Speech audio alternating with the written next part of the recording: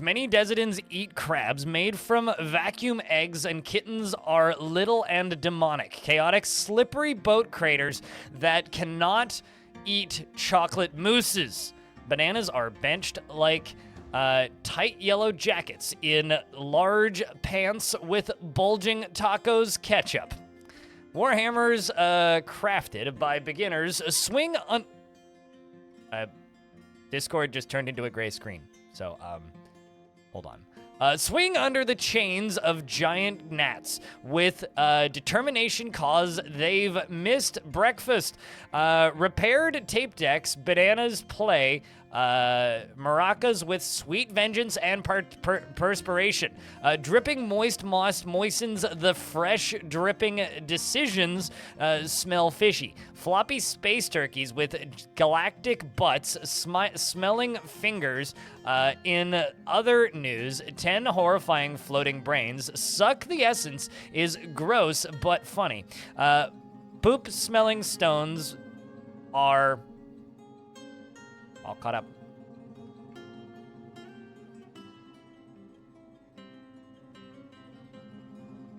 All caught up.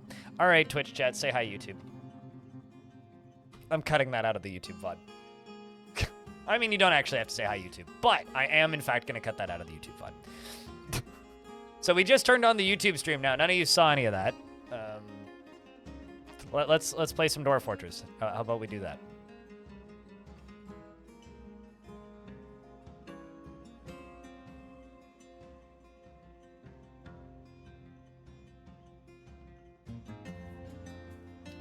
You also bought indoors, don't cook with it or anything because it's from an intelligent creature. So the thing that you need to know about venom, if you get a barrel of venom in a trader, believe it or not, the same goes for blood and the same goes for milk.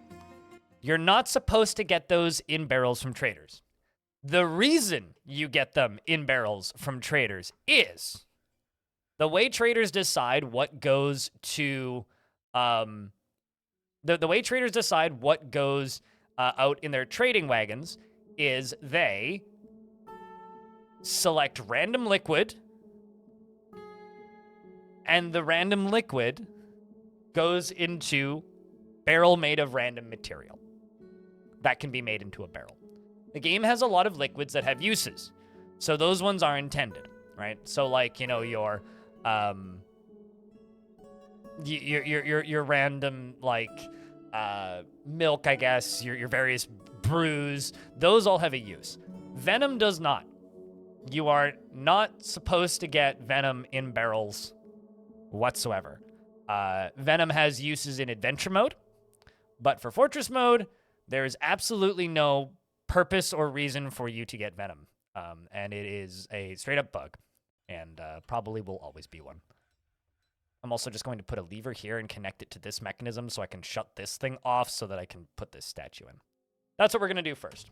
Now, I'm not going to go through and read all the named dwarves because there are so many. If you're wondering if your dwarf is still alive, just ask me and I'll search up their name.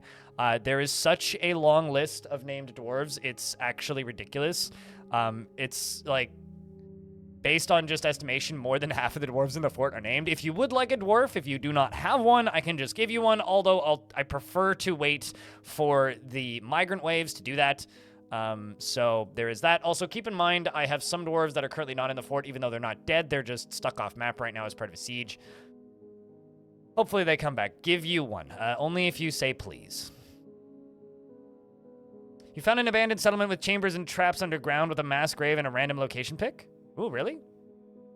Wait, hold on. When you say when you say a random settlement, you mean like you reclaimed a fortress, or do you mean like there was just like random graves on the side of the map that you embarked on?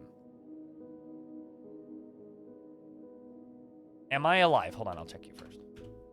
Did anybody play the video game I Am Alive? Creed is not alive. We'll go with Creed first. Creed 2. Creed. She is consumed by overpowering feelings of jealousy, and she is not a private person and freely shares details of her life. She is not careful with resources when working on projects, and she spends unnecessary effort. She almost never feels discouraged, and is not driven, and rarely feels the need to pursue even a modest success. She is very single-minded, and she avoids exciting or stressful situations. She lives a fast-paced life, and she is quite polite. She prefers that everyone live as harmoniously as possible, and she has a tendency to go it alone without considering the advice of others. She is brave in the face of imminent danger, and she takes offered help and gifts without feeling particularly grateful, and she finds herself quite hopeful about the future. She's not particularly interested in what others think of her, and she needs alcohol to get through the working day. She dreams of creating a great work of art, and personally would have the world operate in complete harmony without the least bit of strife or disorder. And she has the highest regard for loyalty. She finds blind honesty foolish, and she does not really value merrymaking, and she does not care about nature one way or another. She has a uncle who is the king, so she is related to the king, vaguely. Interesting. Speaking of people who are related to the king,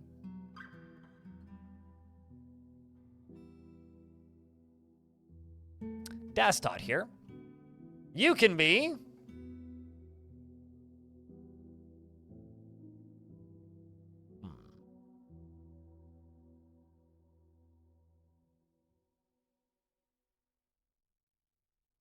Radbug. The next one we'll go with V-Boy. Radbug. You are shameless and completely unfazed by the thoughts of others, very slow to anger and greatly moved by art and natural beauty. She is troubled by this since she dislikes the natural world. She is often sad and dejected, and she is quite comfortable with others that have a different appearance or culture. She has a sense of duty, and she has a greedy streak, and she tends to avoid any physical confrontations. She works to square this natural tendency with her respective martial prowess, and she has an active sense of humor, and she needs alcohol to get through the working day and doesn't really care about anything anymore. And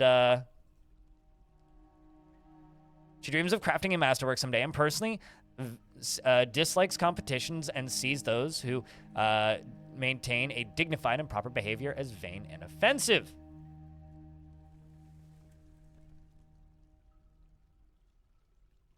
And she dreams of crafting a masterwork someday. And you have quite a few family members in the fortress, including your cousin, who's the king. And your husband, Olam, who's a spear dwarf. He's a great spear dwarf, even, of the brass ores. This dwarf is going to be V-Boy Chaos.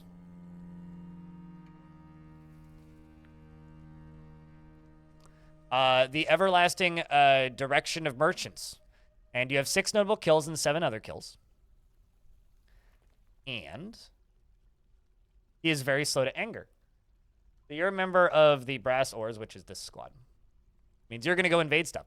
He has an overbearing personality and lacks confidence in his abilities and is not inherently proud of his talents and accomplishments. He tends to share his own experiences and thoughts with others, and he is quite comfortable with others that have a different appearance or culture. He has a greedy streak, and he is quite ambitious. He is curious and eager to learn, and he does not easily hate or develop negative feelings. He is stubborn, and he tends to ask others for help with difficult decisions. He does not often feel lustful. He is somewhat quarrelsome, and he is bothered by this since he values friendship. He generally finds himself to be quite hopeful about the future and doesn't cling tightly to ideas and is open to changing his mind. He needs alcohol to get through the working day.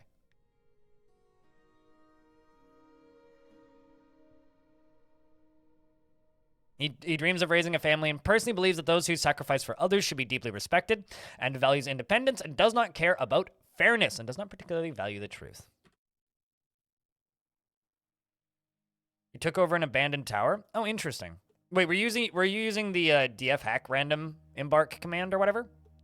Because that's interesting if you landed on a tower. I mean, the mass graves would make sense for a tower, to be fair. Cheers, Evan. Means a lot. Oh, you just chose at random. Oh, like just like scroll down the list at random? Okay. Because there used to be like a random embark button. I'm pretty sure it's just a DF hack command now. But yeah, no, that's cool. That is cool.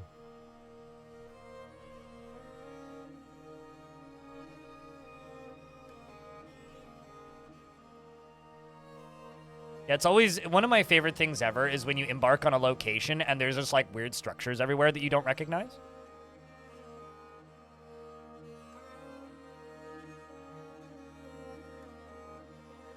Just double check I didn't give you one previously.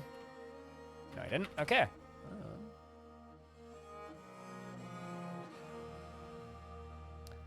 Albert.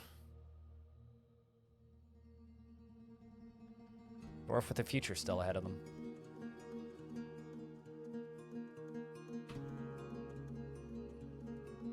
He is not the type to fall in love or even develop positive feelings. He is generally unhindered by the thoughts of others concerning his actions. He tends to be a bit stubborn in changing his mind about things. He's rarely happy or enthusiastic, and he is conflicted by this as he values parties and merrymaking in the abstract. He is stubborn and he has a calm demeanor, and he doesn't often experience strong cravings or urges. He likes to keep his things practical without delving too deeply into the abstract, and he needs alcohol to get through the working day, and he doesn't really care about anything anymore. He dreams of crafting a masterwork someday and personally believes that the idea of war is utterly repellent and would have peace at all costs. He believes that hard work is one of the highest ideals and the key to a good life, and he values a harmonious existence and doesn't care about nature one way or another.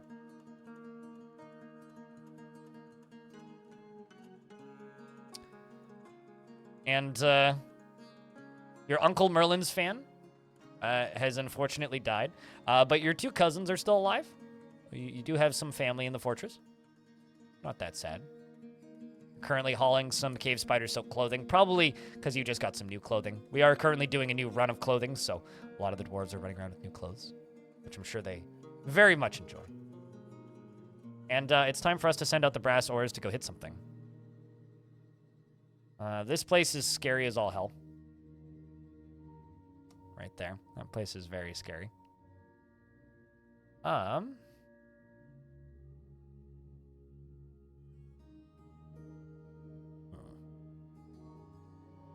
Just go all the way back here to staff wet. Careful, chat. You don't want to get your staff wet. Brass ores. We're going to send them out to, we'll just say raid. We'll just see what happens. And good luck to the brass ores. I'm going to check my other squads. This is the squad that I need to be working on right here. This spear squad. That one. I also need to build up another squad of probably lashers. So we're going to be working on this one. They were originally a bug, but they were originally bug like as of 2000 and a billion years ago. They are an accepted mechanic by the development team. So.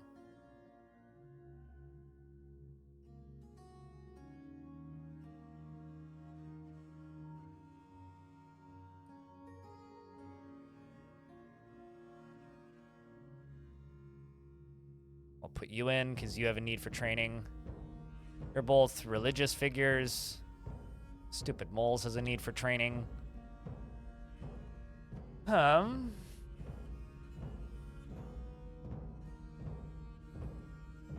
Orange has a need for training, so we can put that dwarf in there.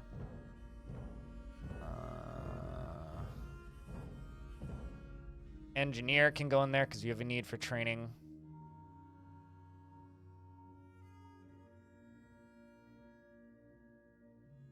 Put you in there as well. Wait, hold on a second.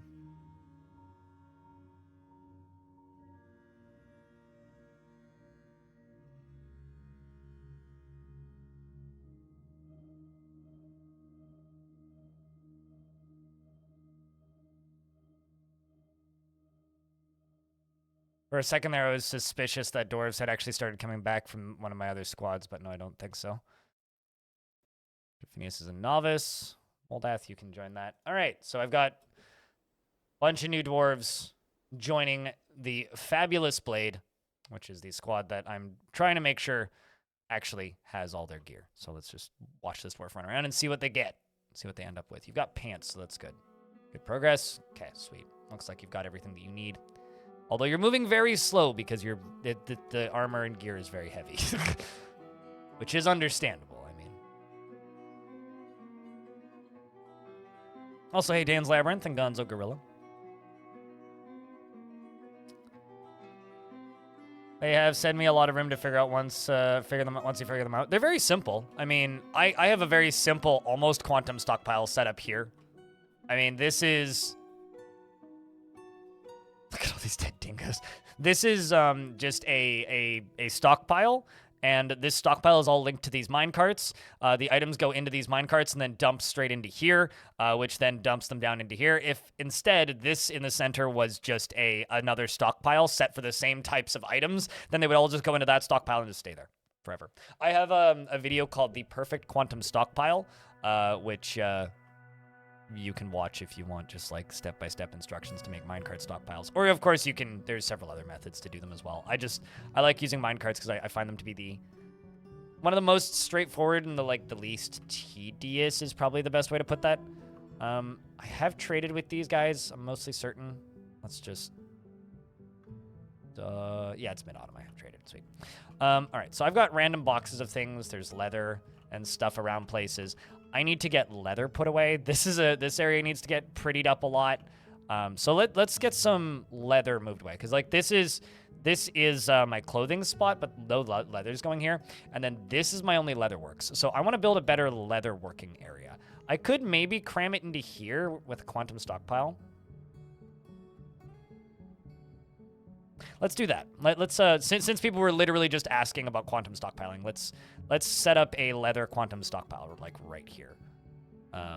So just do that and that, set them both to leather, very simple. And then what you're going to do is you are going to take one of these, and we want it to go from the bigger stockpile to the smaller stockpile, and that's it. So leave the brakes on max, and then it moves from left to right. And I just need to select a material that I'm okay with this using. Probably should just typed in block. Yeah, sure, that'll do. And now we just need to wait for them to build it. And while they're doing that, I can add a new minecart route. Shut my camera off so you can see it. We'll just call this leather. We're going to add a new stop. It'll just be in the middle. Then click this green button and remove all of these. Click the stockpile button. Click the middle one. And click on the one you want to take from. And then click on the minecart. And then add all the types of leather so that it knows to only load leather. And then I'm actually going to click on this, and I'm going to remove bins, because you don't really want bins in these stockpiles, because it kind of screws up the whole process. They don't stack the same way. So remove all bins, and then as leather is made, it'll go into the right side and then be moved over to the left side. The last thing we need to do, however, is I need to actually put a minecart on this route. So we'll just grab this orange wood minecart, which is the one that I have that's free. So this orange wood minecart is going to come over here once that's constructed, and then all of the leather is going to be moved from the right side over to the left side, and somebody's tantruming. Curry Boglin, well, that checks out.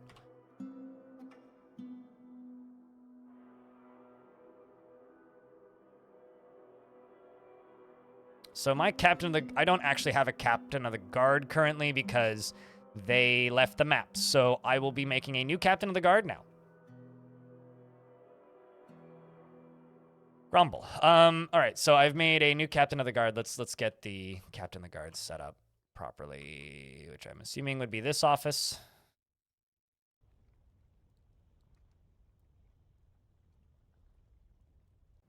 And then I saw a resub. Oh, no, a new sub. McGill, thank you very much for the brand new Prime subscription. Appreciate you, friend. Or can I get a round of beers with that brand new Prime subscription? Captain of the Guard. That's the King's one, right? Yep.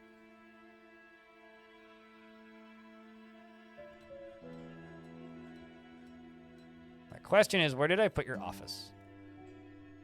Unless there's anything else you need. Captain of the Guard.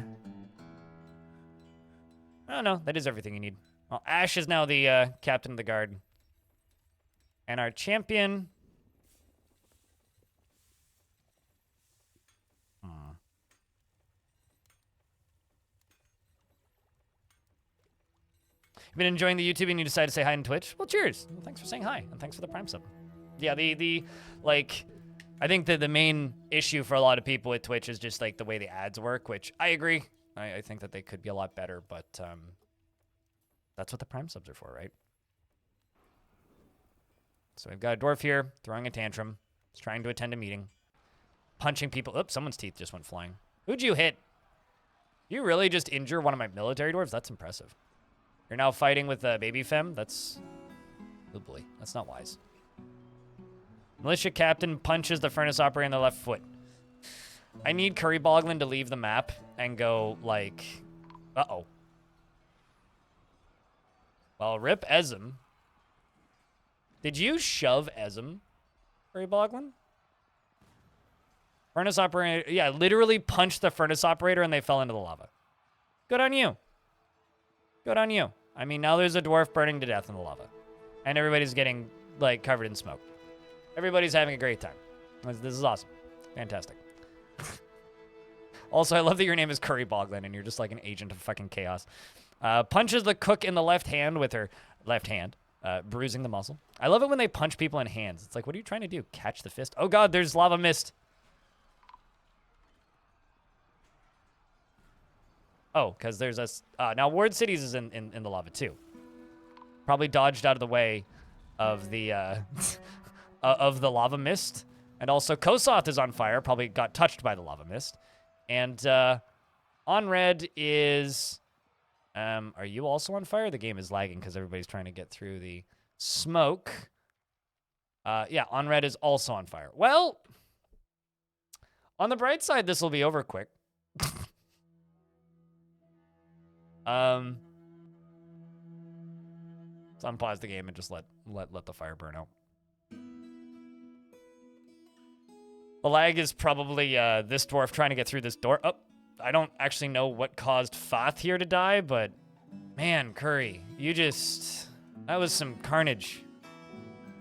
More than 3 dead, at least. Maybe 4. Yeah, 4 dead. 5 dead. 5 dead. Are you still tantruming? You are still tantruming. Holy shit. Jesus, this dwarf. What happened? Left for poo. Dwarf Tantrum shoved a dwarf into lava, and then lava mist sprayed up and out when the dwarf fell into lava, and a bunch of other dwarves caught fire. And then one of them just died because they killed them. And I think that's a baby.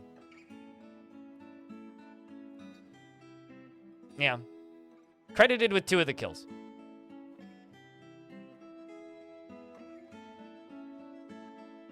Well, the frame rate is coming back slowly.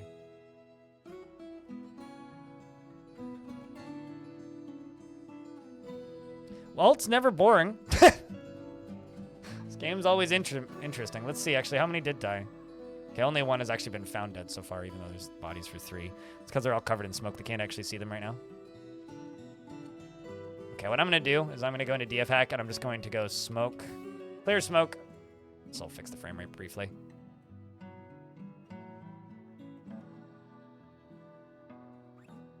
Hopefully.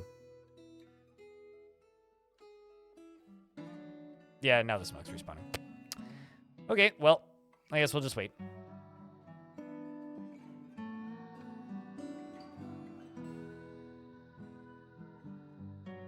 Well, there was one that was over top of the lava. Yeah, I mean, this is what, when you have tantrums and also open lava flows, this is just what's going to happen sometimes. I could extinguish them, which would... Chat, I've got a question. This is up to you guys. Should I use DF hack to clear these fires? They're already dead. It's not going to save their lives. Or do we let the frame rate sit at 1 for a bit while they burn up? Oh, is it going to actually play the...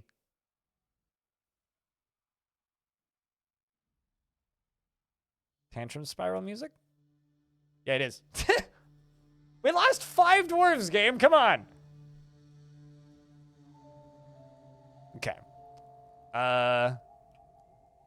Just extinguish. I think it's -all, right? Yeah, extinguish -all. And then clear smoke. There we go. Now we just get the bodies.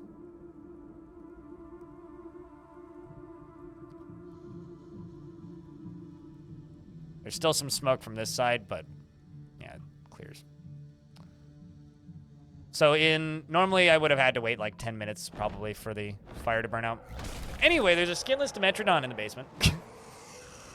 Why is there a dwarf walking in lava? There isn't any dwarves walking in lava, I don't think. This is a layer above the lava, so if there is a dwarf above lava, they are like handlebarsing across a lava hole. But I can't see the dwarf that you are referring to. There is a A Dimetrodon named Snag Amaxolod. An enormous skinless Dimetrodon. It has mandibles and a gaunt appearance. Beware its deadly dust. It's doodly dust. The most doodly of doodly dust. Uh-oh. This one's actually on a layer that I can get to me, too. That's exciting. But it's far too busy fighting with creatures I can't see because they are stealthed. It is fighting with... wait, what? Serpent people. It's enraged at all enemies. It's bleeding real bad. Its intestines are hanging out, and it died. And then there's a serpent person running this way with blood all over it. Or it's bleeding actively. Running? Slithering? Cool. Shoutouts to the friendly Danger Noodles for assisting.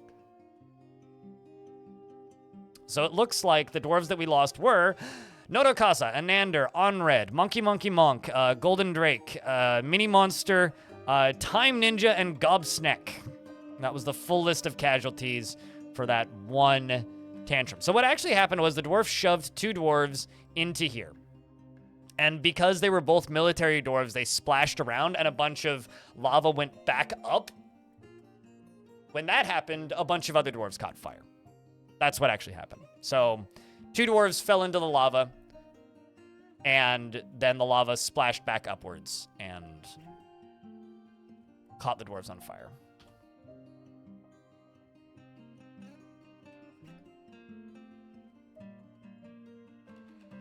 Which is kind of terrifying.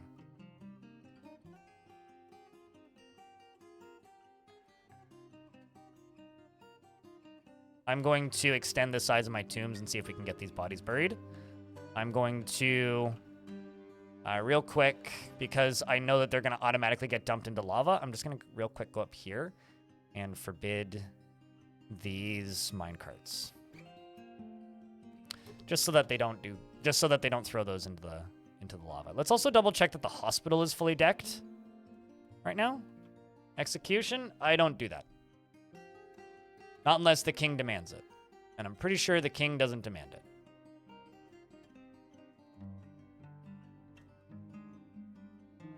We'll either do expulsion or I will remove them from the map. I'm also convicting them of a crime that they didn't commit. Okay, let's check in on the hospital. This is also the number of injured. All right, so let's get an extra doctor so we can have 2. We have 2 diagnosers already. 2 surgeons, 1 bone doctor. Let's get a second bone doctor up in here. Zakos, you can be a second doctor. We now have 2 bone doctors. Okay, we need more soap, actually. I need to make more soap. I also need to make more powder for casts, which I think I still have the workshop for. Actually, I don't know if I still have the kiln.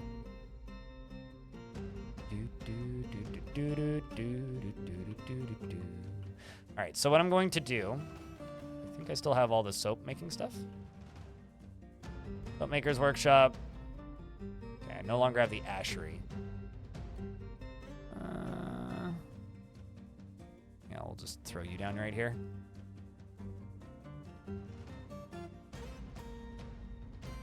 We'll work on that later. Don't worry about it for the exact moment. I told you not to put bins in that game.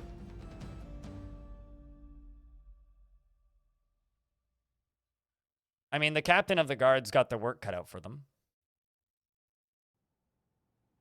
Although currently they're going to go eat. Ashtol is our newest captain of the guard. We'll probably get a hammer assigned to them. In fact, we probably should give them a hammer. Also, I gotta say, Jail Copper might be the best last name for a captain of the guard I've had for a while. I didn't make this up. I didn't name this dwarf. That is just the dwarf's name. This dwarf is Ashatol Jail Copper. Which is a very good name for the chief cop. That is a very good name. Very, very, very good name. Currently hauling a steel goblet and having a sip. He's outraged after considering the scarcity of cages. All right, so I think I'm going to reprioritize from soap and other things. We're going to extend the size of the prison. You're going to go beat a criminal. All right, go punch his face. See how this goes. I'm sure it'll go just fine. You punch the crap out of the criminal. What's the actual conviction they get? I'm curious. For 2 kills. They've killed 2 people. Watch it be like, oh, yeah, no, we let them go? 29 days in prison. Okay, well, let's get something. Okay, so let's worry about these bodies.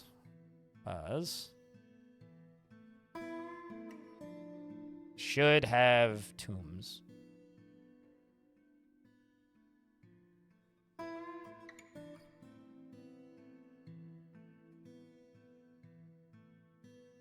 We'll wait for these to get built.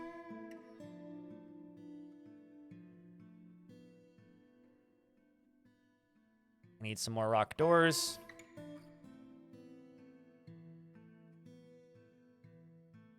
$150 of them.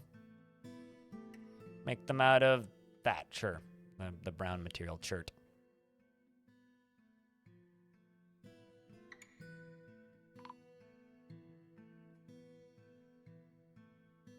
And Jail Copper, this game is dropping some great names. It really is, yeah. Okay, I've got dwarves that have been missing. 3 dwarves that have been missing. 3 dwarves caught fire and burned up completely. 3 of them. 3 whole dwarves burnt. Not a bad start, gotta say.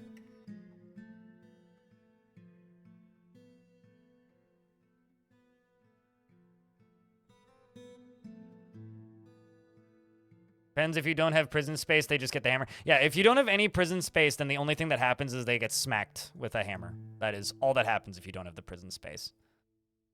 Which is fine on paper.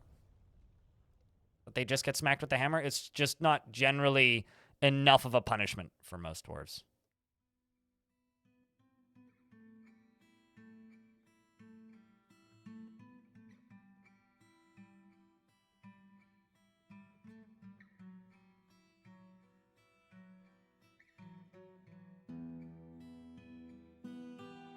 So I am extending the size of my prison.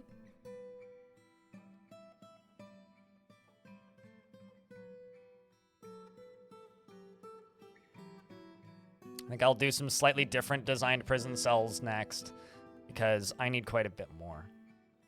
Wow, Twitch is actually giving me notices as to when the next ad break is starting. They didn't do that all of yesterday. It was bothering me. Thanks, Twitch.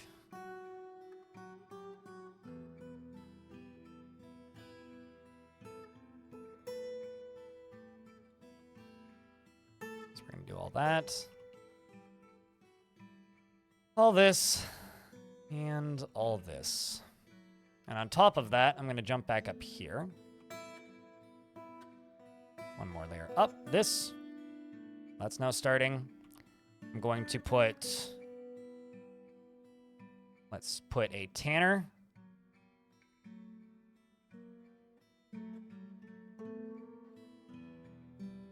Tanner right here. We'll do that right there. Let's make these out of nickel. And then... clothing, leather. So what I'm going to do is I'm going to build another hut directly above this. And it's gonna, they're all gonna go up here. So we'll put like a second tanner shop like right here.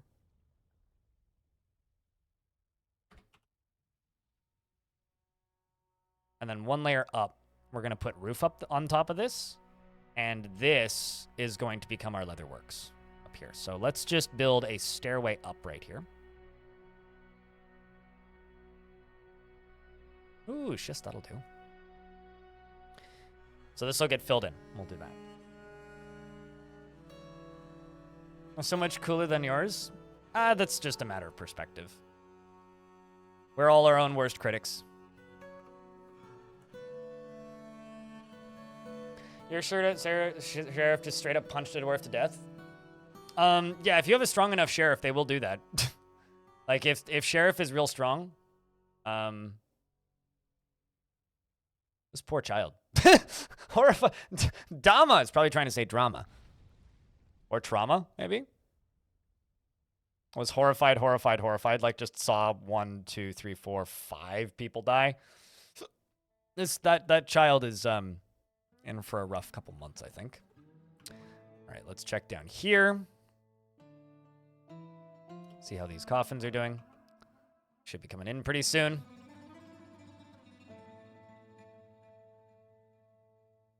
And here they come.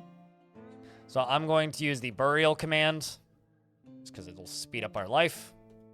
So these are all now listed as tombs now.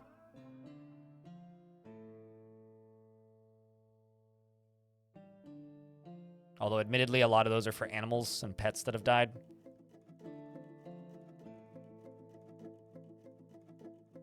Well, we'll see. Is your dwarf still breathing? Yes. Ranger Rick 3 is still alive in Dorfin. We are in an ad now, so I will wait for 2 minutes. The child is not okay. The kids are not all right.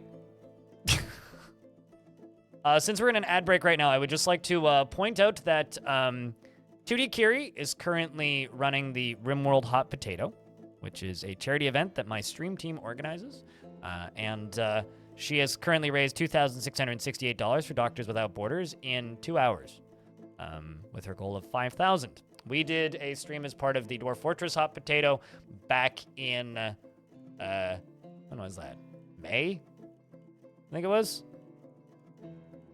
Pretty sure it was May. It's Elfish for Shrine. So, if you haven't yet, go give 2D Kiri a follow. And I will be shouting out the event over the next week. And once my streams are done for the week, I will be lurking in the streams that are taking part in the Hot Potato for the remainder of the week. It'll help us earn some money for charity. The last RimWorld one raised, it's like almost 150,000 US dollars for Doctors Without Borders, and the last Dwarf Fortress one, and the one we did for Dwarf Fortress earlier this year raised 30-something thousand. I think it was $32,000 for Doctors Without Borders. So hopefully the Dwarf Fortress directory is busy enough next year that we can do another one. We need enough streamers that are actively streaming Dwarf Fortress to be able to get like 20, 30 people together. So, be a challenge, but maybe we can do it. All right, the ads should be done for pretty much everybody, so we can start things up again.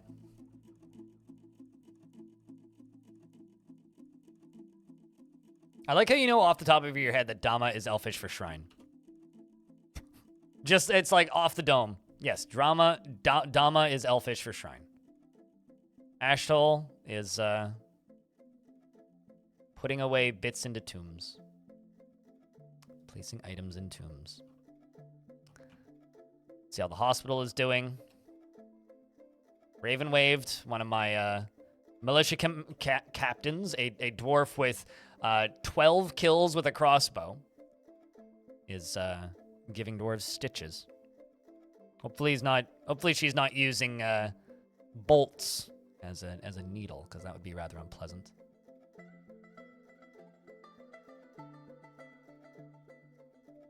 Safekeeps in Norstad are also giving stitches. Also need to check something else. Been a while. Add a bunch more dwarves to the orderlies. Gerb. Damn, that's like half the fortress is currently resting. I mean, how many dwarves are currently resting? Yeah, these are all the dwarves that are actively in hospital right now. From that fight.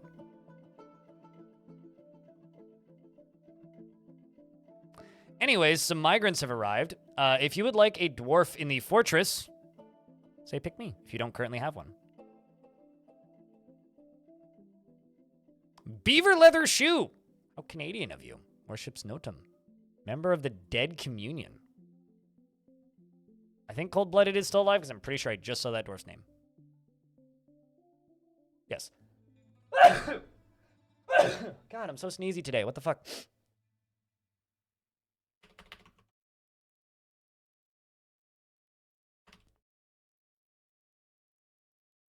I'm just double checking people. Rollable, you do currently have one. You are smelting magnetite ore and you are quite happy. I don't think Fonzie has one. No, Fonzie doesn't.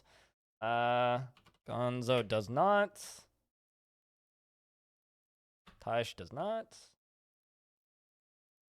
Does not. Sweet. Okay, we can run through a list and add some people to the names. I love how many dwarves have curly hair in this world. Like, look at that. Sasha Gray, thank you very much for increasing my bits revenue on the day by not 100%, not 90%, 89% increase in bits revenue on the day. Thank you much. Maybe it's technically 800%. I don't know. I'm bad at math. But thank you much. So this here is gonna be... Hello? This is going to be...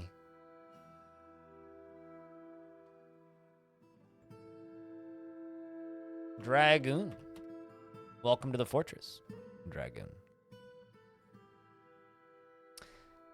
He does not easily hate or develop negative feelings. He is quite polite and he has an active imagination. He generally finds himself to be quite hopeful about the future and generally is somewhat uncomfortable around those that appear unusual or live differently from himself. He often feels envious of others and he is slow to anger and he has a sense of duty. He laughs loudly when he's excited and he runs his fingers through his hair when he's trying to remember something. He needs alcohol to get through the working day.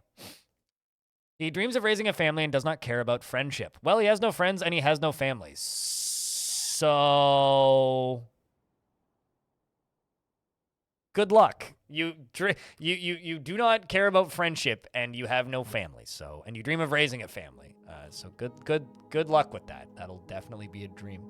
The next one on the list is the Fonz. Fonzie, 3,000. Do you want the 3,000 in your name or is just the Fonz good? Got to dream big? Yeah, I got you. Brander, buddy. Hope things are good. Hope life's not too busy. How's that player 2 coming along?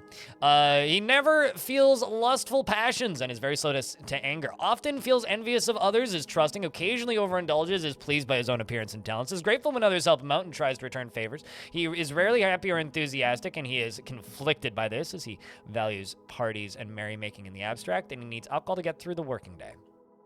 He dreams of crafting a masterwork someday and personally greatly respects those that observe decorum and maintain their dignity, values hard work, and believes it is important to conceal emotions and refrain from complaining. He's a novice weaponsmith and a beekeeper and says, I'm well. He worships Leapy and is a member of the Earthen Order. And that's a horse. And that's a dwarf. That is Alath the Peasant. Alath the Peasant is going to go to our good dwarven friend here. You need another woodcutter to migrate in. I could just give somebody an axe if you want. This is going into Arc Master 5K. Arc Master 5K.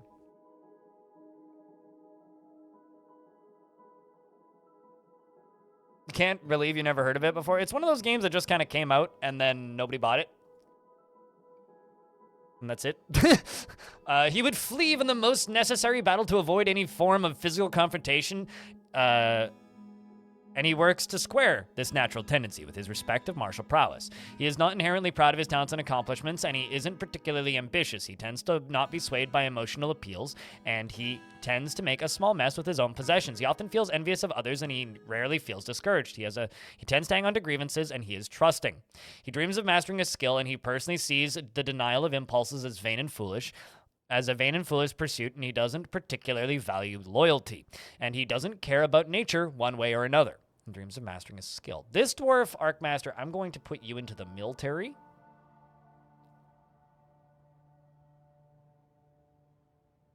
So go get yourself your clothes taken off and go get some new stuff, because you throw your clothing off when you walk into the map for this.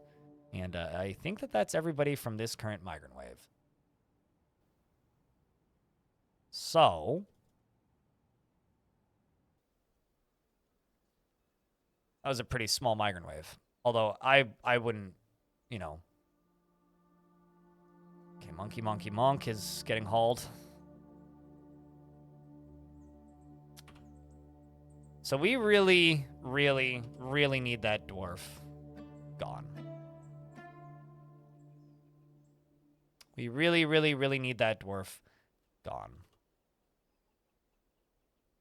I love how Boglin is not even in prison currently resting. Haggard, unconscious, seriously injured.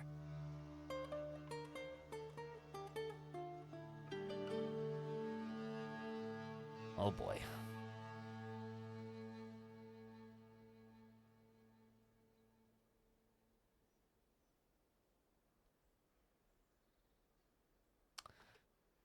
Also, I think I need more beds in my hospital.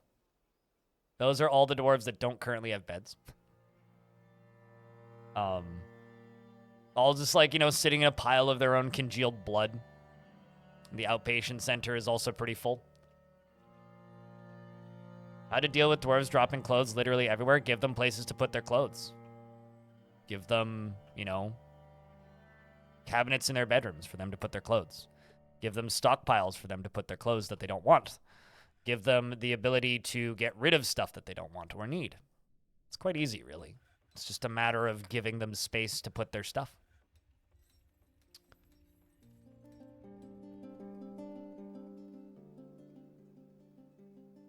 We're getting a lot of these dealt with down here. Golden Drake is getting put away.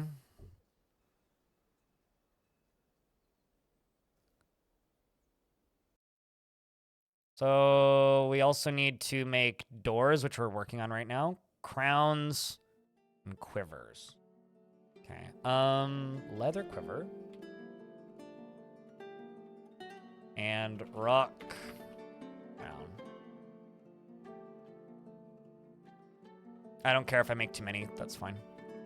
All right, so let's jump up to here, and we're going to work on this upper area right here. Then we need to go back and work on the underground prison area, because I need to expand that. And then after that, priority number 1 is get that dwarf off the map. Be that to go attack something that they won't defeat, or to go explore something, or even just send them away. I might even just send them to one of the towers for, like, eternal paperwork. Because, honestly, I think being cursed to eternal paperwork might be the worst thing you could do for a dwarf. So I think that probably is what we're going to be doing with them, is just giving them the banishment of eternal paperwork by sending them to one of the towers that I've taken over. Absolutely not, no. Usually what I would do if I was just zoning coffins, I would put them all in different rooms, then use the multi-zone tool, same as zoning bedrooms, or I just use the df hack burial command, which I very rarely use. So... And just type in burial-c, and you'll only get burial for citizens, which is particularly nice. So, that's what I do. Or I just throw all of the bodies into lava, and then you make slabs for them. It's one of the two.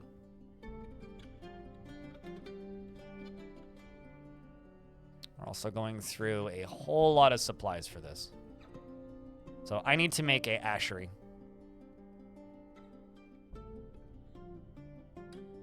It's going to go right here. And then I'm going to jump down here, and I need a wood burner, I think. Because I'm pretty sure I don't have any wood furnaces right now.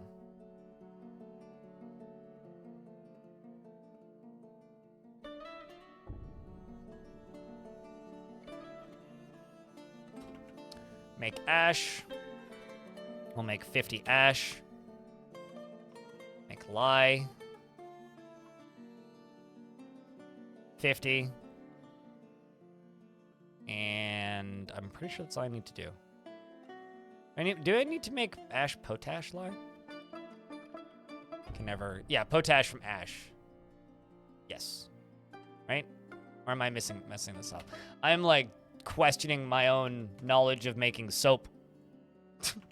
Literally on the soap page on the wiki right now. It's one of those days. Chop wood. Make lye at an ashery. Make ash at a wood furnace. Make lye at an ashery. Lye into soap. Okay. I don't need to make potash.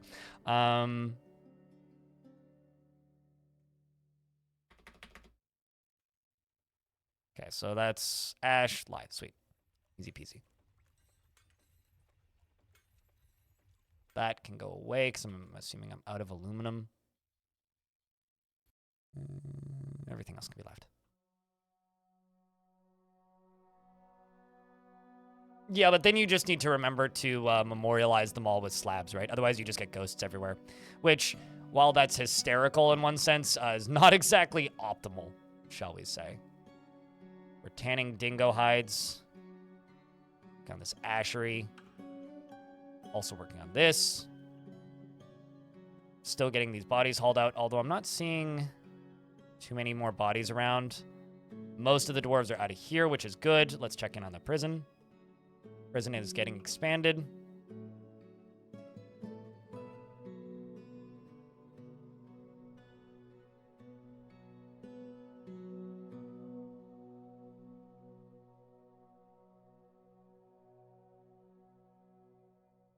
Yeah, that's also an option. I mean, I use the multi-zone tool the same way I do bedrooms. Which, if you don't know how to use the multi-zone tool, just yell, and I will explain it. It's pretty simple.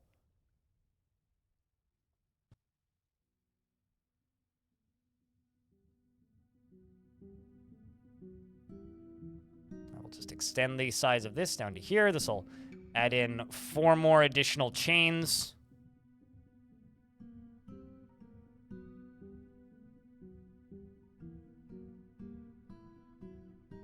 And we'll also get beds in these and doors, and we'll also put those decorative cages because I think they look nice. Finally hit 200 citizens and you've been getting raided a ton, so your mass graves is getting cumbersome, and to individually mark multiple burial zones, you didn't realize DF Hack had a command for it. Well, I mean, the easy way, actually, for burial zones is to just make rooms like this, right? At least I find this easier if you're not using DF Hack. If you're doing tombs like this, and you give them all single doors, right? And then you place a coffin in each of those, which is easy to do, and then you place a door on each of them, and then you hit Z, and you go to tomb, and you hit multi, and then you click and drag. That'll just clear them all. What's stopping you from just throwing dead bodies into lava? Because if you just throw dead bodies into lava, then you have to memorialize them with a slab, so you're still going through the same process of memorializing. If you don't memorialize them with a slab, then you just get ghosts everywhere, which can do everything from scaring the ever-living piss out of your dwarves so badly that they don't want to live anymore, scaring the life out of them, literally, to ripping their guts out, to throwing them across the room, to battering them, which just injures them permanently, to all kinds of other lovely things. So, I mean, that's what's stopping you from just doing that? I mean, so technically nothing is. But I would say that's a legitimate thing stopping me from doing it at the very least. You did not know that you needed to make slabs? What the hell? If you don't make slabs and, like, memorialize them with gravestones, these things, then, like, see, actually, I've got some dwarves I gotta memorialize. I guess I did them yesterday. But if you don't memorialize them, then ghosts pop up, and ghosts will make your dwarves go insane. They'll possess your dwarves. They'll do all kinds of fun stuff, depending on what they did in their life. Like, if they never made an artifact and never became legendary in a skill, they're not so bad. But if they died in a state of distress, they slowly, or not slowly, they rapidly become more and more dangerous.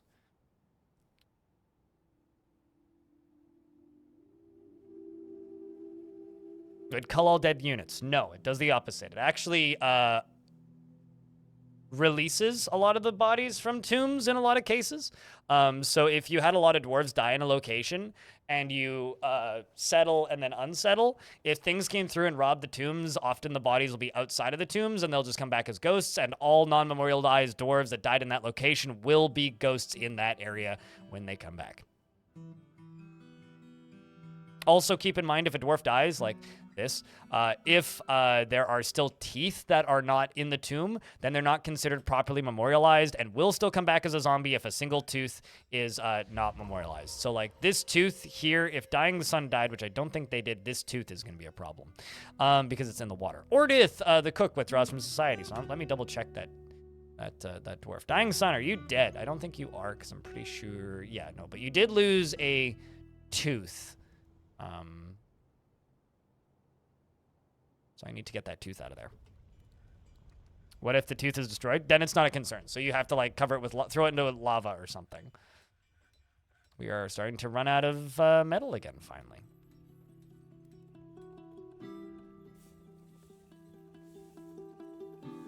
Well, dwarves can't have a foreskin removed. They can have their dangly bits removed, but it doesn't like show up on the map anywhere as like a dick.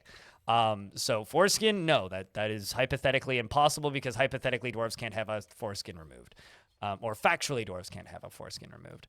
That being said, if like a finger got removed, yeah, I would have the same effect, or a tooth, or like a hair, or skin, or, you know, any other bit of a dwarf.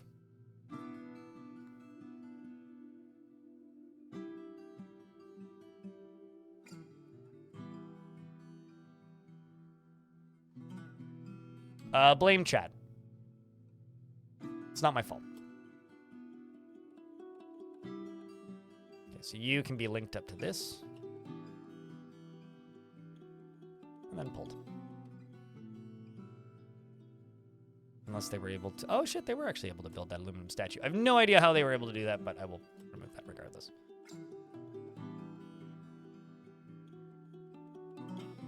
You think that's new? You're adorable. If you think that a community for a video game that has been around since 2003 hasn't modded in guildable, like, chop-offable dicks into the game yet, that actually spawn a present item instead of just being a metaphorical item, if you think the community isn't dedicated enough to the game to already have done that, then you do not have enough faith in this community. I mean, one of the first... So, I've been doing interviews with the developers of this game for a while, right? One of the first questions I ever got was, has Tarn ever considered adding combat logs for sex? Basically, being a readable graphic descriptions of dwarves fucking. Was literally one of the first questions I ever got. So, yeah, like, new? Is the Rum Rushers on, like, got the nail on the head with that. New? New. New? There are some weird people out there that like very moist beards to be active in their games.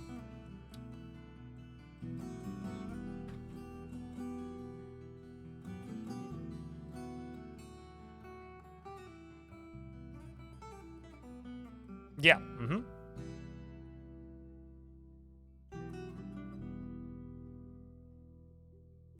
Why are you using the word Greg? My name is Greg. You're making it weird.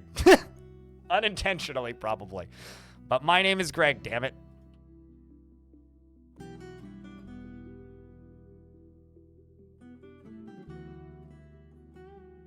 It's all good. I assume you didn't know that my name was Greg, but... Why?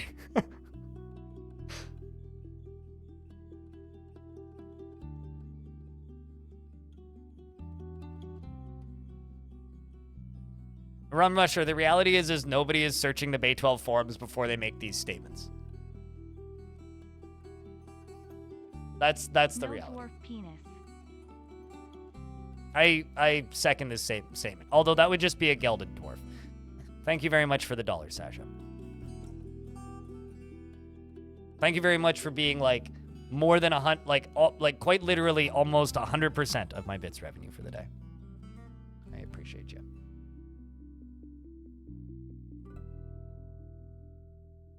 Dragons? Dragons are a fine topic. Oh boy, in less than 9 seconds, we're going to be talking about bad dragons. But I don't know, the dragons. Yes, they exist. Next question. Next thing.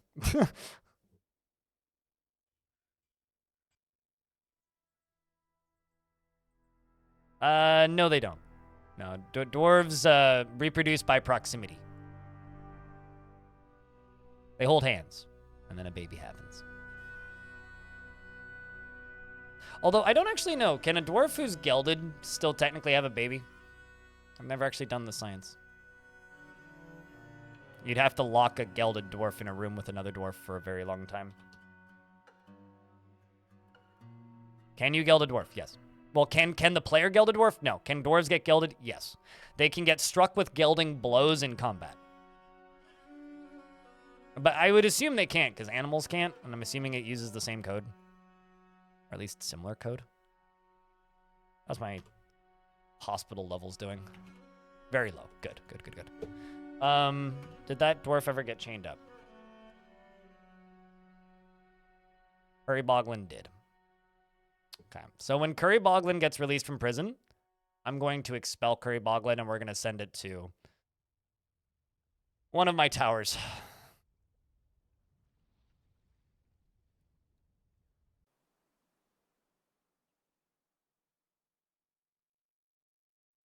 So, Augie, what part of next question do you not understand? Next question. Move on. Changing the subject.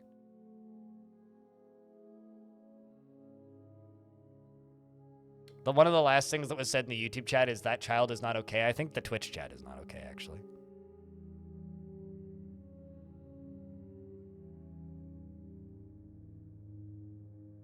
Because there really isn't that much to say about dragons. They're extremely rare. They don't do much. You can catch them, like, in a cage trap if you're quick, and that's kind of about it when it comes to dragons. Like, there really isn't much going on with dragons. Also, I realized that squad returned from Staffwet, which is the name of a tower. They go all the way to Staffwet. They snuck in undetected by the bolts of wielding, and searched Staffwet and found nothing. All right, well, let's hit them again then. Let's destroy it. Staffwet. Raise an openly destroy site. Send the brass ores. Go get them, dwarves.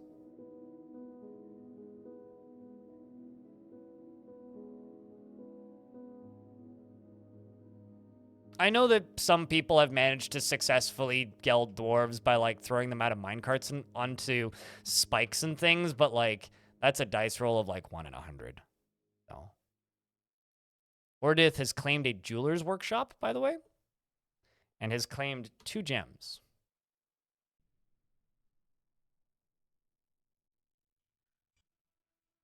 What are you grabbing? Thanks for the 45 pennies.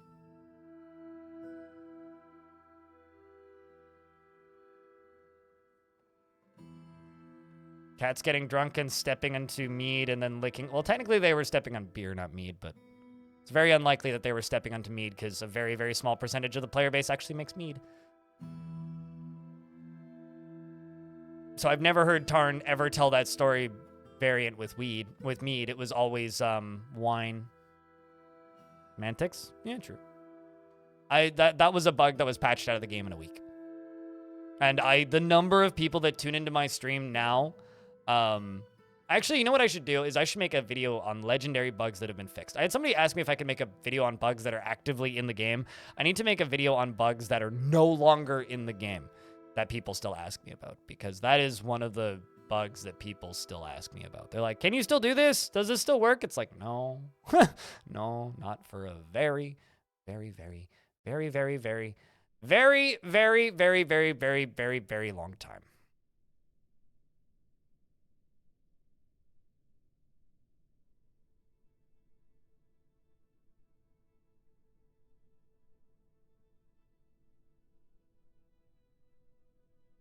You know, sometimes the Dwarf Fortress music goes away, and I'm not looking at chat, and chat isn't moving, and then I realize that I'm sitting in my room in silence by myself, regardless of what's actually going on in the video game or the chat.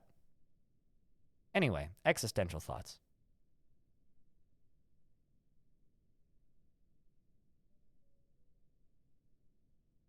That's unfortunate, Augie. Hopefully one day you'll get better taste in YouTubers. Catsplosion was never a bug, really. At least not the way that most people think of it. The way that most people think of it was a meme based on a bug.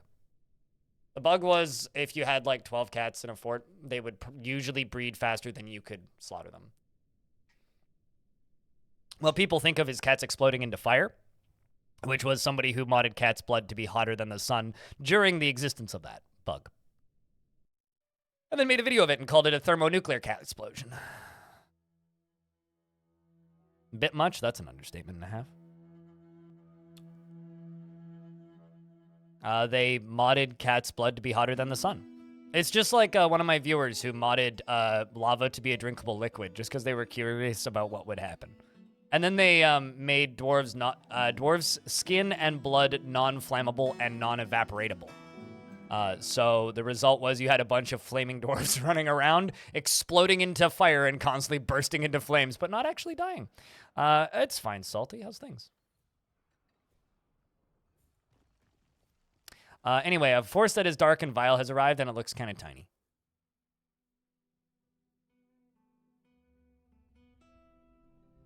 So, I'm gonna turn this on.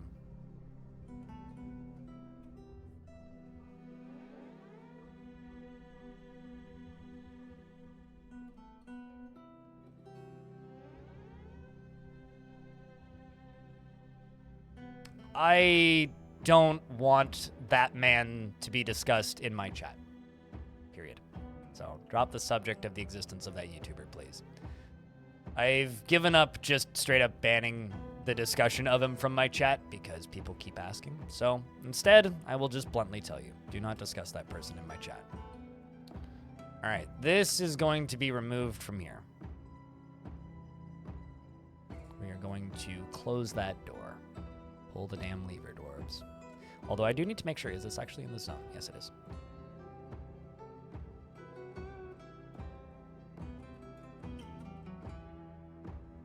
And there's a poor rhino who's stuck in here. Who's not supposed to be in here. I'm going to send the king on a rhino hunting journey. Go kill that rhino, please. And then we are going to shoot these creatures with bolts. Oh, hi, Gladius. Well, there's also a ton of tutorials on my YouTube channel if you find those useful. Oh, this sucks. You know what? Okay, never mind. Actually, instead of doing this, I'm just going to send my extra squad out to go kill these people because I've got dwarves that need to leave and dwarves still stuck outside. We'll just do that instead. And it's a decent opportunity for the fabulous Blade to go get some practice in.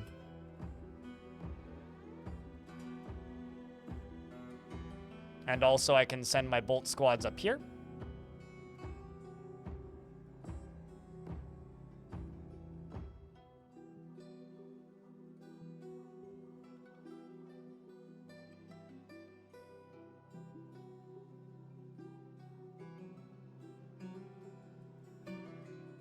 So my soldiers run up here. The goblins are right here. And Aslak goes, oh god, there's a dwarf there. I'm very surprised. Anyway, I shall shoot a bolt, and it misses. At least it looked like it missed. Eustace here is in a martial trance. This dwarf so far in their life has obtained 5 notable kills as well as 5 additional kills. The fighting begins and bits and pieces fly everywhere. The dwarves run through the pathetic goblin squad. It's not much coming of it. And just like that, the goblin siege is broken. The goblins sprint away in absolute fear because they're not very good at their jobs. And then the dwarves can go back to whatever they were doing. And meanwhile, Orange is here stationed going, I'm ready for the fight. But it's all over.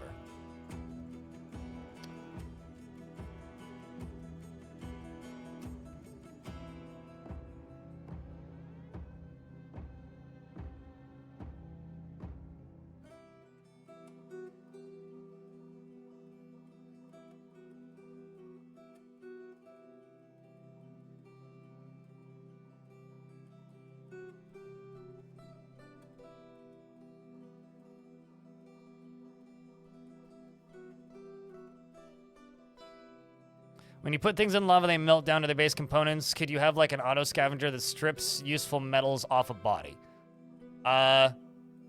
So if it becomes like just a pool of that metal, it is not craftable and is cleaned up.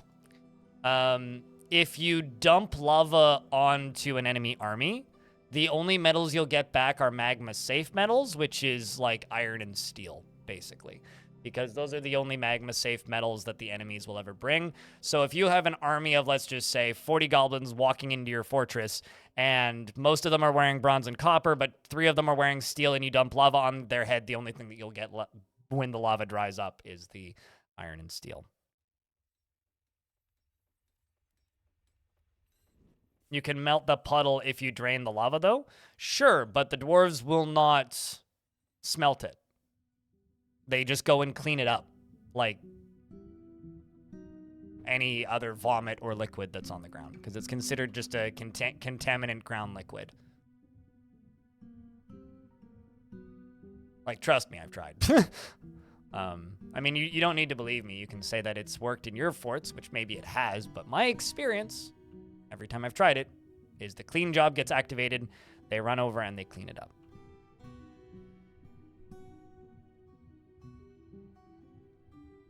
That's all that's ever happened in my forts.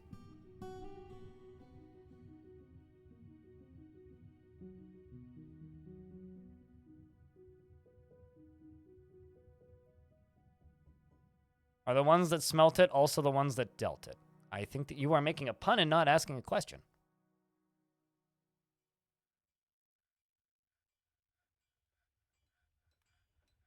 You hate it when there's bismuth spills on your floor. I mean, isn't it great when there's just like, you know, blood and copper spilled everywhere? It's not cool. It's hot. Technically. All right. Speaking of things, I need to go up to here and unforbid those now so that these work. They're all dingo skeletons. You really did. Oh, shit. Damn. Slow and boring. You have not missed a recap. There really isn't a recap. We're still working on it. Ordith, the cook, has created a Sheridokober, a citrine bed, and offers it to the ageless creation. Do I have any nobles that need a new bed? Nope. Well, the outpost liaison, kinda, but they don't deserve that. That's a very expensive bed. This is a citrine bed. All Crastor ship is of the highest quality. It is decorated with alpaca wool and sheep coffee wood. I'm imagining that the wool is the blanket. And sheep coffee wood. And encircled with bands of iron and sheep's bone. That or it's an iron and sheep bone blanket. I don't know. Depends on you. This object menaces with spikes of citrine and rhinoceros leather. Probably along the head, I would guess. On the item is an image of Binglioid, the frilly fenced, the cavernous alliance of dwellings, the dwarf in citrine. The dwarf is laboring. The artwork relates to the settling of the dwarf in Firebolt in 364. On the item is an image of Shem, floor twists, and Shem is speaking with the dwarves. The artwork relates to the impersonation of the dwarf Lytas by the dwarf Shem before the Uncommon Mansion in 224. Hundreds of years ago. Must have been a legendary event. Got a trained black mamba and some crundles and a semi-wild rhino.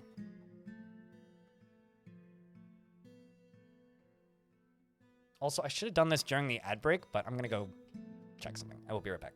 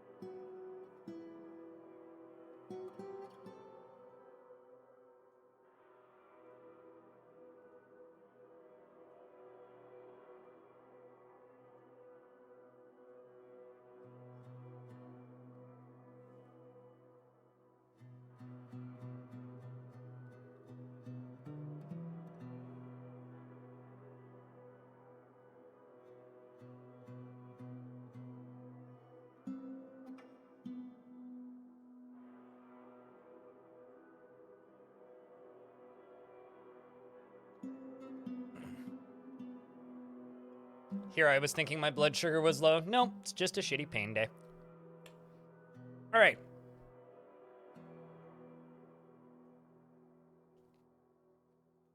So much random clothing getting dropped on the ground. They'll come back and get it, though.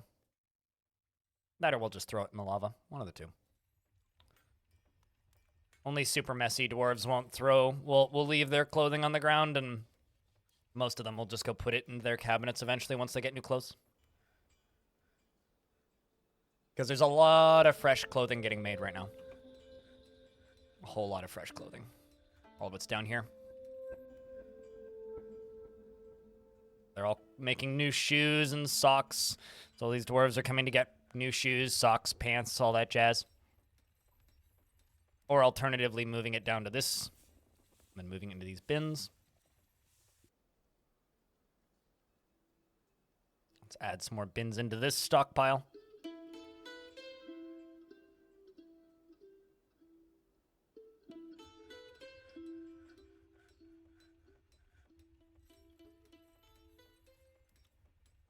Like high schoolers just casting it on the floor? Well, I mean, there's a process for it, right? They take their clothes off and they put it on the floor and they put on new clothing. Then, once they've put on new clothing, if they're not messy, and if they have a place to put the clothing, and they're not immediately getting hungry and going and getting a drink or something, then they go back and they get the clothing and they put it into their bedroom. And if they don't have a place to put it in their bedroom, then they put it in a stockpile. And if they don't have a stockpile to put it in, then they put it in a bin in the stockpile. And if they don't have a stockpile with a bin or a stockpile to put it in, then they leave it on the floor. So, if they are not an extremely messy dwarf, some dwarfs are just super messy and just leave their clothes everywhere. If they are not a super messy dwarf, they put it in their bedroom. If they don't have somewhere to put it in their bedroom, then they put it in a stockpile. If they don't have somewhere to put it in a stockpile, then they leave it on the floor. So if you have clothing everywhere, you either got extraordinarily unlucky and your entire faction is extremely messy, or you just don't have anywhere for them to put their clothing. Or they're so cooped up with other jobs that they can't put it anywhere else. It's a pretty logical progression. But I feel like most people don't really give the dwarves the time to put their stuff away. Or alternatively, they don't give them the place to put their stuff away. Or their dwarves are simply just messy. And if you're just producing too much clothing, then yeah, you're just going to have clothing everywhere because they're going to be constantly swapping out their clothing. And yeah, it's a pretty careful balance that has to be acquired, which is a bit of a challenge, I think, for some people.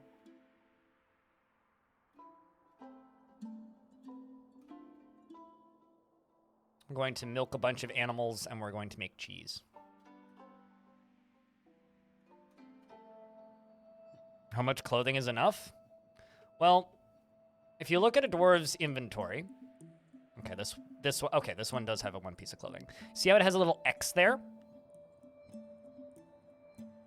That is the amount of wear that it has. So this object is showing some wear because it has one X. If a dwarf is very greedy, they only want to be wearing new clothing. If a dwarf is very extravagant, they only want to be wearing new clothing and they want to be wearing the highest value new clothing. Otherwise, they don't care so much. They don't care so much. However, regardless of how much the dwarf cares or doesn't care, they don't want to be wearing tattered clothing. So if it has two X's, they want it replaced, regardless of the greed level of the dwarf. They do not want to be wearing tattered clothing. If they're wearing tattered clothing, then they start getting negative thoughts, and then their mind starts getting stressed. Every dwarf needs all of the clothing that they currently have, which means they can have more clothing, or they could have less clothing. But if they've ever had a loincloth, then they're always going to want a loincloth forever. And they will always seek a replacement for that loincloth. And they will not be okay with no longer having that loincloth. Same with like hoods or caps or tunics or shirts or skirts or whatever. So if your faction is capable of making it, and you look at the clothing that they have when they arrive on the map, that is the clothing that they need. However, if they end up with more clothing than that from, let's just say, traders or a raid or goblins drop it or whatever, then they will want new clothing. Does that make sense? I don't know if I did a good job of explaining that or not, but that's my best attempt at clothing explanations. Do not need horse. Do not need lamb. You know what? Screw it. We'll just slaughter the black mamba. I want a female black mamba so that I can get it to lay eggs. I already have a tame one, but don't need all of these baby rhinos. Let's geld you two. Let you grow up. Let's geld you, geld you, geld you. Geld you and you.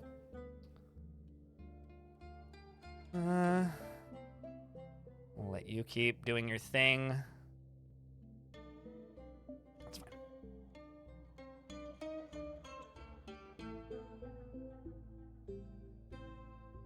At the ashery, you are really trying to make lie.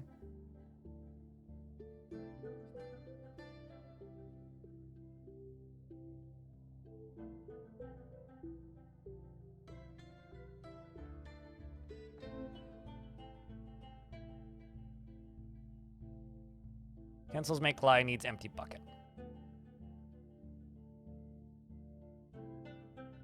Ah, it's because you already have lie. Make soap from tallow. I think that's the problem. Did I not queue up a make soap job? Did I just make ash and lye? Oh, that's the problem. Okay. I made a make ash and a make lye job, but I didn't make a make soap job. That's the actual problem here. Let's do make soap from tallow. If the amount of lye containing items is 10, and there's enough tallow. How many do we have currently?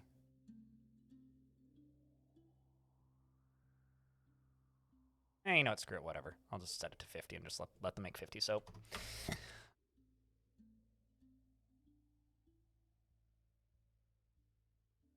That's one way to suss them out. Vampires are blue. That's how you suss them out. Although that is a bug.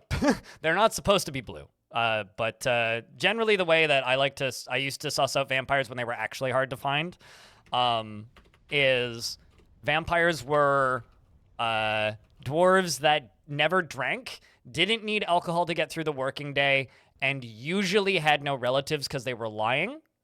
Also usually had a weird haircut, usually was legendary in some really weird skill like lying, and that's how I used to always suss out vampires. I think it was lime that I was using.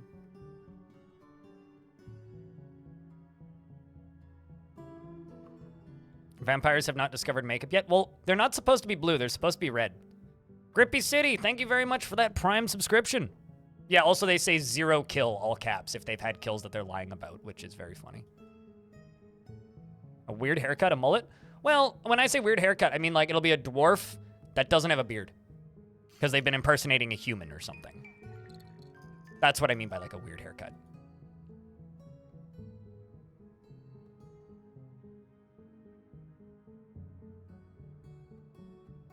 I know it sounds funny when I just say, or they have a weird haircut, but like, I do actually mean that they might just have a weird haircut.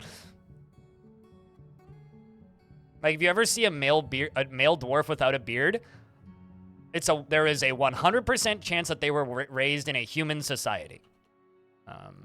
It is automatically a known fact that they were raised by humans.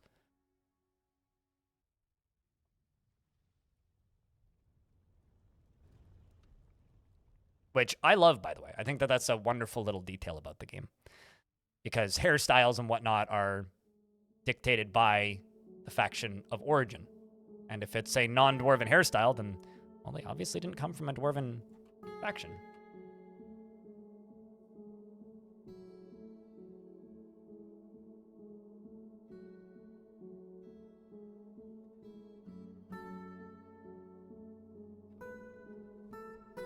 All right, let's go out a little bit here. Do this around the edge.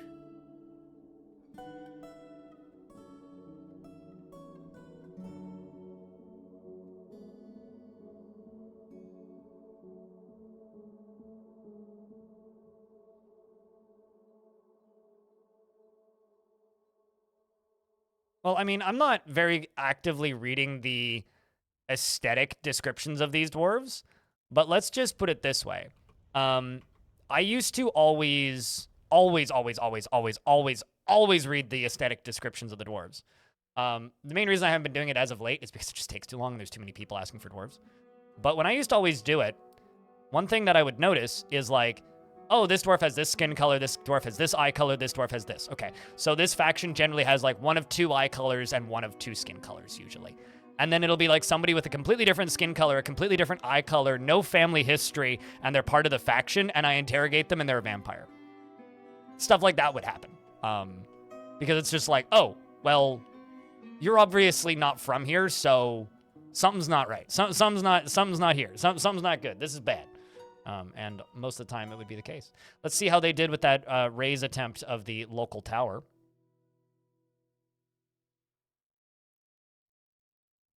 The Dwarf Necromancer outmatched the Dwarf Usurer with a cunning plan, and the defenders had a strong positional advantage. Oh, boy. Oh, boy. Brass Ores led by the Dwarf Usurer clashed with 7 animated humans. We killed a Bleak Stalker. All right, well, they fought with more animated humans, but they didn't lose, so that's good. Let's go attack them again and attempt to raise them again and send the Brass Ores. We didn't lose any dwarves, so that's fine. My, that militia commander is learning by trial by fire. Like, literally learning via going to war. Also, we have 216 books in this fort, by the way. I wonder how many of these are copies.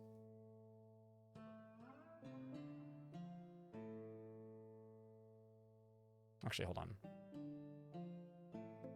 Oh, I do actually have tons of quires. What do you think, chat? Steel book bindings? These are all of the copies that my scribes have made.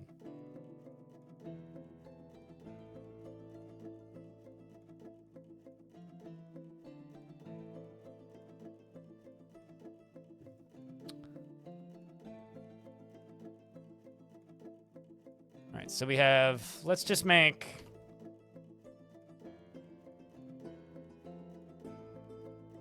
steel book binding.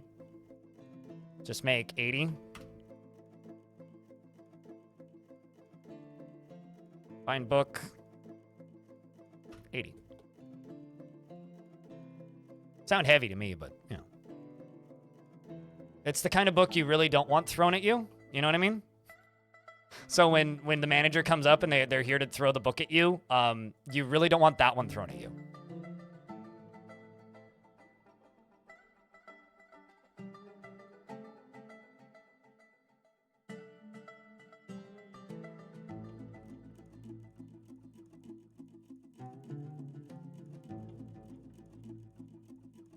All right, so down here, you playing make-believe. Curry Boglin is throwing another tantrum. God damn it. Okay, Curry Boglin, you go to Blaze Gravel. Get out. Just leave, please. Please leave. Get out of my fort. We don't need you here. Is that the special DVD release? Yeah, the one that you spend way too much money on, except like now it just comes for like a redemption code for Amazon Prime. It's terrible. Horrible, even.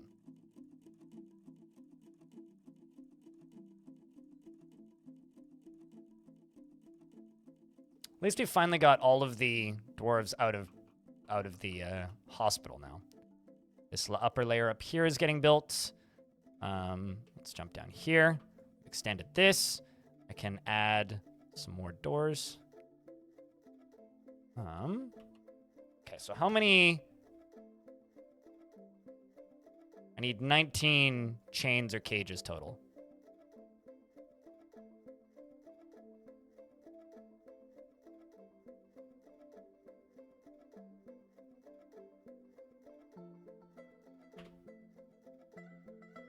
What do I have a lot of? Let's just make this block out of gypsum. It'll do fine.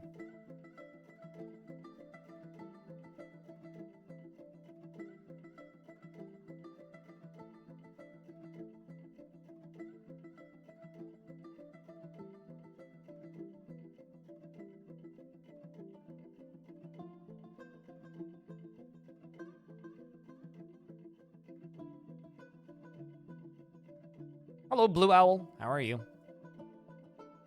I'm increasing the security of my prison, and then I think probably dressing it up and making it look pretty.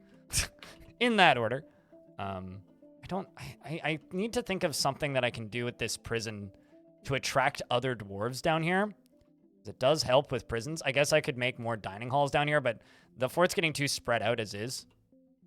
Because the way I'm building this fort right now, I kind of need like an extra 90 dwarves to actually fill up everything. Same for the amount of production we have. A bit concern, I suppose. Gonna make them real lazy days. Damn right. Damn right.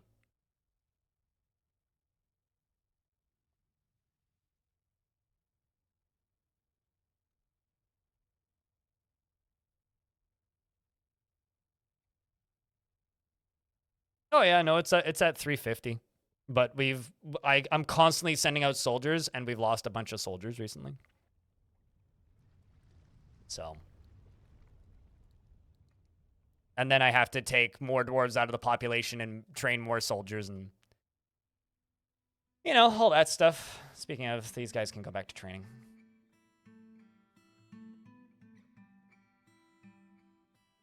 But yes, the population cap is set to like 300. I think like with children, it's technically 400. But also, you know what's interesting, chat room? There's 51 people watching on YouTube and 209 people watching on Twitch, right? You know, before Dwarf Fortress released on Steam, the average view count of this Twitch channel was about what the YouTube channel has right now. Ain't that exciting?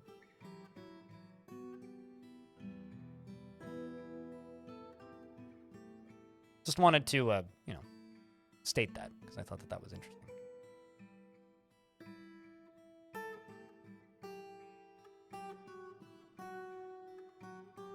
I don't know if it's necessarily exciting. It's more just like an interesting stat, I think. Because also the YouTube channel has like, what, 46,000 subscribers? Whatever. Whereas the Twitch channel has 26. So the Twitch channel has like significantly higher concurrent viewers. But but I guess that's also because most people who subscribe to YouTube channels are actually just going there for, you know, videos and not streams. But I've never played DF and picked it up on Steam, decided we were too dumb until you found this channel. I think that people deciding that they're too dumb to learn a video game is very silly. I mean, I do that all the time for certain types of games. So like I kind of get it to a degree, but Dwarf Fortress isn't the omega big brain game that some people make it out to be, and people who make it out to be that way are very much just misrepresenting the game.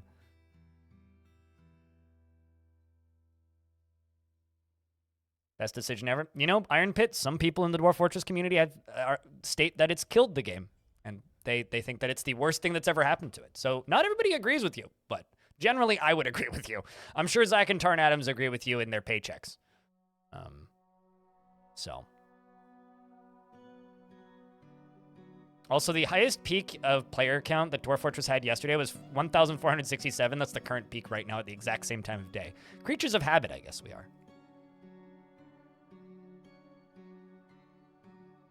I wish I liked No Moria. I always felt like No Moria was almost there, if that makes any sense. Like, I always felt that, like, oh, man, okay, if this game just gets, like, another year of development, this game will be really cool. And I felt that way for about 3 years, and then they stopped developing it. I was like, ah, man. God damn it. They were so close.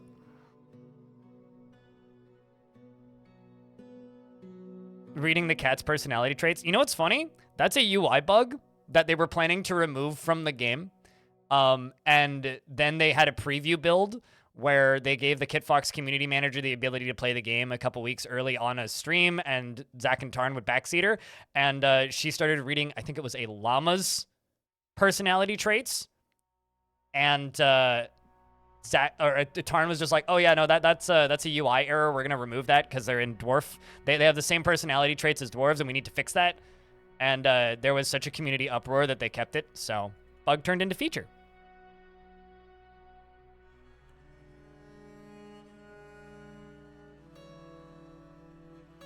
Which I agree. I think it's a great feature. Reading like the personality of a goose is always funny.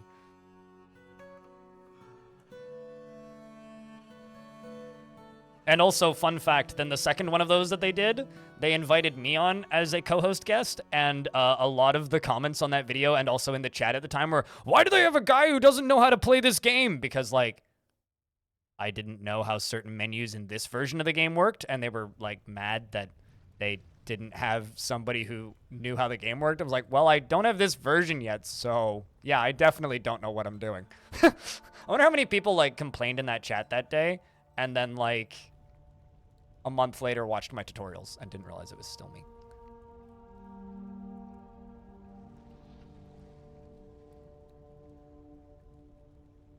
Also, the fact that it always existed and just wasn't visible.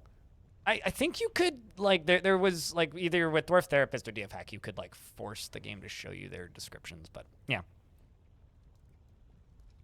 Those are bronze bars. I'm assuming I've got no more bronze bars.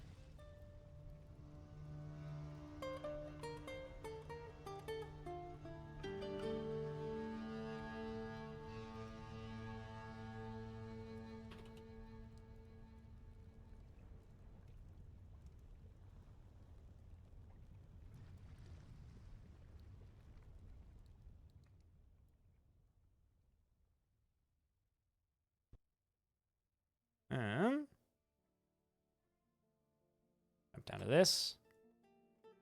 Steel. Iron. Steel. Steel. Steel. Steel. That would actually be an interesting video idea, would be like bugs in Dwarf Fortress that became features.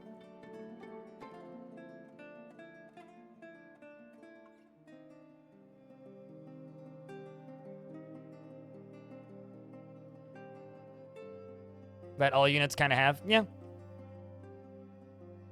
But I don't know. I think it's a benefit, really. The game as a whole. That was not a bug that was added to the game. Although the snail stands up is still very funny to me. But I think the helmet snake stands up and the snail stands up are the two instances of that particular line of text I've seen in game.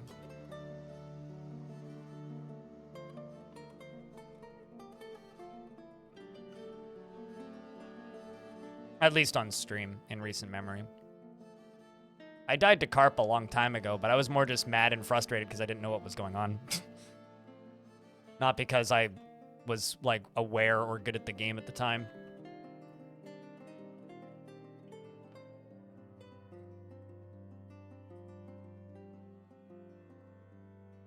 Turns out if I was more aware of what was going on in the game, I probably would have learned the game sooner, but I instead just got frustrated and went, fuck it. Went on with my life. Played other games instead.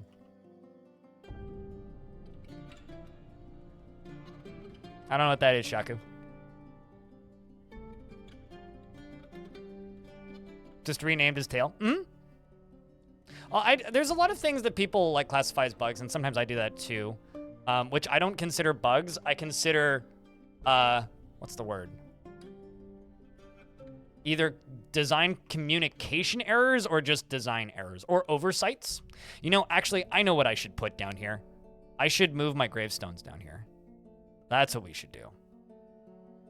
Let's make a bunch of gravestones in front of the prison cells. I think that will make them rethink their crimes. Certainly, this is going to improve morale for everybody.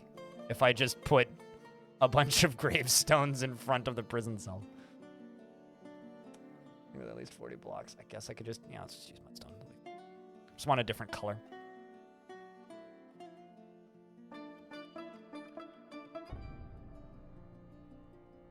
I really want to make a woke joke, but I feel like that would be almost in poor taste. If I was more aware of what was going on in the game.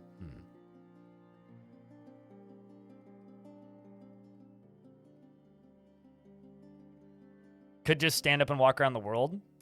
I mean, I had an undead octopus man once wandering into my world, and those are supposed to drown above water too.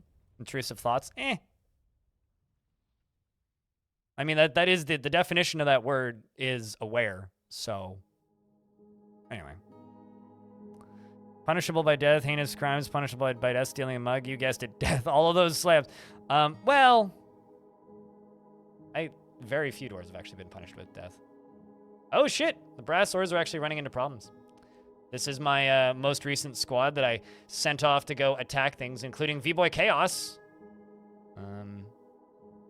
And the militia captain has died. Or has been kidnapped, one of the two. Turns out I need to let my squads train a lot more. How are you doing? How's your ambushing coming along? Novice ambusher and you're rusty? All right, well, Fabulous Blade. Where are some places I've already attacked? Or places that just have books? Monastery of Mystery Teachers. Go explore this place.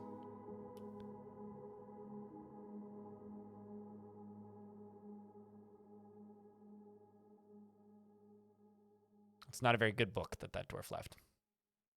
Can you not walk or something? Why are you so slow? Because you're weak. Oh, that'll do her.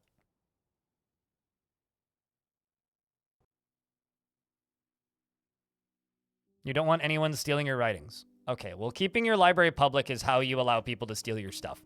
I would recommend guard dogs pastured around your books, guard dogs chained at the front of the library, and making sure that there's always dwarves in the vicinity to make sure that nothing will get attacked, and then optimally a area for military to stand just outside of the library, like in a barracks or something, so that when something does get stolen, you can run in there and kill them immediately.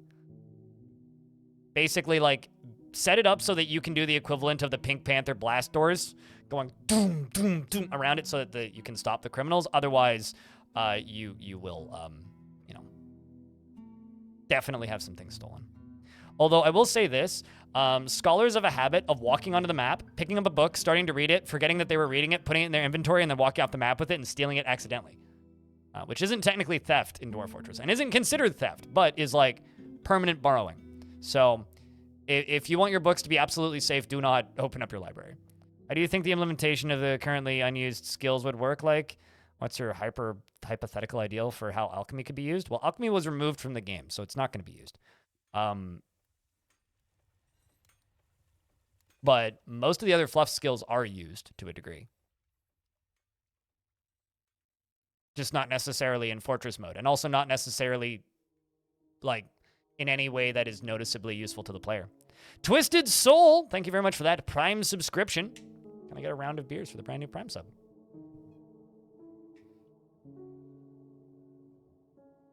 Those subscriptions, bits, and gifts keep this channel funded. So thank you for helping me pay my rent. And bills. Happens IRL with borrowed books all the time. You have so many books that you need to return to friends. Or video games or movies or, like, you know, any other form of media. Yeah. I have a copy of Butch Cassidy and the Sundance Kid that I borrowed from a friend in 2006. I haven't seen that friend since, like, 2006. And I did actually reach out to him on Facebook once. I was like, hey, dude, do you want me to return this? And he never got back to me, so I guess not. It's my movie now. I don't even have the ability to watch it. Just binged all of my content? All of it? That's a lot of content. But I'm assuming you mean like the actually bingeable, watchable stuff that's possible for you to get through in a reasonable amount of time that isn't completely like obliterating the, like, your entire month.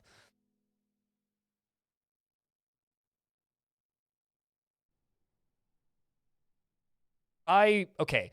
There are two reasons I never want Masterwork to be available on Steam, okay? However, I want somebody else to go make an equivalent. The reason I don't want Masterwork to ever be available on Steam is because Masterwork was removed from, like, the Dwarf Fortress forums. The reason it was removed from the Dwarf Fortress forums is because the creator of it was originally hired to work on the Steam version of Dwarf Fortress. And then after about 2 years of the creator of it working on the Steam version of Dwarf Fortress, it came out from a bunch of different creators that he was tracing people's art, using other people's color palettes, and most of the mods in Masterwork were used from other creators without their permission. And he didn't credit them. And he was accepting money on Patreon for that. Somebody else should go make a mod pack like that, but Masterwork should go away and not come back. That particular mod pack by that particular creator should not come back because I don't think he should be booted out of the community permanently. Like, he's more than welcome to do stuff, but I don't think he has the right to be a mod curator after that behavior. And also, Dwarf Fortress, the Steam version, probably would have been out 6 months earlier had that not happened and they didn't have to redo with like 2/3 of the art. Because every single piece of art that he worked on, which was all of the item variants, a lot of the workshops, a lot of the clothing art, none of the character designs. Like, if you go look at old preview art for Dwarf Fortress, you'll see a lot of different things. The beds look different. A lot of the items look different. That's because when he was let go from working on Dwarf Fortress, they couldn't use any of the art that he used because of the allegations, right? So if you are accused of tracing art, all of that is suddenly out the window, gone. So somebody should go make big mod packs for Dwarf Fortress. That should happen. We should have curated mod packs for Dwarf Fortress. But it shouldn't be masterwork. He did seem like a nice person. I mean, there's a video on my YouTube channel of me talking with him. I spoke with Meph once. He seems like a nice guy, and I personally, like, on a human level, I've got no issues with the dude. I do not think that masterwork should come back. Stuck in 7 ads in a row. They probably were all like 15 seconds though. It'd be no more than 2 minutes. I pause the game whenever there's ads. I don't really have a choice. I either get ads or I don't get recommended on Twitch at all. YouTube is no better, but YouTube is easier to block the ads. If you can figure out a way to block them, you're more than welcome to block them. 25 seconds. That seems like a lot. Shouldn't be that long. Should be about 2 minutes worth. So at most... Yeah, okay, actually, no, that math checks out. Anyway. Is the Steam version worth it? What are the differences does it have besides graphics and music? Graphics and music? Graphics and music. It has graphics and music. Those are the differences. I mean, if it's worth it, right? If you think it's worth it, then buy the Steam version. If you don't think it's worth it, then don't. Like, there's no pressure either way. 3 different kinds of dog food ads. Are you a dog looking for food, or do you have a dog that needs food? Because otherwise, I think this advertising might be slightly off. It's funny, they always advertise candy to me on Twitch whenever I see ads on Twitch, and I, like, don't ever buy candy because I'm a type 1 diabetic. We're getting those memorials built.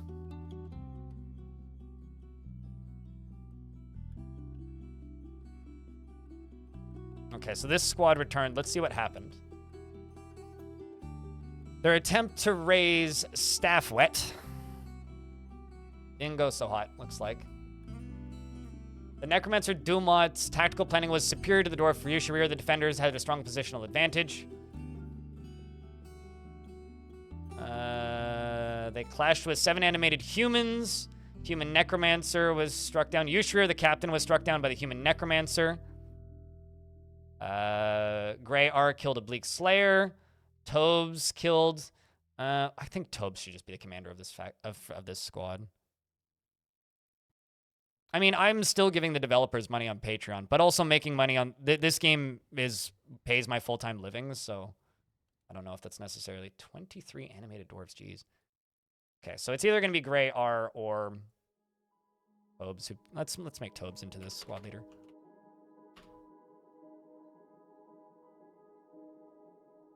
Okay, hold on. You. Let's make some random dwarf into the leader. You. We'll remove you. You. Become the squad leader. And also, you guys can go train. And this squad's coming back now, I think? No, okay, they just haven't left yet. They're just gonna go steal books. Morning, Lennox. How goes obliterating the Necro Towers? Things have been kind of hard because I lost my best squad. Because I got stuck off the map. And the other best squad died to a demon in a fort that I decided to attack. I didn't know that they were just going to have random demons hanging out in that fort. So we're currently kind of stuck because I'm waiting for my squads to train back up to be at full capacity again.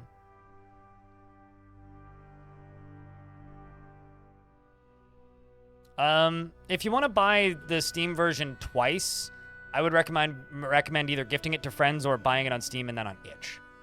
Or donate them directly. Like, if you just want to support Zach and Tarn, just go to their Patreon and give them $5 a month. You know, like that is the best way to do that. I think so far as Masterwork is a DF hack infused mod pack piece, so you'll probably need someone really good at both raw modding and DF hack to make another one of those. There's people out there. Here's the thing, right? We have a much bigger audience paying attention to Dwarf Fortress now.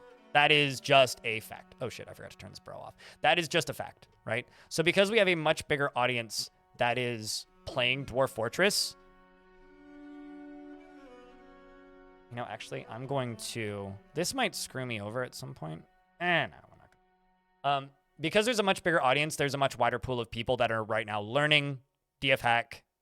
I think what can make something like that happen again, another mod pack like Masterwork, would be DF hack just working on their documentation and making that as accessible as possible, right?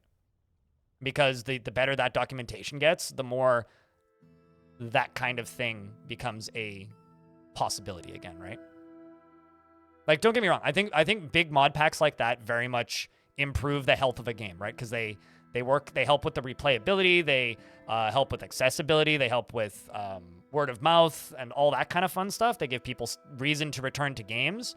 But that particular mod pack, I am pretty convinced just shouldn't return. You found out about it from RimWorld? Yeah. Speaking of RimWorld, how's the hot potato doing? He has raised $3,345 for Doctors Without Borders already. Hell yeah. Get on it, Kiri. Let's do this. Block. I need 96. Sorry, we'll just use gypsum again.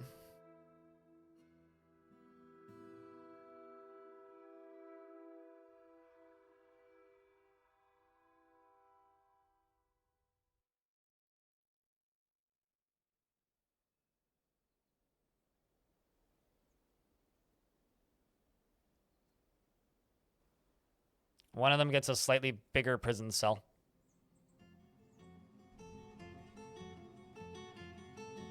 Just to make things look interesting. And let's go along here. Now, do this.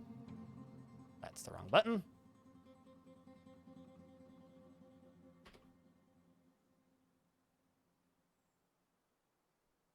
Put statues along that side or something.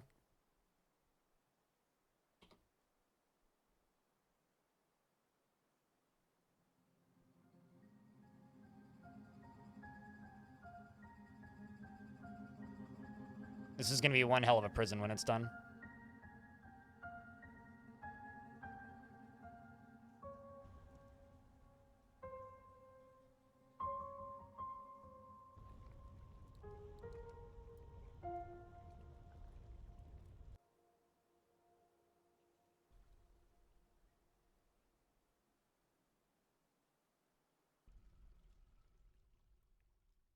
You know what is still, to this day, to me, the biggest thing that was added in the Steam version of Dwarf Fortress that wasn't in previous versions, that to me is still probably the most important change to come to this game?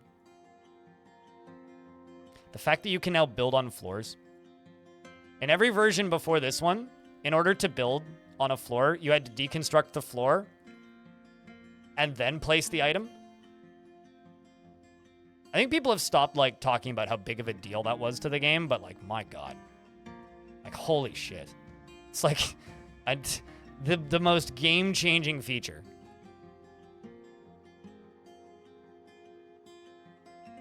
People complain about this game being difficult to play now. Like, I don't know what's going on in the Steam Workshop scene, but I I think that one of the folks that had their works in Masterworks is still continuing with their project. That's good. I mean, like, I've been, like, loosely paying attention to it. So initially it was just a lot of mods that were in the game already, or compatible with older versions of the game getting updated. That's what it was initially.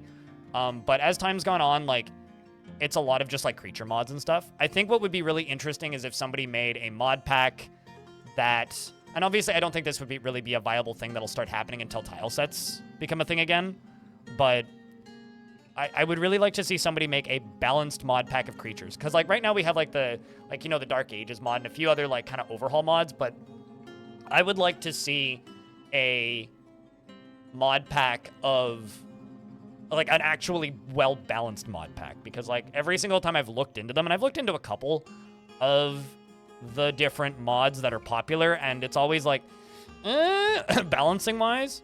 So that's one of the main reasons you rarely used floors. Yeah. Can't afford constantly sending money to Tarn. Yeah, that's fair. You decided to buy Dwarf Fortress on Steam to have fun playing in the game and also support them. The thing that's buying on Steam lets you do as far as supporting the game. 1, it adds to their paychecks, right? That's great. 2, it supports KitFox, who market the game, so that's also a positive. 3, it pushes the game up on the Steam sales charts. The higher the game is on the Steam sales charts, the better it's actively selling, the easier it is for people to discover it, the more it pops up in people's recommended queue, the more often people see it. 4, then you can leave a review on Steam, which, positive or negative, obviously it's better if it's positive, but that also pushes the game in the Steam algorithm. And Steam is just as bullshit as YouTube these days, where if you're not constantly getting activity, not constantly getting sales, not constantly getting new reviews, and not constantly high up on both people's played charts and also on the sales charts, you don't get recommended as much. So it's like this kind of nightmare situation with Steam right now where it's just like, if you want your game to sell, your game already has to be selling, basically.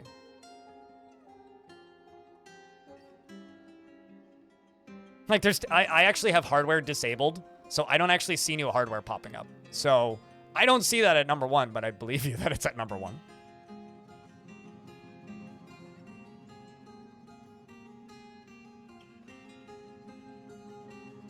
I mean, they're selling pre-orders, right? Like, that's how the Steam Deck works. But anyway, whatever. Yeah, it is a... Steam is a interesting platform that is, for lack of a better term, kind of bullshit in a lot of ways. And I feel bad for a lot of developers having to work within it. The Forgotten Beast Newton has come. A an enormous sauropod with lidless eyes. It has squat antenna and it undulates rhythmically. Its lavender scales are small and set far apart. Beware its noxious secretions. There's blood everywhere. Why? So this one could make it into the fort. The Regal. What are your thoughts on this to RimWorld? Why do people keep asking me that, is my actual thoughts. I've played thousands of hours of RimWorld and thousands of hours of Dwarf Fortress. I got bored shitless of RimWorld and I still play Dwarf Fortress. I started playing Dwarf Fortress before I started playing RimWorld, and I don't fully understand why people keep asking me to compare the two. They are very different games. The only person that really compares the two is the developer of RimWorld, and he does that because it sells copies of RimWorld. Because I'm king? I ain't no king. I am some random dude who plays video games on the internet. I need a RimWorld chat command? I mean, sure. Back in the day, I used to always describe it like this. This was like pre-Steam release. Comparing Dwarf Fortress and RimWorld is like comparing Civilization and StarCraft. They're both strategy games. Sure. That's about where the similarities end. How are we? Plutorino? Doing pretty okay. Doing pretty okay. Hard to disagree. That's fine. Having played both, Civilization and StarCraft, you can't really compare the two. One's 3D, one isn't. One you have direct control, one you don't. One is very micro-focused, controlling a small number of units. The other is very macro-focused, controlling a lot of units with very little direct control. They're very different games. They have, like, the same goal of player feel, but mechanically they are completely different. They're both colony sims, which are a niche market. That's besides the point. Both StarCraft and Civ are strategy games, which are a specific market. They're very different types of strategy games. Dwarf Fortress and RimWorld are both colony sims, sure. But there's such different takes on the concept of colony sim. Mate. Not even remotely similar. Having played let's say about 1,000 hours before it released on Steam, and then an additional like 3,000 hours when it did release on Steam for RimWorld. And according to Steam, I've streamed about 7,000 hours, or not according to Steam, according to Twitch tracking stuff, I've streamed about 7,000 hours of Dwarf Fortress. They are very different. Felfie, thank you very much for the 12th month. Welcome back. I have no interest in Quasimorph, and probably will never stream it. Mate, I'm making a base comparison so that people stop asking me a question. I'm not trying to cause a heated discussion about the similarities of StarCraft and Civ between RimWorld and Dwarf Fortress. The games are very different games. Sod off. Fuck's sake. I don't know how else to, like, respond to you at this point. I'm not even allowed to make, like, fucking comparisons to make people fuck off and leave the conversation alone. Like, Christ. Fucking vehemently disagree all you want and then shut the fuck up and take your conversation to a different room because I don't want to hear it. I do not enjoy playing RimWorld. I enjoy playing Dwarf Fortress. That's the difference.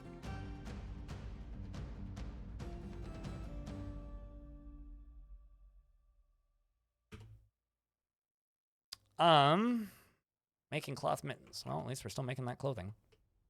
What was I doing? Stupid questions distracted me. Why? Somebody knocked over one of my clothing shops. The fuck? Who did that? I hope they reported the crime. I will check that in a sec.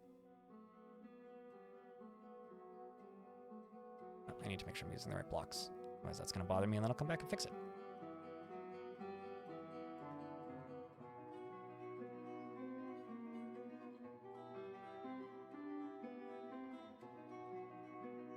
Why are we talking about even more pointless discussion in MoX11? You're not assisting in any way. If that's your attempt, it's not working.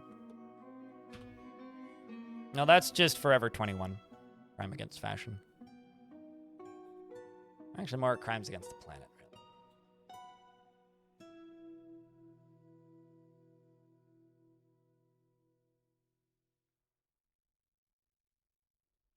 That's funny in regards to the statement about Z levels in the YouTube chat. It's amusing. I appreciate that anecdote.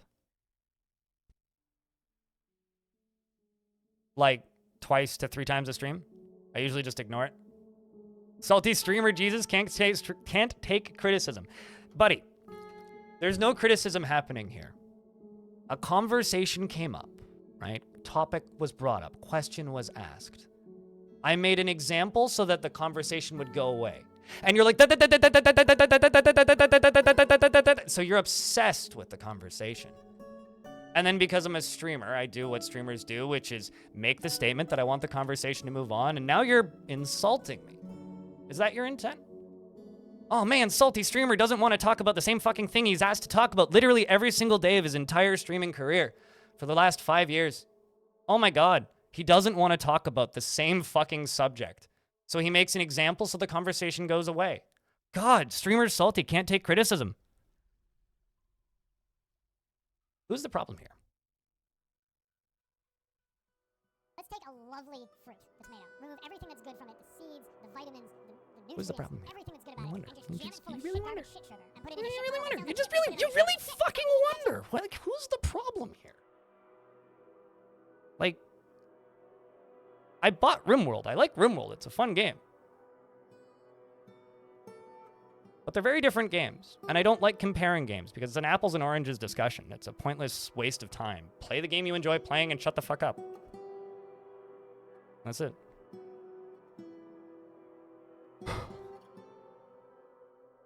Yeah, well, Steam also once recommended me Hatoful Boyfriend because I'd been playing Jupiter Hell. So Steam's recommendation algorithms are questionable at best. I wouldn't take those as factual comparisons. You don't know who gifted you a sub? Let's check. Lil Jaeger gifted you a sub.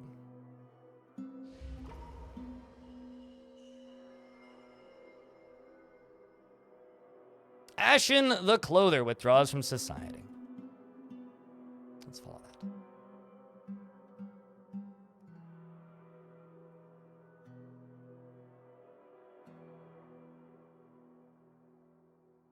See how that exploration attempt went. We probably just went and got books.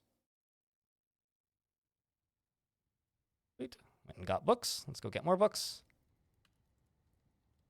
These on the dwarf. Witch and other topics. Like a fun one.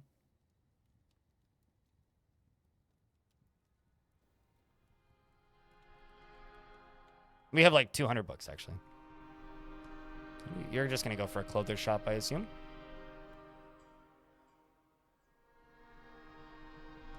Boom Boom Shrimp, what's up, dude? How's things, mate?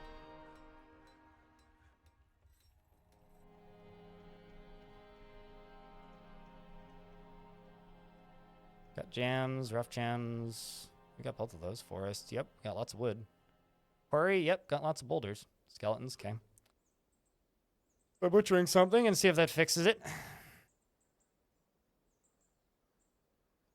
Anyway, sorry for being all snappy, but Jesus fucking Christ, guys. Like, give the guy a break a little bit. Turns out people aren't capable of that.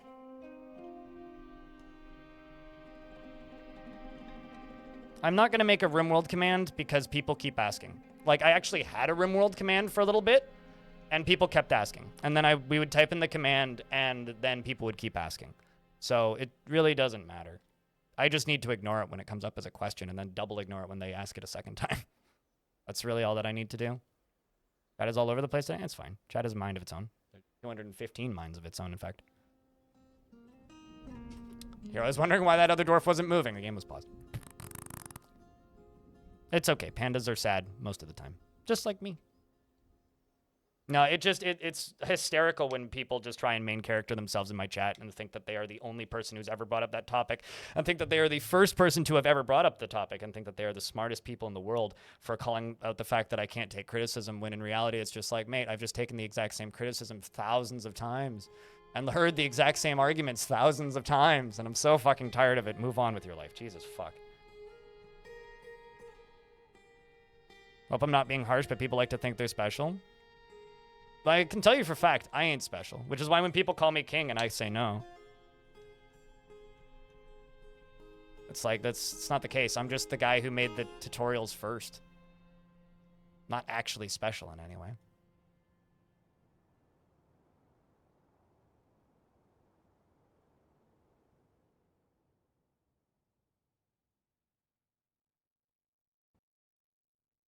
No, I don't want to do that. Because right now, I'm actually supporting a RimWorld charity event that's happening. In fact, if you want to go watch some RimWorld, go watch Carrie, who's raising some money for charity, playing RimWorld. Oh, I know what you mean, Legend. But, like, I'm very, very, very bad at taking compliments. Like, I'm far better at taking criticism than I am at taking compliments. I'm extraordinarily bad at taking compliments. I think very little of myself and have horrible self-esteem. And I'm chronically depressed on a good week. So when people are just like, you did an amazing thing, I say thank you and move on because I don't believe them. I never will because my brain is like incapable of that. What's up, Fire and Ice? How's things? But no, I love my job and I love what I get to do, and I'm happy I've been able to help so many people get into this game. What I have a hard time wrapping my brain around is believing people when they say nice things to me. I need to reassign this uniform. This dwarf needs to claim new items.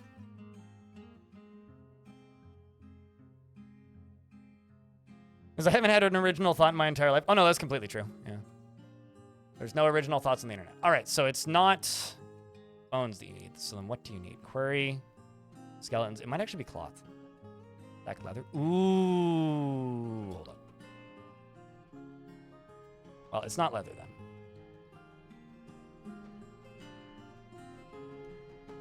What do you need?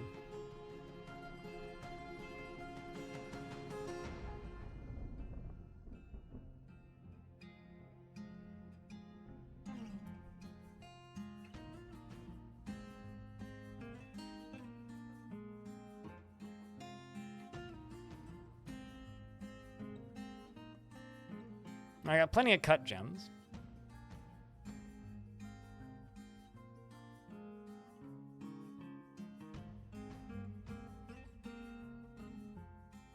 Got plenty of rough gems. Thank you, Ranger Rick. That means a lot. Doesn't matter if my brain believes you. That's the truth. How can you make your forts more dwarfy like this one? Don't build squares. Unless, like, what do you mean by dwarfy?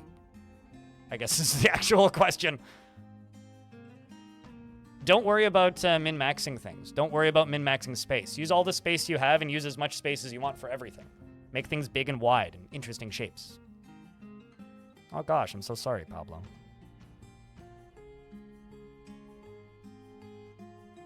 That's awful, dude.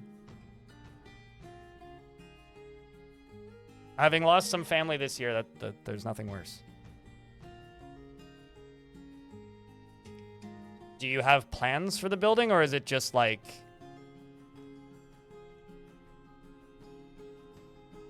just kind of thinking on it for right now? Started Balram last night. It was okay, very slow. One ugly crash. The first time I switched to full screen, I dropped it after a bit. More than half an hour, mostly because you have a huge DF monkey on your back right now. Yeah, that's fair. Thanks for the like, I guess, what's the word? Update on that?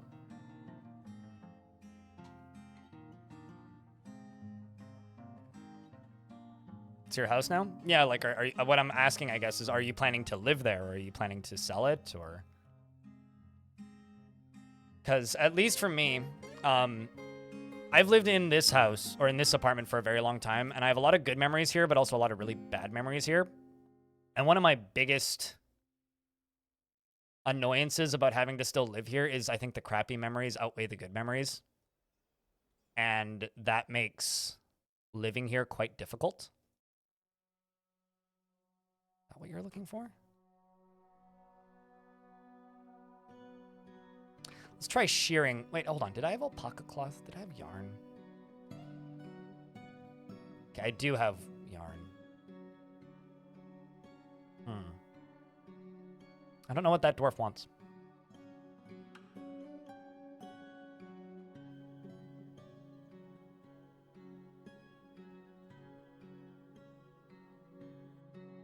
I'm pulling this out of YouTube chat. Anon4 says, I've been taking the design concept to Minecraft, no squares, no symmetry, and try to make homes and towns look organic, much more cozy. I tend to agree with that. Like, that's... I feel like if everything is uniform, I end up wanting two things. I want better copy-paste tools, which admittedly DFHack has, but I don't like using them. And I feel like the building limitations in this game show, because when I used to build stuff more symmetrical, I would use macros for everything. But I found when I used macros for everything, I didn't like looking at my fortresses. So I then went in the complete opposite direction, and I guess went full insanity. And instead of using macros for everything and building everything super similar, I would just custom design everything, and then I started to enjoy the building process in this game a lot more. Drives you quickly insane. Yeah, because then you get one thing off. One thing off by, like, one tile. And then your brain gets mad at you for the rest of the fort. Like that kind of thing. Did they just come back, or are they just leaving? Okay, they're still leaving.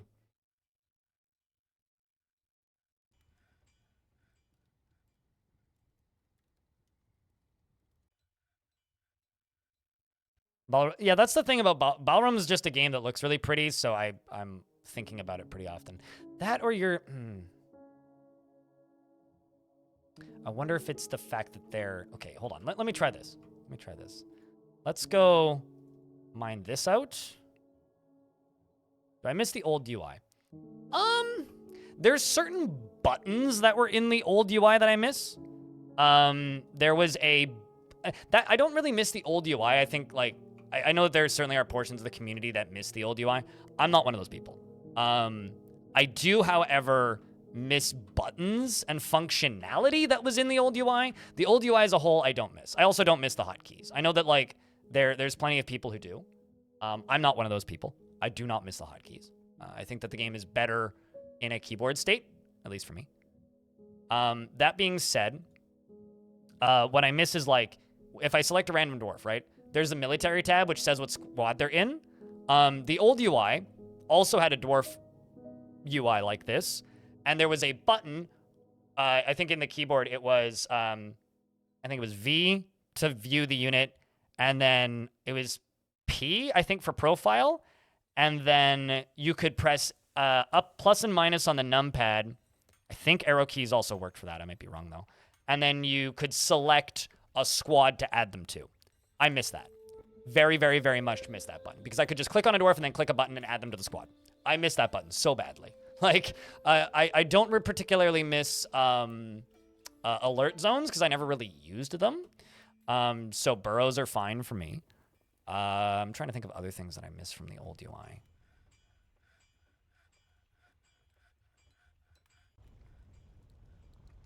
Yeah, I don't know. You don't miss the old way of managing jobs for dwarves? I also don't. I think that the people who don't miss the old way of managing dwarves, the jobs for dwarves, generally didn't use DF Hack or DF Therapist, because I played fully vanilla back in those days, right? Like, I managed jobs the old way. And I quite liked it. I found it to be quite functional, and it was a little cumbersome at times, but I found it to be quite good, and I quite liked it. To the point where I actually kind of miss it sometimes now. If this dwarf dies, they die. Tobes, are you getting your new gear?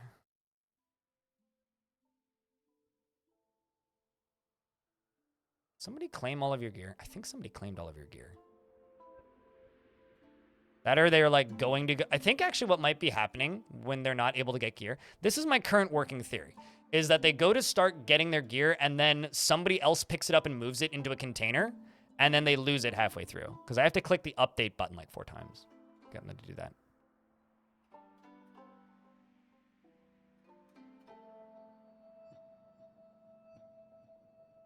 My biggest aesthetic advancement lately is building with glass, especially floors. Glass can be awesome. I wish that there was sand in this map. And I've been too lazy to go, like, bug it into existence. There we go. Now you have everything you need. The dead walk. Hide while you still can't. Well, that sucks, actually. Especially because this squad still isn't on the map. Crap. Okay, well, you are leaving currently. No, never mind. You're coming back to get provisions. Okay, well, every single squaddy here who hasn't left the map yet is just going to get booted out of this military squad. They are going to hopefully run back inside. We're going to go here. I'm going to add everybody to this. Wait, no, that was remove everybody. Add everybody to this and turn that on. We're going to fly into ground. We're going to wait here for a moment. Actually, hold on. Let's just jump over to the other end of the map again, see where those zombies are, see how many of them there are. Where did they pop up? Yeah, this is what I was worried about happening, because we've got a bunch of necromancers plus a bunch of zombies, so this is going to be a tough fight.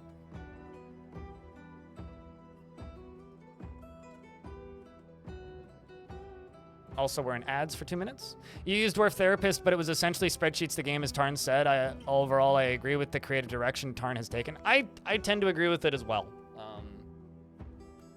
I understand why people don't like it, though. If you're super used to one style of things and you've played it for 10 years, I can understand why that would be a bother. Having to switch, and it's not your choice.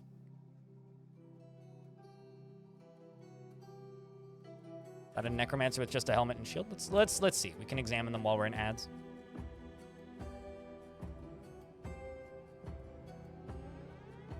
No, I mean that's a corpse. I don't think any of the necromancers are actually armored, meaning I should be able to kill them pretty easily, but then they'll just resurrect each other. Oh, this is going to be a test run of my crossbow dwarves. See how their armors are doing. Sweet, they all have bolts, which is all that we really need.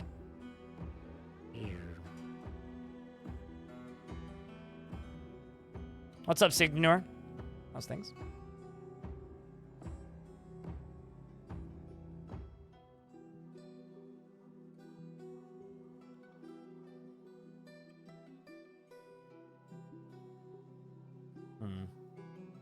You know, I will say it's kind of funny that there are a lot, like, just because we're talking about, like, symmetry and, like, building forts that look aesthetically pleasing, I will say it's very funny that there are people out there who are just like, what if we could, like, attack other people's forts or whatever? like, I think that's one of the most, like, requested features of all time. It's like, what if, like, 40% of them are just the exact same board cube? But, you know. Should be through the ads now so we can start moving. Seems like a really small force. Yeah, there isn't a lot of them. If we can kill the necromancers and the bleak stalker, I should be able to take out the rest.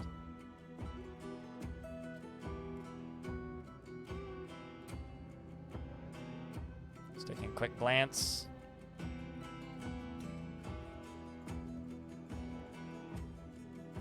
Shut the door, Urist. Shut the goddamn door.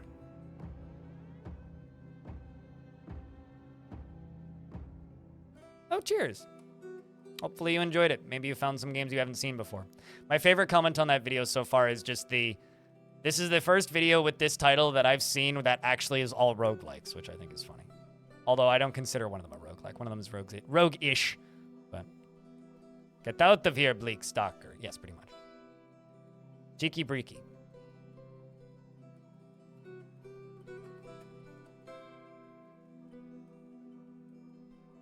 Yeah, that video already has 1,700 views. Yep, that's pretty good. Happy with that. So the front door is shut. So now we wait for the necromancers to get their arses over here. And hope that nobody is walking outside. Hopefully. Nobody is walking outside.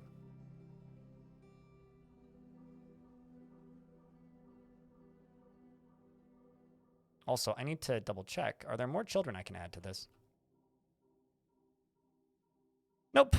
No more children I can add to that. This is the first necromancer. You don't have any markings on your clothing. That is sad. Covered in water because they're getting rained on. Annoyed at the rain. 80 years old. He has a wife.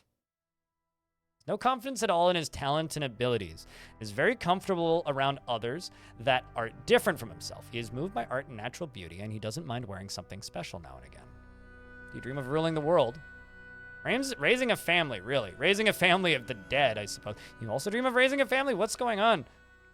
Oh, you dream of ruling the world. That checks out. You're not married. Do you have any lovers? Holy shit, you got so many cousins. Ah, your apprentice is here. Look. This one, Vess. So this one, I think, seems to be the leader, at least out of this group so far. The first few I've clicked on.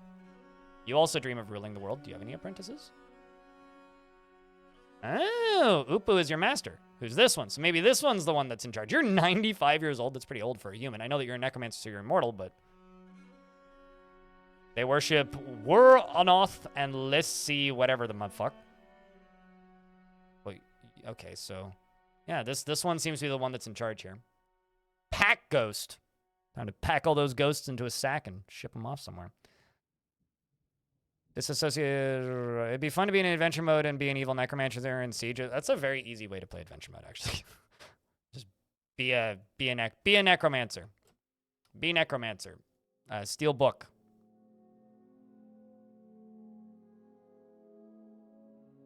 Okay, so you guys are gonna go stand on the defense tower. You guys are going to go up here. Let's see what these crossbow dwarfs can do. This is their first time actually getting to fight against necromancers. We fought against undead and living creatures, and both of those have gone pretty well. I have a feeling that these necromancers are going to almost immediately come back as liches. That or they'll just run away immediately, but...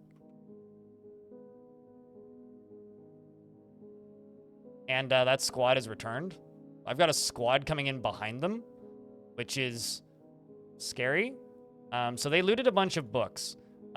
Where are you guys right now? Okay, so they are up at the top of the mountain. I'm going to tell them to station right here, and hopefully they listen.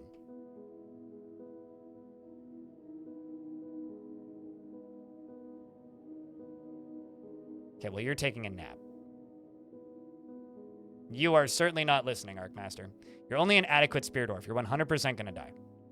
100% gonna die. Yep. Here you go.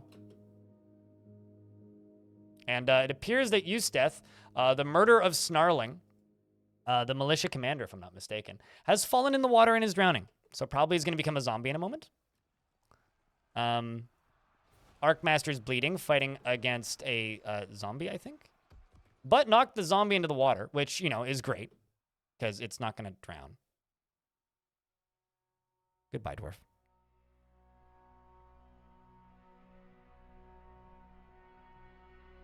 Oh, I had soldiers that I sent out to, you know, do soldier things. And they came back at a bad time. Actually, you know what I should have done? I should have just immediately sent them back out. Crap.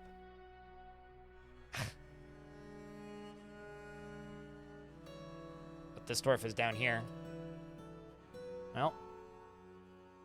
Whoops. Whoops indeed, ice hockey player. Thank you very much for the 11th month. Welcome back.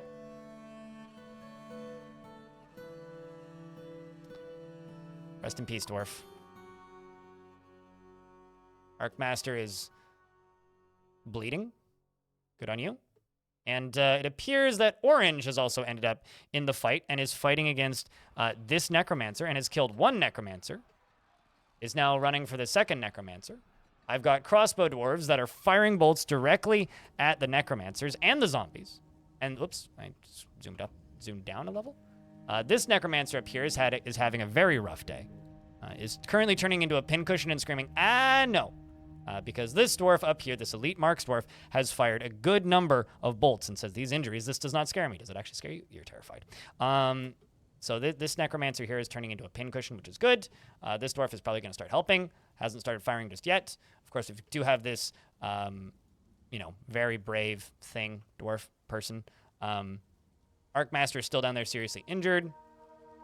The majority of the zombies are God knows where. Let's suit a giraffe.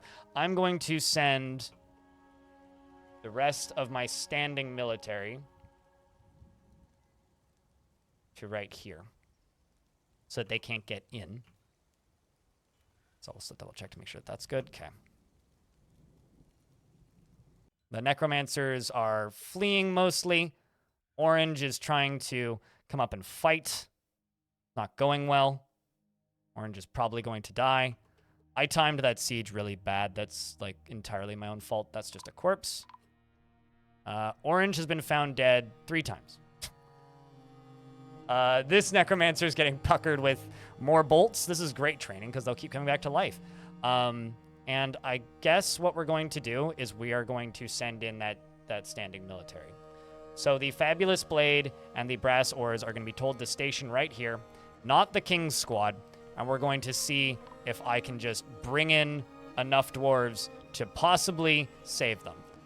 This dwarf keeps coming back to life and keeps dying because they're killing and resurrecting him repeatedly while my dwarves are getting target practice, which is great. This intelligent undead has now walked past the area that we can see, so I can't actually hit him. As for my melee dwarves, they are coming up like a storm. They are not very good, so here's hoping we don't all die. Spear dwarf. Okay, we will follow. Okay, we could follow V-Boy Chaos, who is a spear master. We could follow I Love You, who's a spear master. We could follow Tobes End. Let's follow Tobes End, who's the militia captain. Tobes End has a couple kills, 7 notable and 17 others. So we'll follow Tobes. They go running up the hill and immediately start seeing a intelligent undead who dies very quickly. Orange has died 1, 2, 3, 4, 5, 6, 7, 8, 9, 10, 11, 12, 13, 14, 15, 16, 17, 18, 19, 20, 21, 22, 23, 24, 25, 26. 26 times. So that's pretty great.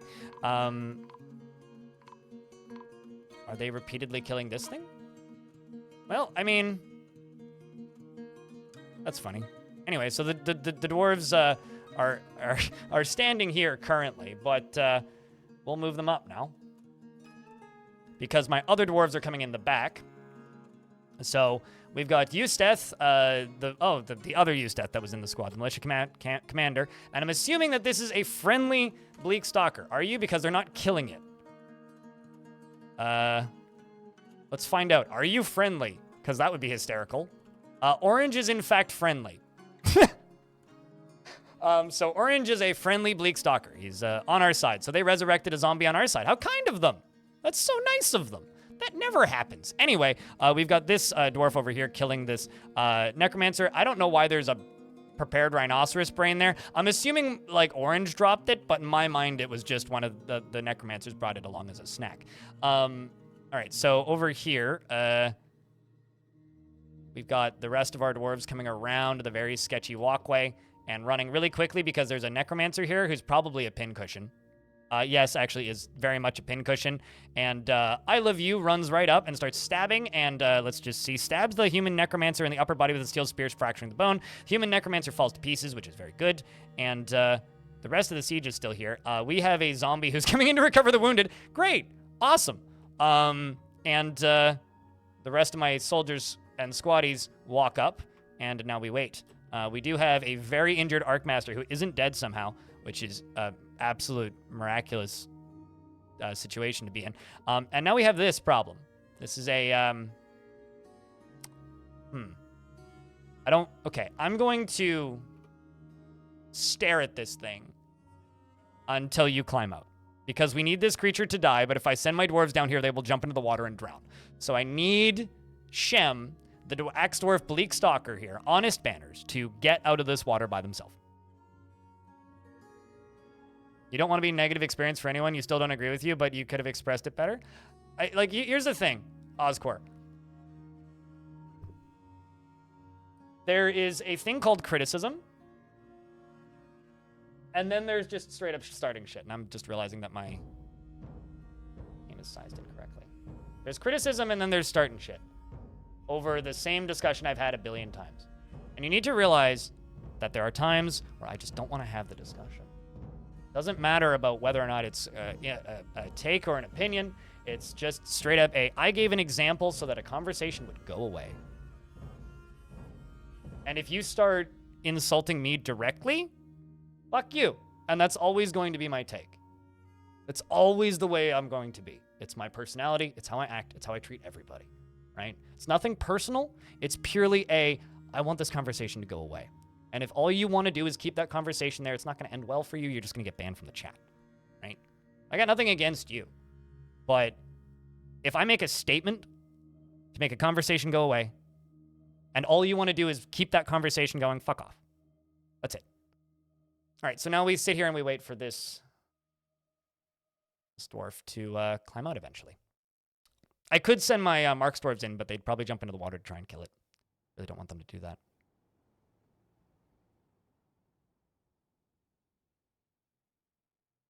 I mean, the other example I love to make is it's just like, if, Dwarf Fortress is Minecraft, then RimWorld is Terraria. That's another example I like to make, which also a lot of people disagree with. But, at the same time, fuck off. That's not the point. Not a one-to-one comparison.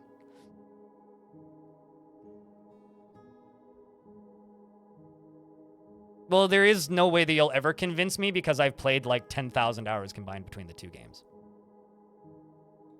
How was adventure mode? What?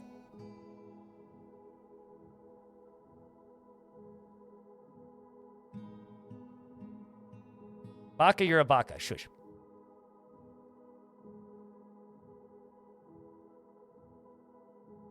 It's to realize that you don't need to convince anyone of everything. Mm-hmm. I mean, well, technically it's out for version 47, so you could go back and play it there. Okay, fuck this stupid thing.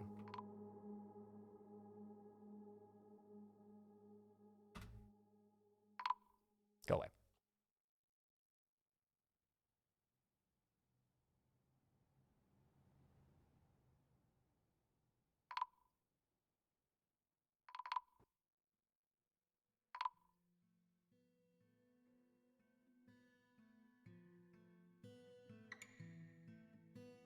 Huh.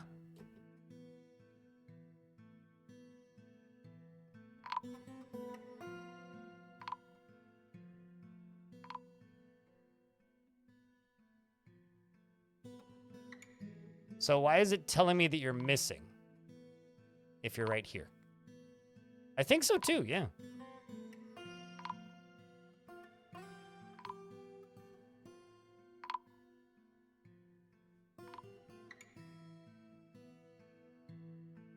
You articulated it horribly. That's it.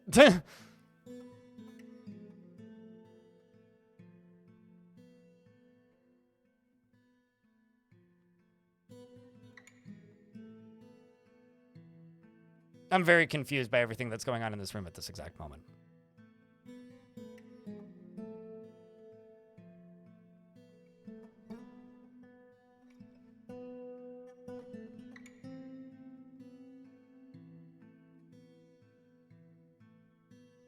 I'm not mad at you. I just don't give a shit about this discussion, and I want the conversation to go away. I accept your apology, but you just need to realize that it's not a matter of a streamer not taking criticism. It's a matter of a streamer having the same discussion every single day for months on end. You can say whatever you want on the internet, but understand that everything that you say in a private chat room has consequences. Yes, Orange got resurrected. Not by me either. And you're continuing this conversation, mate. If I was actually genuinely upset with you, you would have been banned before the conversation ended the first time. So, apology accepted. Let's move on. You're good. Yeah, I don't know. They thought he was missing when they couldn't see him, but now the missing concept has stopped popping up, so that's nice. All right, so let's see. How many of these enemies are still left in this siege? I think it's just these 4 undead. Who Arcmaster's getting killed by currently. I'm distracted. You dwarves, run in, please. And don't fall in the water. That's your only job. Arcmaster's now dead. Well...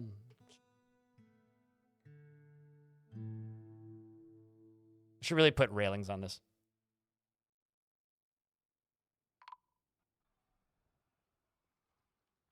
That's 1, 2. These are just basic zombies, so they'll die pretty quick. Arcmaster died because he had pretty bad injuries from already killing another one.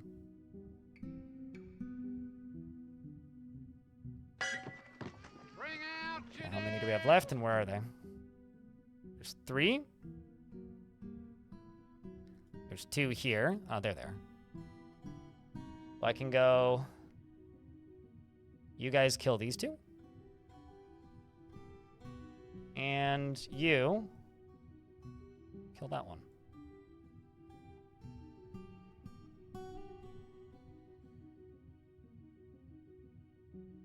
That was a pretty bad fight. I really need to destroy that tower. Oh, probably stone. There's a couple bodies down there.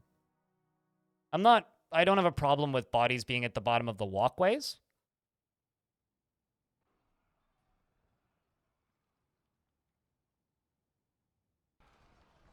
And it's more just an issue of losing my own dwarves. If I can't memorialize my dwarves, I can always just, you know, use slabs or whatever as a alternative. Regardless, we got a bunch of necromancers dead, so hopefully that tower will go down easier now.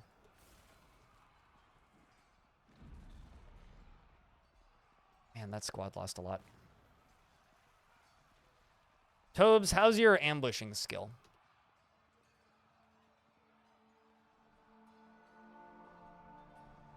You're a competent ambusher. All right. Tobes, I'm sending the brass ores and your squad, the brass ores. You're going to go attack this tower. This is where they just came from, down here. And you're going to raise and not take any items. Good luck, dwarves.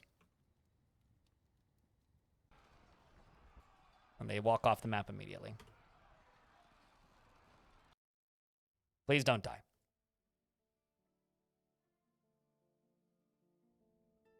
I need that tower dead. Also need this walkway safetyified. But we need to turn this off. Children are still locked inside, but other dwarves can go out. Tobes is getting a drink before combat, though. Understandable. Did we find the mug? I haven't even looked for it yet. That is an optional objective that I haven't gone for just yet.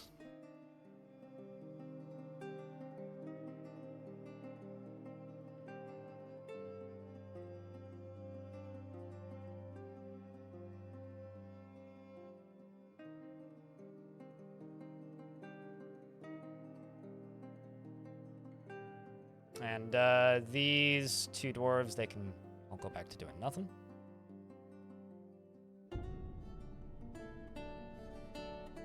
All these dwarves can come out this way.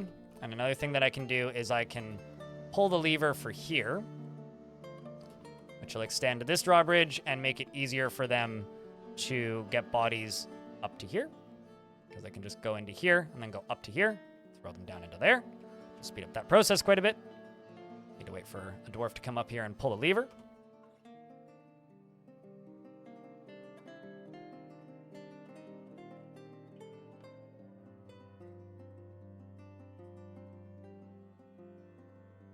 Is Seattle's best really Seattle's best? Absolutely not.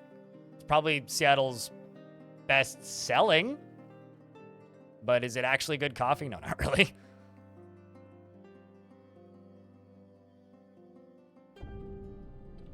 For me, it's a pretty close tie between Seattle Coffee Works and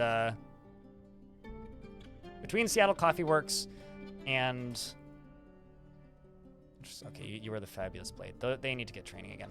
It's a tie between Seattle Coffee Works and Anchorhead for me. Not even Seattle's best smelling. Yeah, that's true. Maybe worst smelling. Yeah, that I think is the body part that Stone Saw fly into the water. What I should really do is just dump lava down here.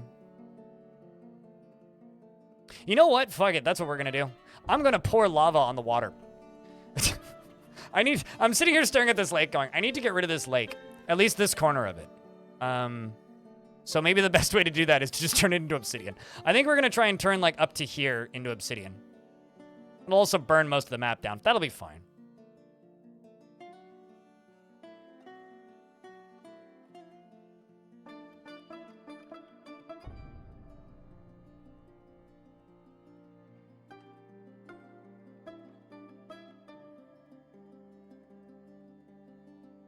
What I'm going to do is we're going to start here.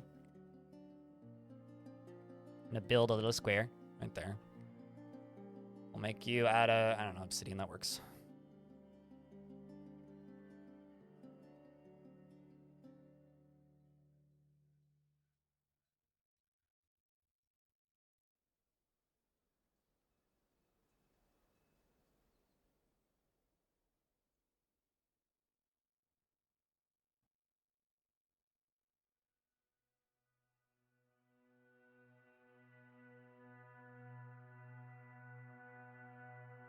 Okay, so what I'm going to do is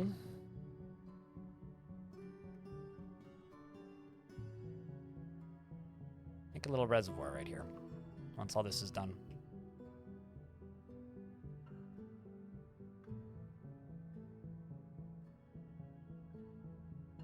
Trying to figure out how I want to do this more precisely.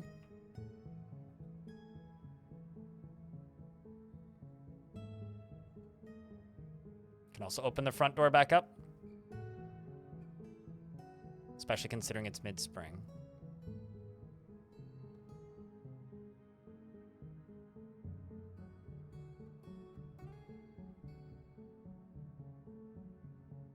Anything exciting happened? Did you see the Necromancer siege? Because that's probably the exciting thing that happened.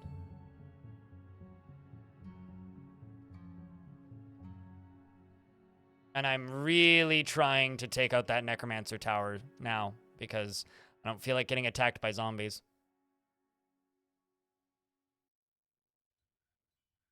We'll catch the VOD. There you go. But yeah, we got sieged by Necromancers. We are currently bringing their bodies up here to be thrown away.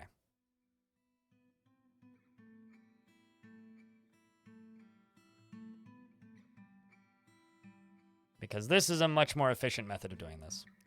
The bodies go in there and then go off the edge. Same with zombies. All right.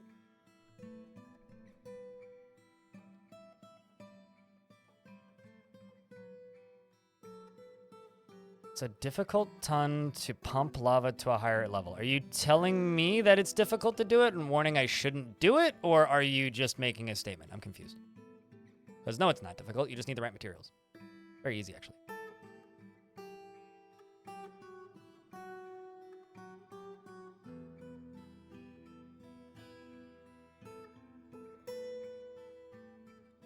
Yes, that wasn't a yes or no question, but I digress.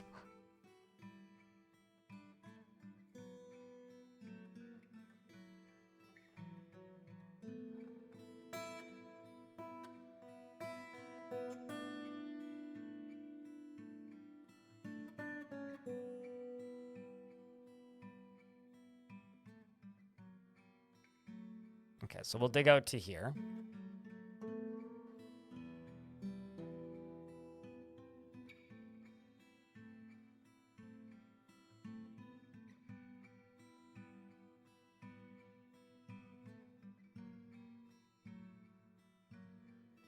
Oh, you're asking it. Okay, so number one, if you want to ask a question, you want me to understand what you're saying. If you press enter too fast, I'm probably not going to get what you're saying. Is it difficult? It's time consuming. I wouldn't say it's difficult necessarily, but time consuming is the way I would put it. You just need the correct materials.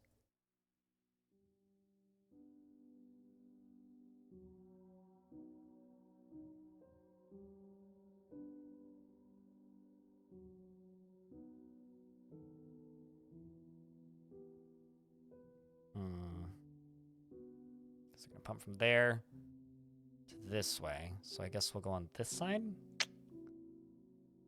Yeah, I guess that's going to be the way.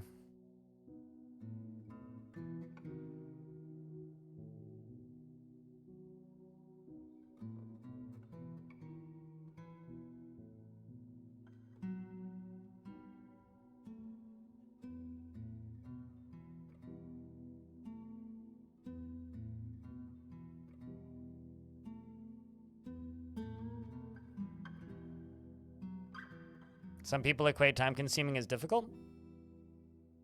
Sure. I mean, I could see that. I wouldn't call it difficult, though. It's just time consuming. So many strange questions today, Saber. Also, hi, Saber. How are you?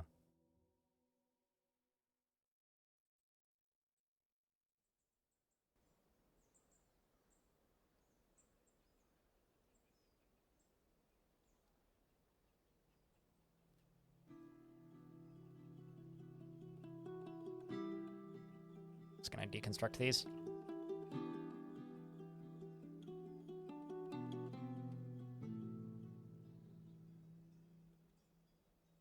Well, that squad hasn't died yet, so I guess that's a good sign.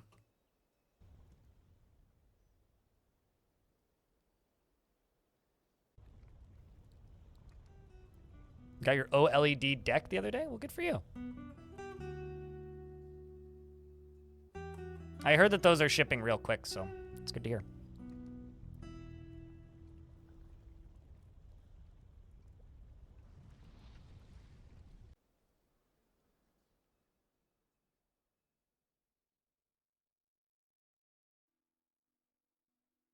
Yeah, so what I'm going to do is I'm going to dig all the way along here, and then I'm going to channel down on the corner here to fill this up. Hopefully safely. Fingers crossed. Check down here. Have those dwarves built those walls yet? Nope. Once those wall pieces are built, we'll see if we can sort this out. We're going to put a door here. Just going to be a diorite door. And a second door right here. Also just a diorite door. What day did you buy it, Saber? If I can ask. Curious about how quickly it shipped as well.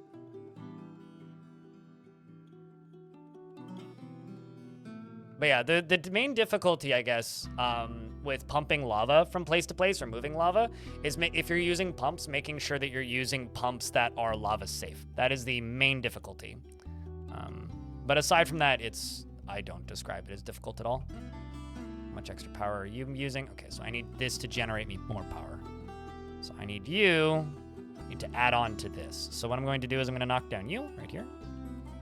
And we are going to build some water wheels.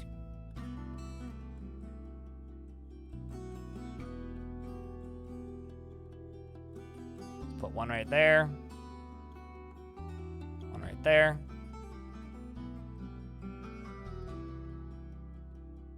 And one right there. And we'll connect you here. Actually, just use one of these. These. That'll get us an extra 300 power, probably.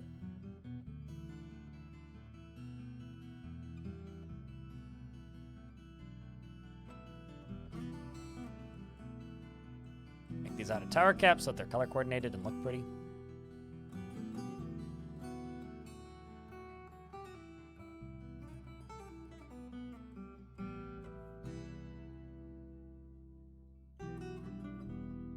$90 minutes after sales open. Damn. That was a impulse buy if I ever saw one. Was that replacing an old one, or was that, like, your first one?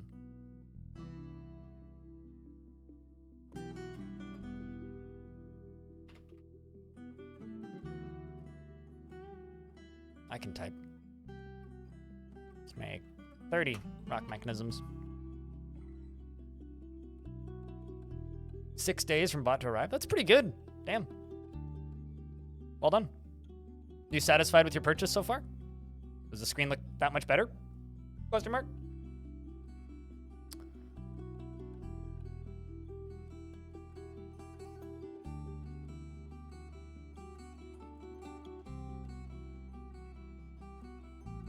Okay, so can I do this without shutting you off? Guess not.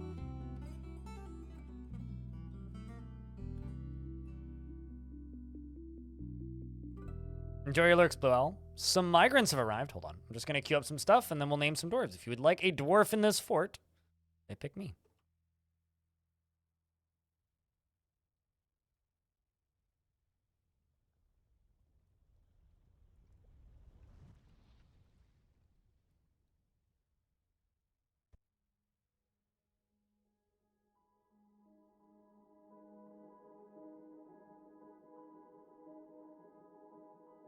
Don't know how many dwarves we're going to get, but... Saber, do you have a dwarf? I thought you did. No, you don't. Okay, guess you died. Also, ads just hit, so I will wait until the ads are done.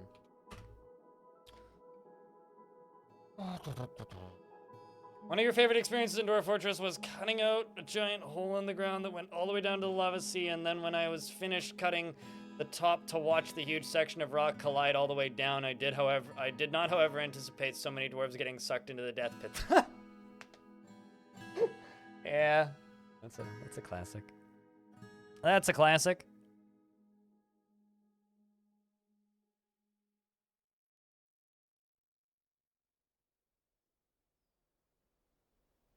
Genuine classic.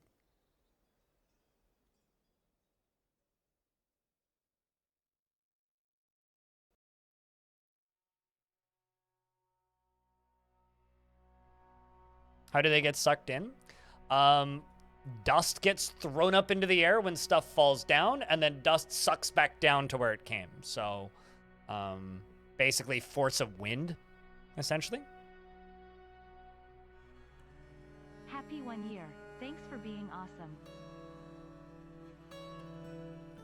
Psycho! Thank you very much for the 12th month. Appreciate you. Welcome back.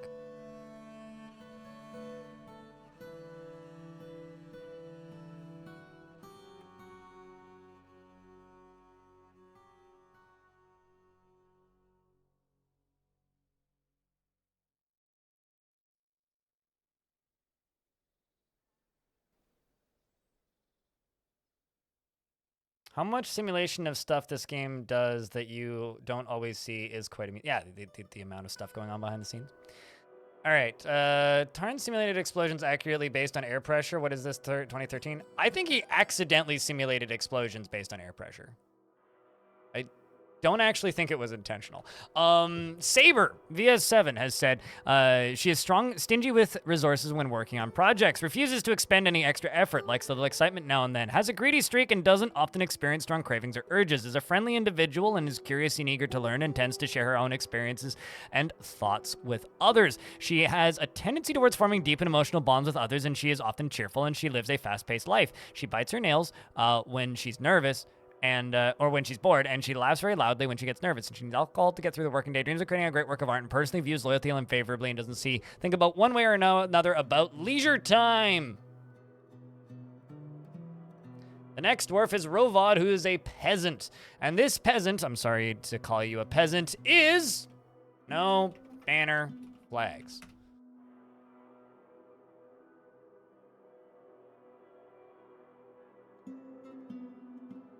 Also, thank you, Seriously Psycho, for the 12 months. We are getting a lot of one-year subscriptions this stream because of the 1 year since release. So I appreciate you keeping that subscription alive, and thank you very much for continuing to support this weird channel that I run here.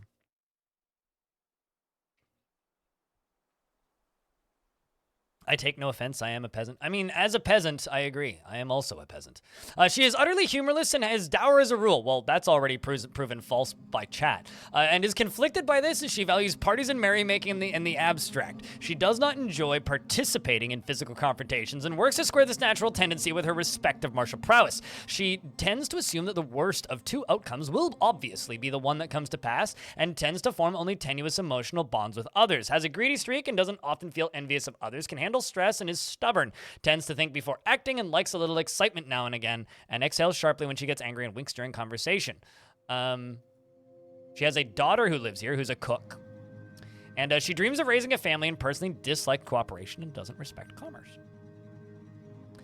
Next up, we have Aban, who's a trapper who's got a really nice haircut. Aban is going to be Dissociated Hollow. I feel that username, by the way. That's just me on some days. Is prone to strong feelings of jealousy. I'm sorry.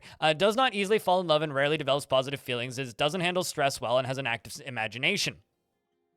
Finds obligations confining, though she is conflicted by this for more than one reason. Is slow to trust others and has a calm demeanor. Is somewhat fearful in the face of imminent danger, and she finds helping others to be emotionally rewarding. Is rarely happy or enthusiastic, and tends to be a bit stubborn in changing her mind about things, and occasionally overindulges and is quite polite, and laughs very loudly when she's surprised. She needs alcohol to get through the working day and likes working outdoors and only grumbles mildly at crap weather. Psycho, thank you very much for gifting a subscription. That's the first gifted subscription in 3 hours. Thank you. Appreciate you.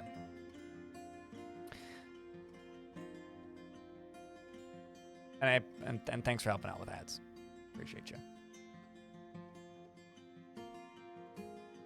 At least it's only 15 seconds. It's 2 minutes of ads, so the amount should add up to 2 minutes. Although I'm probably going to turn it back down to 1 minute and 30 because concern that I was running into, I think, was actually just a bug. But that's behind the scenes bullshit.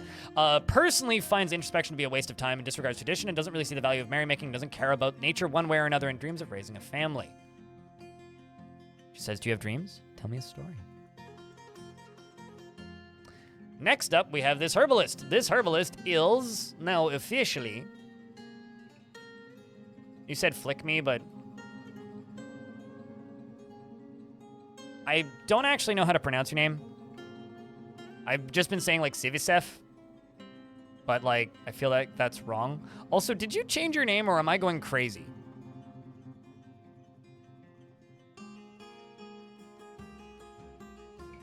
Because I should recognize your name, but I kind of don't for some reason. Is prone to hatreds and often develops negative feelings. Word! Oh, you used to be Saphir. Okay, well, hold on. Let me just add a previous username to you. So I remember that. On Twitch, you can actually add nicknames to people. So I put the old username in brackets because I'm pretty good at remembering usernames, but, like... When people change their usernames, it's like, you might as well be a new person to me. Until I realize that you've been subbed for a while and have a lot of chat messages, and then I'm like, wait a second. Anyway, is prone to hatreds and often develops negative feelings, often forms fleeting and rare emotional bonds with others and is bashful, dislikes helping others and prefers to be alone, tends to be a bit stubborn in changing her mind about things, and tends to make a small mess with her own possessions, tends to be a little tight with resources when working on projects, and finds herself to be quite hopeful about the future. Doesn't seek out excitement and is somewhat quarrelsome, is bothered by this and she values friendship, doesn't tend to hold on to grievances, and is moved by art and natural beauty. Though she is troubled by this and she dislikes the natural world, and exhales slowly and deliberately when she starts getting bored. You can add nicknames here. I'll show you what it looks like. I don't know actually if it's a Twitch feature or if it's a better Twitch feature, but it's this tiny little pen right here. It might also just be like a odd only feature, but this little pencil here, I add a nickname and I add the old username in brackets so that I remember who it is. So I won't screw up your username, but I will remember who you were based on your old moniker, and then eventually it just kind of replaces it in my brain. So when I start remembering who you are, I just remove the nickname after a little bit. Yeah. Because, like, There are times where, like, people will, like, you know, be around the channel all the time and then randomly change their name and then never mention it. And then it'll be like 2 weeks and I'll be like, wait a second, you're not a new person. I know who you are. Anyway, personally values peace over war and doesn't feel strongly about the law and doesn't really see the point in working hard and dreams of raising a family. Another thing that'll happen sometimes is people will be super active on the Discord and really, really quiet in the Twitch chat and then suddenly start talking in the Twitch chat, but they have a different username in the Twitch chat. So I'll put the Discord username in their thing. Anyway, yeah, it's that sort of thing. It's just behind the scenes management. Bomb wreck. I keep hoping my old squad that got lost is gonna come back, but they haven't. God damn it. If I start getting lashers all of a sudden, they're probably from there. Scrolling up. Okay, who do we have next? Dwarf. There you go, Dasa.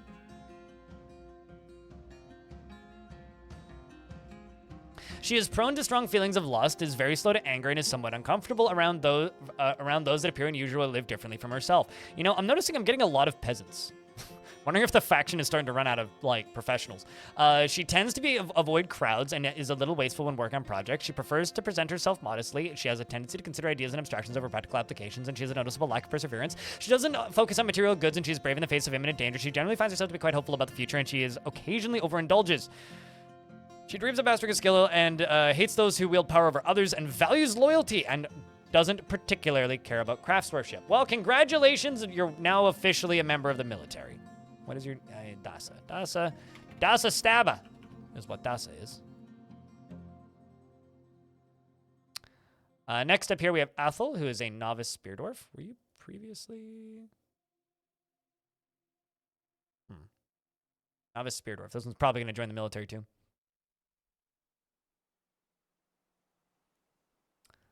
This one is DJ Rock. With a bunch of numbers, but I'll just go with DJ Rock.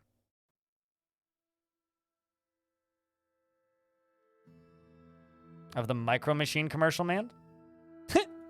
That's a blast from the past. She sees others as selfish and conniving. She is shameless and absolutely unfazed by the thoughts of others. She is intellectually stubborn and rarely changing her mind during a debate, regardless of its merits, and takes offered help and gets without feeling particularly grateful. She has an active imagination and she tries to do things correctly each time, and she can easily fall in love or develop positive sentiments, and she can occasionally lose focus on the matter at hand. She is somewhat uncomfortable around those that appear unusual or live differently from herself, and she often feels lustful. And she is assertive. And she needs alcohol to get through the working day.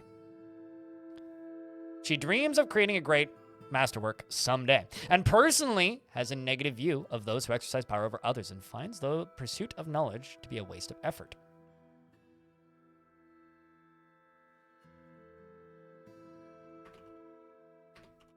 Oopsies.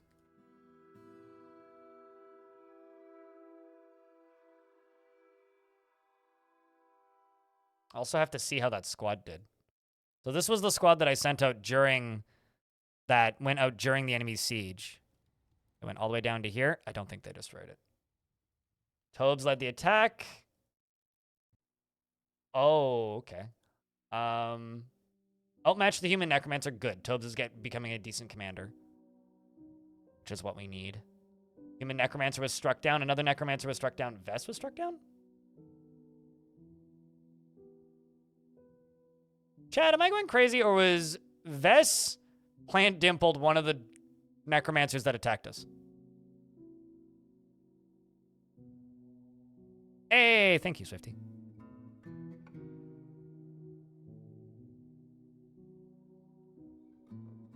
Anyway, Tobzen had a good positional tactics.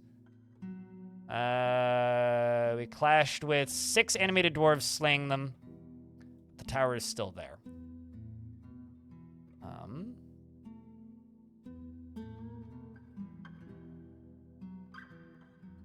I'm going to just make a no uniform squad. I'm going to go to stress. I'm going to just try and capture this place because I'm assuming everything is dead. The most stressed dwarf. Old man's pretty stressed. And someone who isn't named. Also not in the military already. Tourist, you're pretty upset. The banners of oil.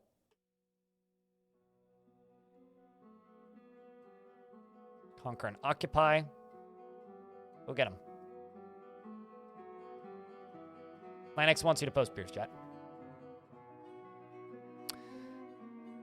All right, so DJ Rock here, you are a novice spear dwarf, so you are going to join this squad, which you've already done, so there we go. Who else do we have? That's a sheep. Whose pet is that? Is that yours? Okay, so that's your pet sheep. DJ Rock, I won't kill it. I might shear it, though. Missed him. We almost missed him, but we didn't, so I can scroll up and name the last few requests.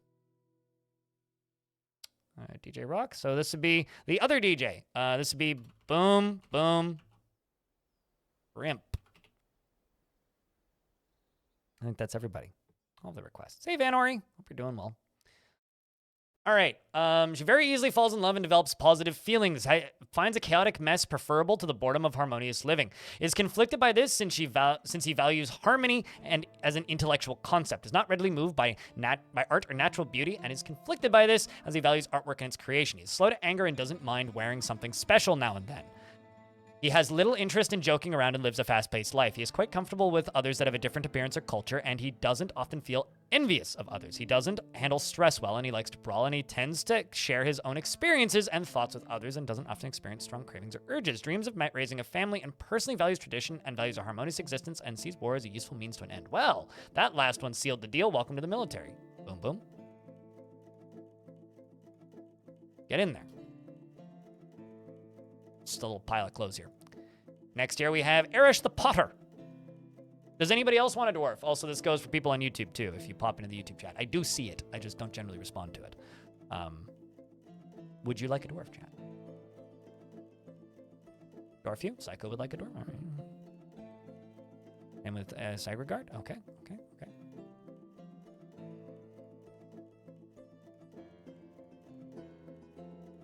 Someone just commented on one of my older shorts that says, dude looks exactly how I'd imagine someone who plays games like that.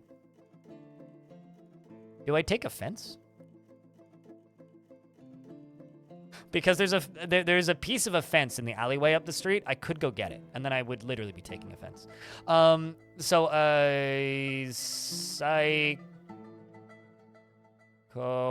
5 1 here. We'll just go with Psycho. Psycho does not generally seek retribution for past wrongs. Prefers to be alone and is easily moved to mercy. Is greatly moved by art and natural beauty and is troubled by this since she dislikes the natural world. She is quick to form negative views about things and likes to keep things practical without delving too deeply into the abstract. She is quite comfortable with others that have a different appearance or culture, and she is often cheerful. She tends to be swayed by emotional appeals, and she has a greedy streak. She isn't particularly curious about the world, and she likes a little excitement now and then.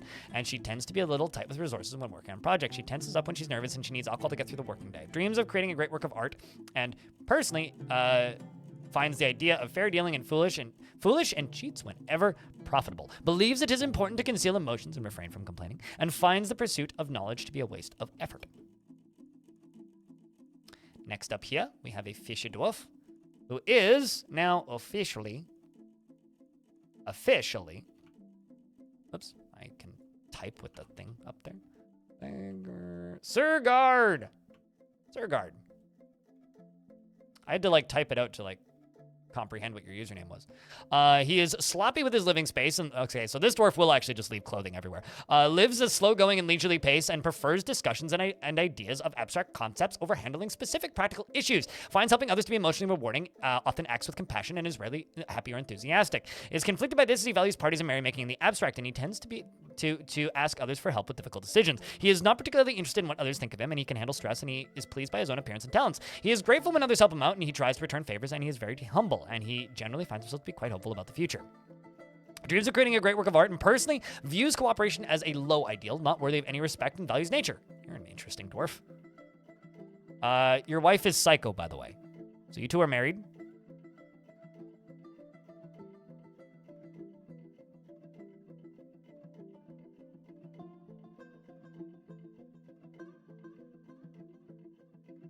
I feel like that person was trying to offend but didn't really hit the mark. Oh, possibly. I mean, I just think it's, oh shit, a cat. Who let that monster in here? Hold on. Psycho, you're living up to your name. You have a pet cat. Is it a male cat? It's a female cat. Okay, so I can't gild it. Next up here, we have Aerith.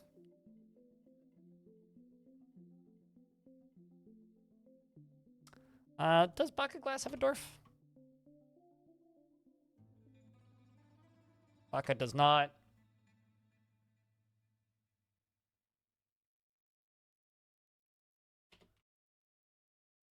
And on 4 from the YouTube chat gets the next one because of order of asking.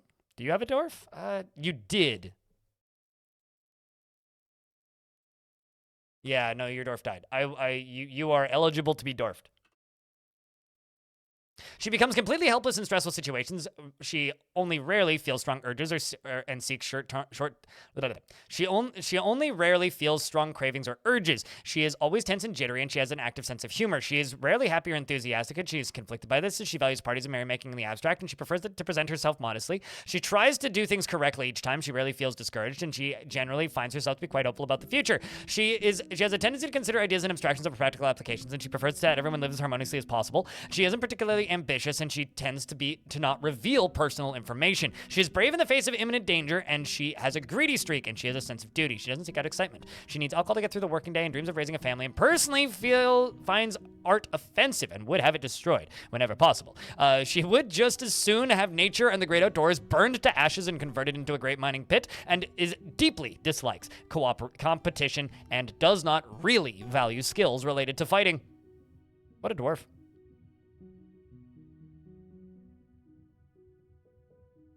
In Qued, you are now on a quest to retrieve a stolen Taco Supreme.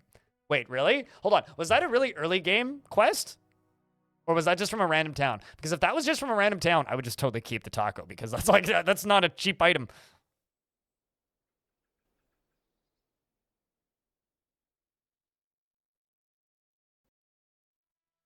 Have they fixed cat explosions? Like 10 years ago. Not quite. More like 8? When was actual... Can someone go look up the version number of the game that had cat explosions as an actual issue and tell me what year that patch came out? Because I'm pretty sure it was like 2014. So it's like 9 years or something now, probably, ago that cat explosions were fixed. No, I just don't like having a lot of cats in my fort because they're just kind of annoying. I just don't particularly like having a ton of cats in my forts.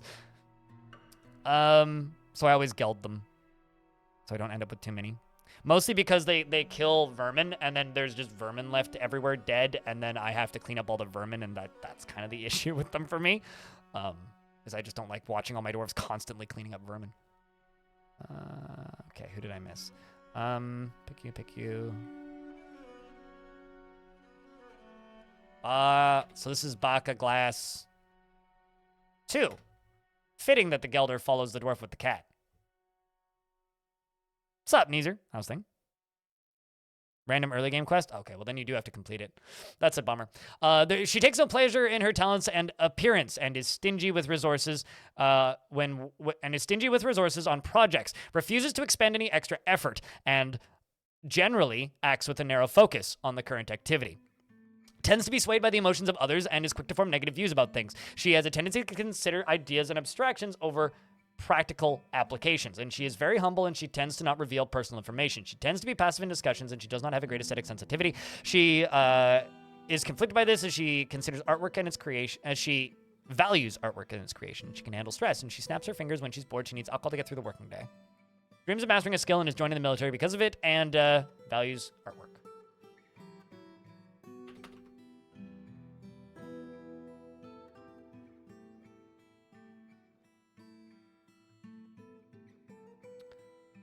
This next dwarf is Deller.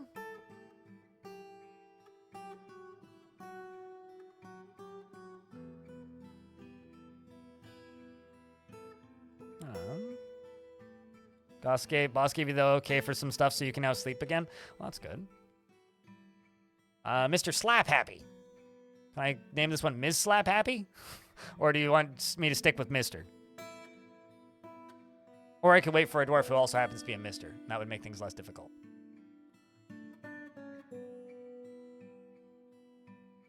Okay, we'll just go with Mr. It's fine. Mr. Slap Happy. How's Firebolt going? Well, that lass is still alive, I think. Yes, that lass is in fact still alive. You're kind of pissed and you're smelting ore. So Slap Happy is dutiful, fact-oriented, fearful, and resilient, and has a very good sense of empathy. She has a great trouble mastering fear when confronted by danger. Is not joining the military then. Is confident under pressure and has a sense of duty. She isn't given to flights of fancy and occasionally overindulges, tends to be a little wasteful when working on projects, and likes to brawl. Thinks she is fairly important in the grand scheme of things, and doesn't cling tightly to ideas, and is open to changing her mind, and doesn't often feel lustful, and tends to assume that the worst of two outcomes will naturally be the one that comes to pass.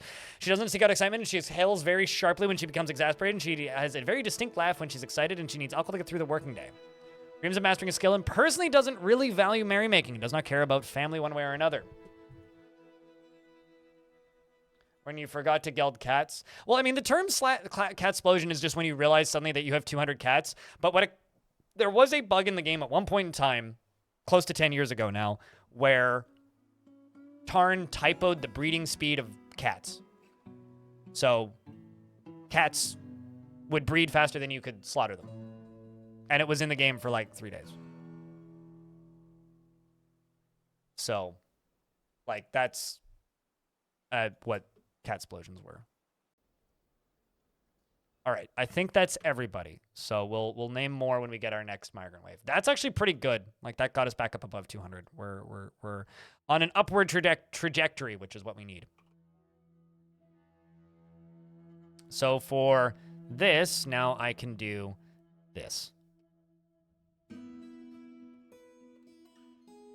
We'll see how this goes.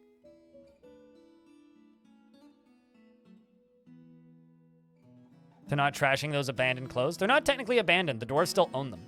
When the dwarves go and claim a bedroom, they will then go back to their abandoned clothes and put it into their bedroom if there is a place for them to put it in the bedroom. Oh, no, not tell him. No. Go do something else, dwarf. Go do something else. Literally anything else. There you go. Let's get a different dwarf in here. Because there's like a pretty good chance whatever dwarf does that is just gonna go die. Safe keeps. All right, safe keeps. I mean,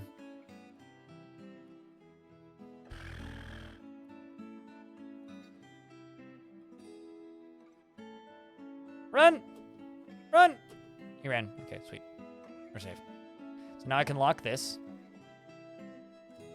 Van Ori, thank you very much for gifting 5 gift subs. Appreciate you. I think that's the second 5-pack of the day. Appreciate you much. Thanks for helping keep this weird channel funded.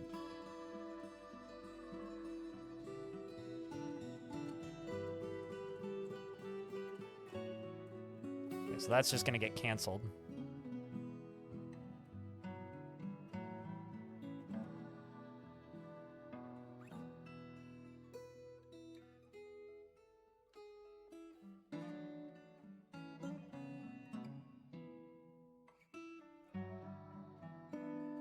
Let's get that knocked out. Run away, safe. Run away. There you go. Now we lock this. Easy peasy. So this fills up with lava. And then what we're gonna do is I'm gonna go all the way along here. And I'm going to make obsidian, enormous iron corkscrews, and these. So the reason I'm using obsidian is all of these materials are lava safe, meaning they are not going to melt when lava sees it, or when they touch lava. Because you don't want them to touch lava and then immediately melt. And then what I'm gonna do is I'm gonna go all the way to the bottom of this, and we're going to do vertical axles. I'm just gonna use whatever's closest. Axle. Okay, not an axle there. Axle, and then a gear assembly on... Am I out of gear assemblies? I am, in fact, out of gear assemblies. Well, we need to wait until I have more gear assemblies. The other thing that I can do is I can go over here, and I can do horizontal axle to right there. Then horizontal axle all the way up to here. To connect these two. So in order to do this, I need 2 more axles. I also need a lever, actually. I would like to be able to turn this off.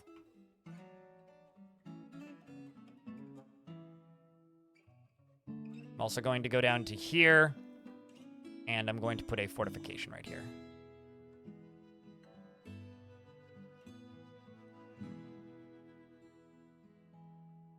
You're feeling sleepy? We'll see you later, dude. Thanks for hanging out, and thanks for giving me the heads up on your username. Got to run to the office for a bit. I'll be back in a few hours. Cool. Curious about something.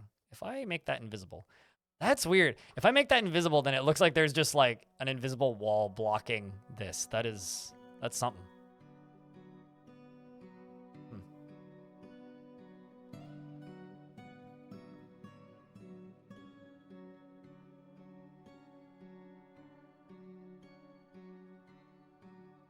To pull a question out of the YouTube chat, I don't generally have systems for anything that I do, which kind of drives some people nuts.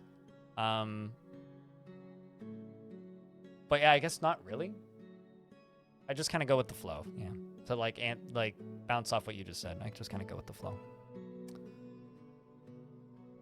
Just kind of go with whatever's there and just kind of work around things that make things look cool in a way that I think is aesthetically satisfying. If I don't like looking at it, I don't build it. And I build things I like looking at and try and make shapes that I like looking at.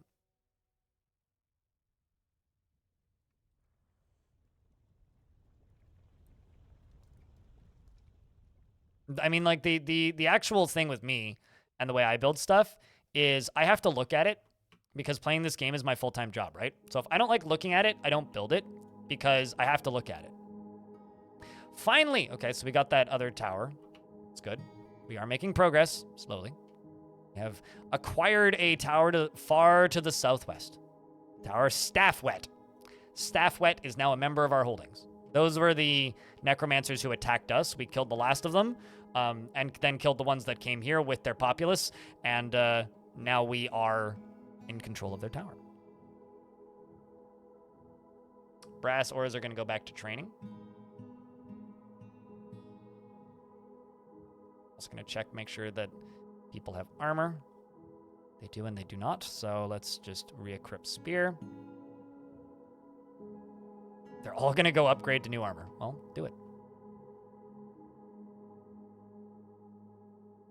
Is that a welcome to the whoosh? No, this is so that I can turn a chunk of the lake that we are settled on into not a lake so that dwarves stop falling into it and drowning. Is actually what this is.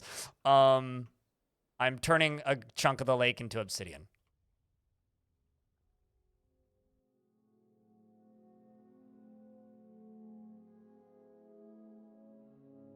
Is really what I'm doing. But, I mean, it might end up getting repurposed into that. I'm not entirely certain at this point. Open to ideas. We'll put it that way. Safety measures. Sure. Yeah.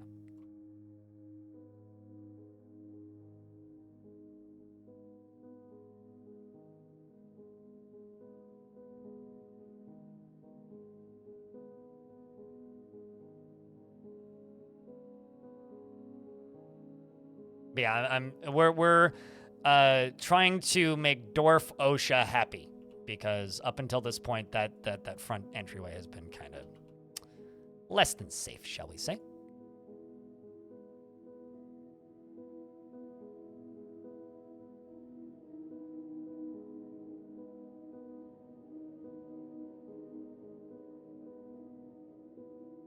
Good evening. Wait, what?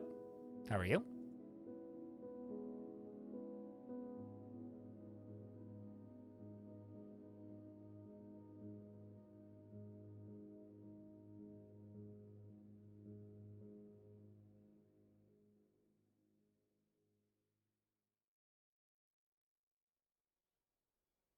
Say, has this been canceled yet? No, it hasn't, which is mildly surprising. Let's grab a gear assembly. Plop you up top here. I do not have any mechanisms. Do I not have any mechanics? Did I destroy all my mechanic shops and forget? I may have done that.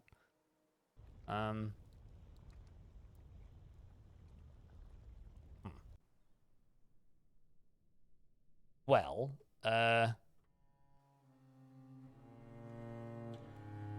I guess what I'll do is I'll put... Or am I just, like, out of boulders? I may actually just be out of boulders. No, I'm not out of boulders. Just a dining hall. I'm just gonna plop some mechanic shops in this dining hall.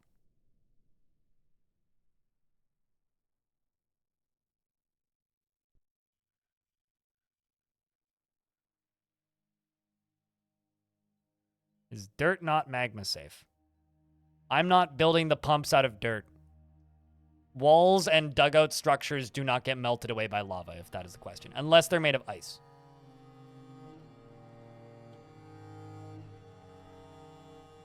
I'm adding walls to it so that it looks cool, if that's the question. I want it to look cool. And all doors are magma safe unless a dwarf walks through it.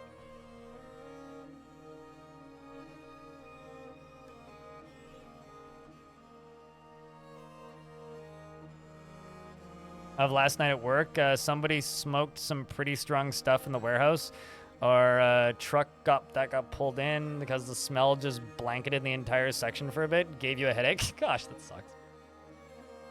Yeah, I'm not a... As somebody who enjoys recreational cannabis, it really bothers me when people have absolutely no sense for other people. Ice walls can be built by lava. Not constructed ice walls. Dugout ice walls can. So if you, like, tunnel through an ocean that's ice and push water through that, the ice will melt and then immediately turn into obsidian and probably block the flow of the lava. But constructed walls don't. The fourth state of matter, wall constructed by dwarves. Also, hold on. I just realized I actually have 2 undead dwarves. Wow, I do. Yeah, it looks like my doctor, Eusteth, became a zombie too. So I actually have 2 bleak stalkers. I've got Eusteth, who was my old militia commander, as well as Orange.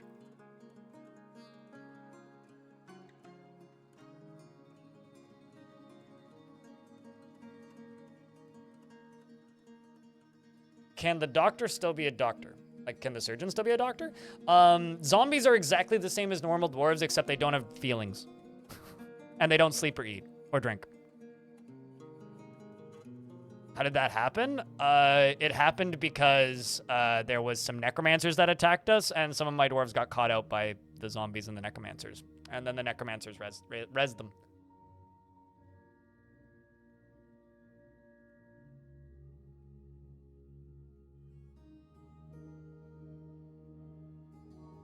They do drown? What? No, they don't. That's how I make zombies, is by drowning things. So they would immediately drown a second time. Well, necromancers aren't zombies. Necromancers are alive. Technically. They're immortal, but they're alive. But they're alive in the same way elves are. Where they will not die of natural causes, but they can still die. However, if you have a necromancer that has necromancer powers that dies and then gets resurrected by another necromancer, they keep their necromancer powers. So you can get what I call liches. Or, anyway, I call them liches. I don't know. Whether or not you think they're liches, that's just my headcanon name for them. Also, I would just like to point out for a second that the Hot Potato Rimworld Charity Marathon, which is a charity event specifically that my stream team organizes every year.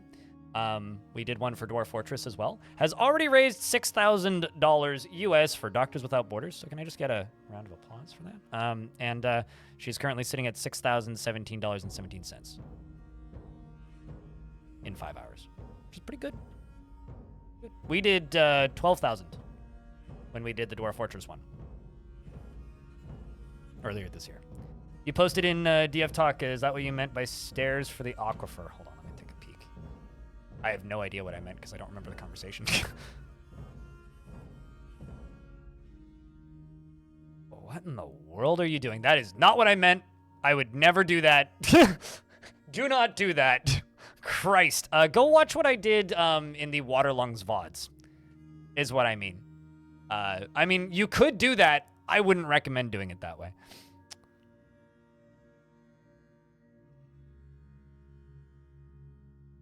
I mean, that might work, but that's certainly not what I meant, nor how I would do it.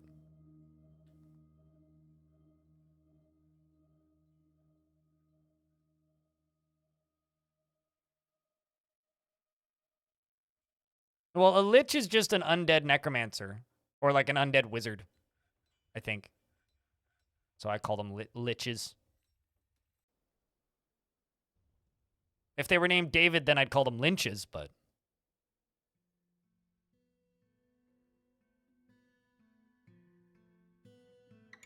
Yeah, I guess I destroyed all my mechanic shops. That's kind of funny.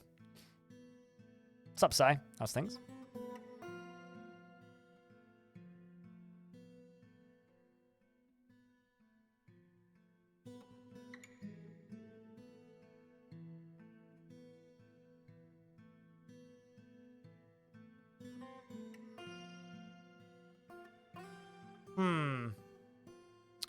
This is a problem.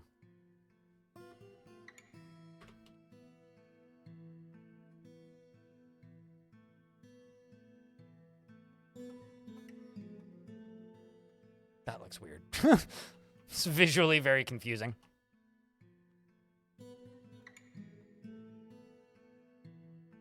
Well, mummies are a different thing. Mummies are mummies. Necromancers are necromancers. Undead necromancers are still technically necromancers. In my mind and in my brain, undead necromancers are liches. Mummies are something completely different. Mummies are a cursed legendary person or whatever.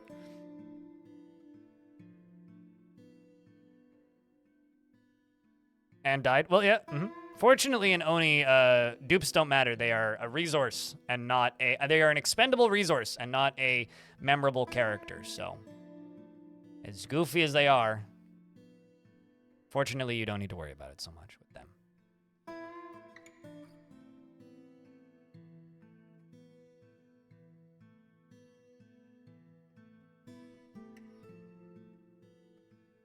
Grumble.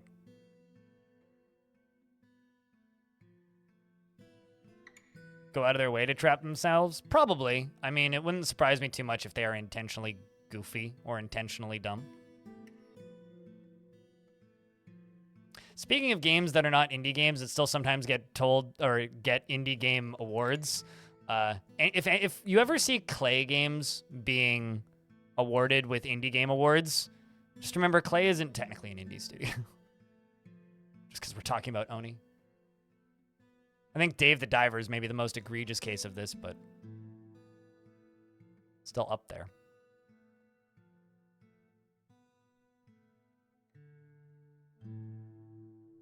That's it. I'm just going to get rid of the trustworthy armory as a squad. If they come back, they'll come back in migrant waves. Which I can't even do.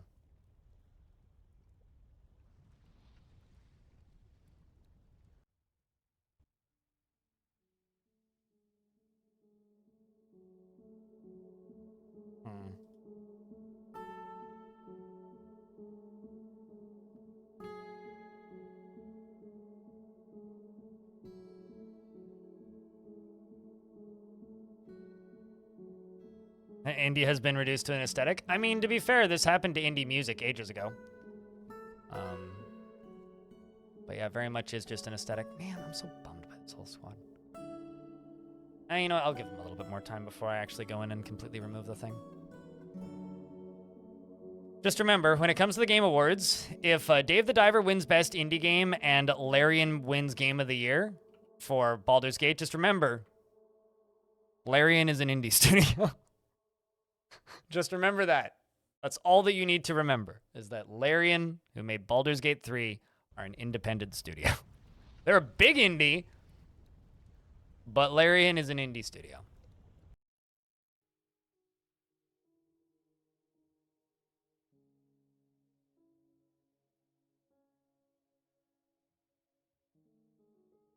I mean, up until very recently, so was Bungie. So, like, does Valve count then? I mean, if you want to be very reductive, yes, to a degree. I wouldn't, because they also publish games. They're more of a publisher themselves. Also, isn't Valve technically a corporation even though they're not publicly traded? I don't know. Valve is weird. I mean, like, on certain levels, you could also, like, make the argument for Epic Games, but I think once you're publishing games, because then technically you're also a publisher. Because Dwarf Fortress isn't compatible with VR, and you can't nominate games for things that they do not qualify for. There is no native VR support for Dwarf Fortress. Doesn't matter that you can play it on virtual desktop.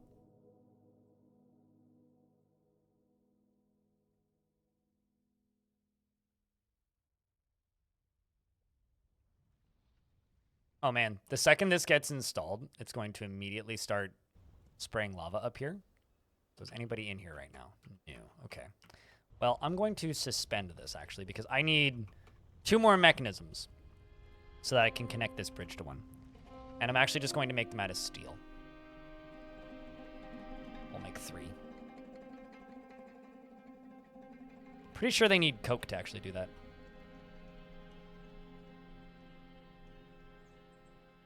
I believe it. Wait, what?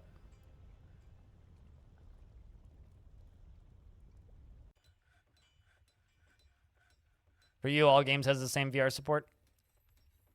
I mean, you can make that argument, but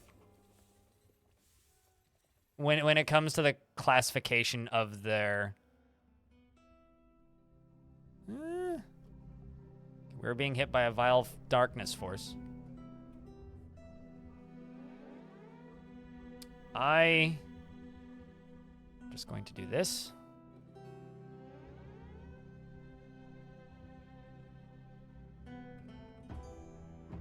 I'm assuming they're just going to beeline for the front door, which is fine.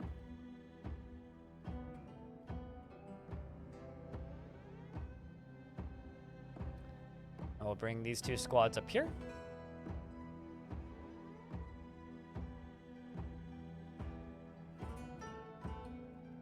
This is just a bunch of crossbow carriers, so they won't be too big of a threat. Let's just see which direction they go. Dwarves are already here and ready to fight.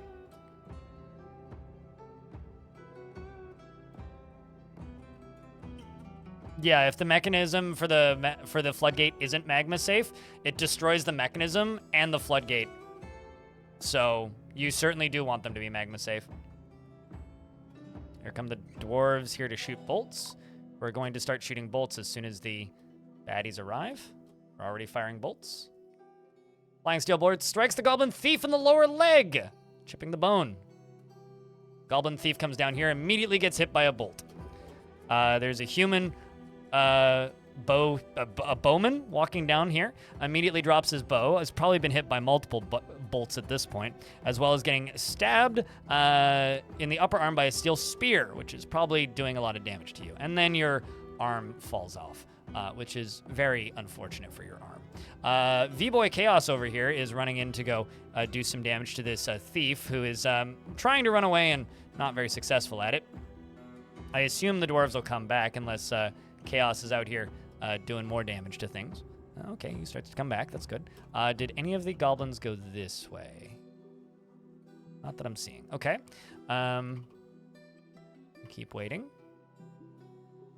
It appears that they are leaving, which would be kind of funny. Are you, in fact, leaving, baddies? Or are they just regrouping? They may just be regrouping. They were just regrouping. So now we wait here for the next round of idiots. I mean bad guys. Oh shit, a bird. What was that? Parrot. It's a parrot. Parrot there. Let's see the parrot. Parrot? Oh. Here, I was hoping it would come back.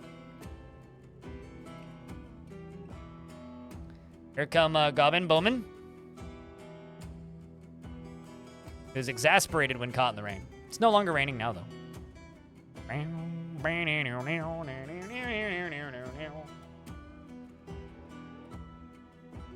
That's actually a pretty good comparison of Sam Adams being considered a microbrewery. Melville is now making an artifact. And this bowman here is now seriously injured because they took a steel bolt to the left hand. Oh boy, and also an iron bolt to the lower body. And they say how fleeting life is Beyond fear. They are nauseous, and then they take more bolts, and they immediately drop their bow, and then the dwarves come running up the hill after they've been weakened.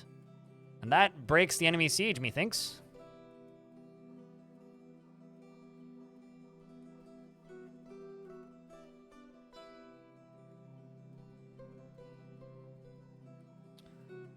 Which means I can send these 2 squads back to training, these 2 squads up here to do whatever. Oh, there it is. It's a parakeet. That can't be right. There's only one of them.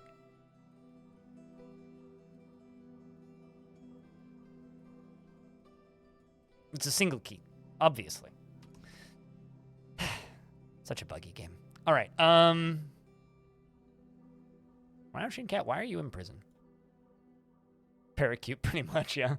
Quivers, maces, bolts. This is okay.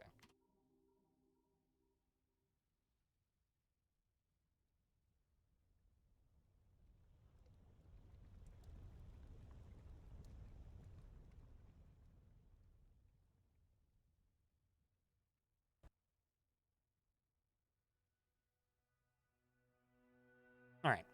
So, I also need to this prison construction back underway because it kind of got paused for a bit. I'm also just realizing I don't think I've traded with the dwarves once this stream. And I'm not sure how long it's been. Interesting. That might actually be a problem. But we are still getting migrant waves, so that's good. There's a sheep over here who's somebody's pet that needs to be moved. Go up here. You can go up here. Cat can go wherever.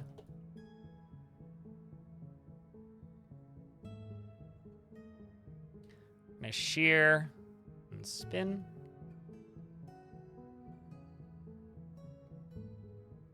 Looks like my stockpile for leather is working quite well. Working quite well.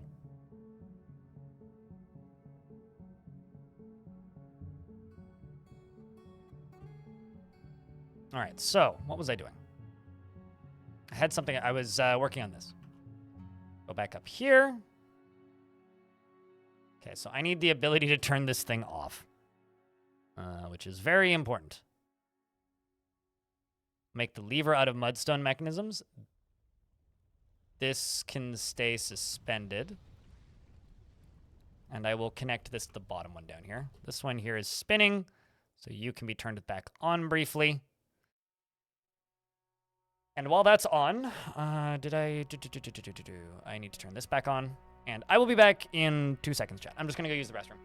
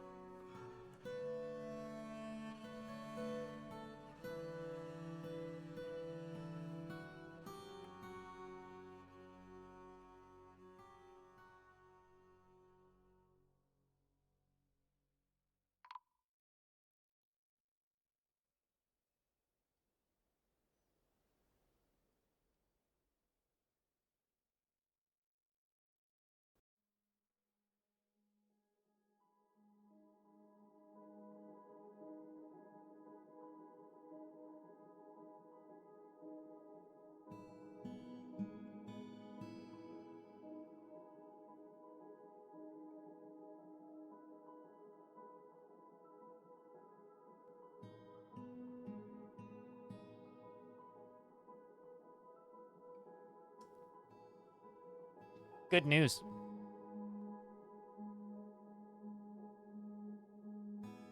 All of my, oh shit, the diplomat. Also, okay, that dwarf failed an artifact. Good news, all of my, what's it called? Spinach have sprouted in my second spinach planting session. Good. Dr. Finnis meets with the elf diplomat. They're okay with parting with 25 trees. That's plenty. I do not need to chop down that many. Yeah, all of my spinach has sprouted. which is good.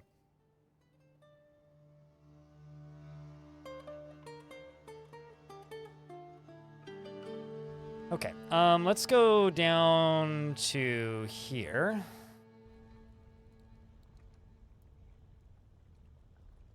See how many dwarves need to be memorialized. Archmaster and Ashen both need to be memorialized.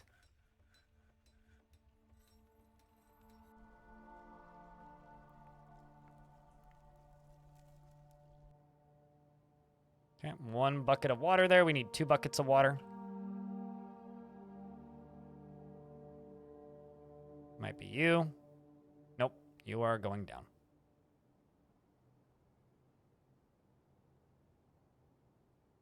I will say the same thing that I say to everybody, to the person in YouTube chat. I am growing lettuce, spinach, and various other green veggies in my closet because veggies are too friggin' expensive. Yes, I smoke cannabis regularly. However, have you ever actually tried growing weed?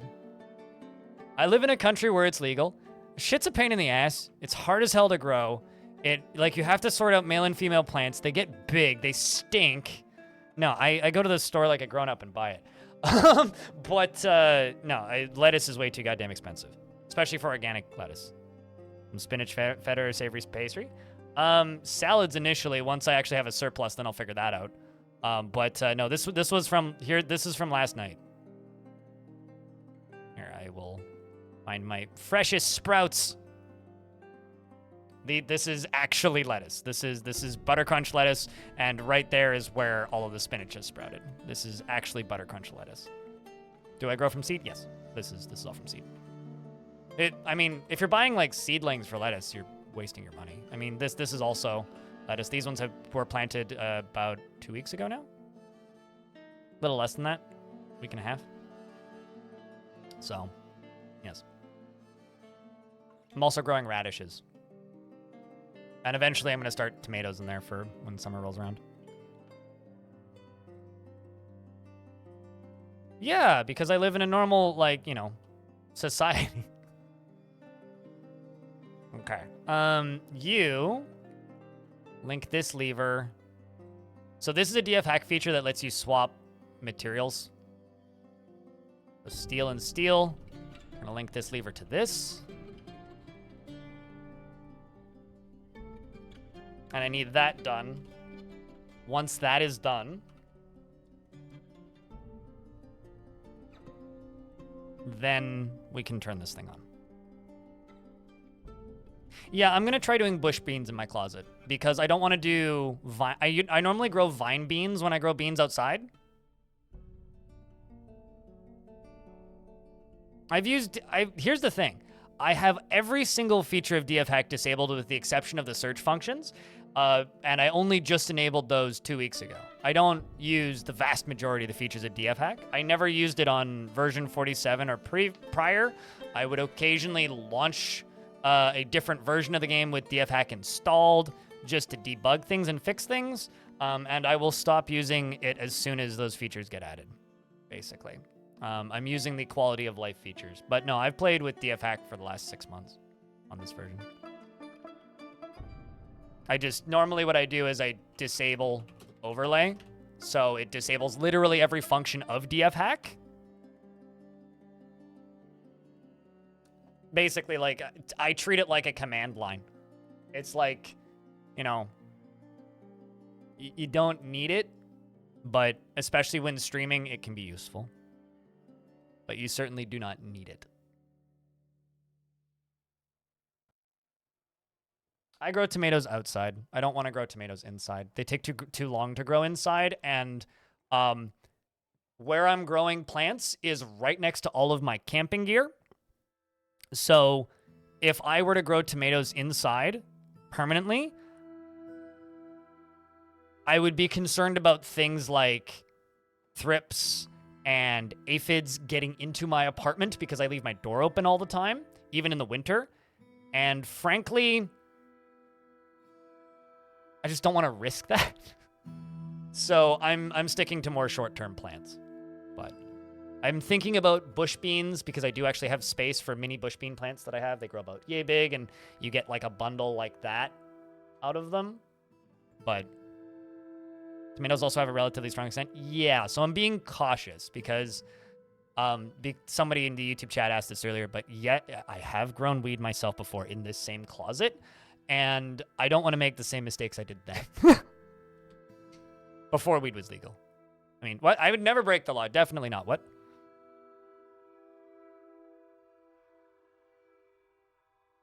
You were sick of the fungus gnats? Yeah, I don't blame you.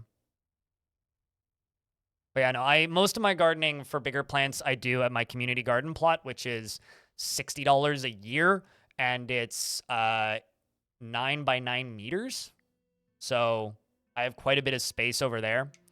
And the community gets together and buys a truck or 2 truckloads worth of fertilizer every year, which is $5 a wheelbarrow. So it is a huge plot, yeah. So, and I think I'm the youngest person in that garden by like 35 years, maybe more. So $60 a year is a steal. It's actually the first year it's 85 because you have to pay a down deposit for your key. What is that icon? Oh shit. Glass, this is funny. The scholar Glass Half Empty 2 has discovered why gears are effective. Congratulations. You've discovered why gears are effective. Hopefully that doesn't grind your gears too much.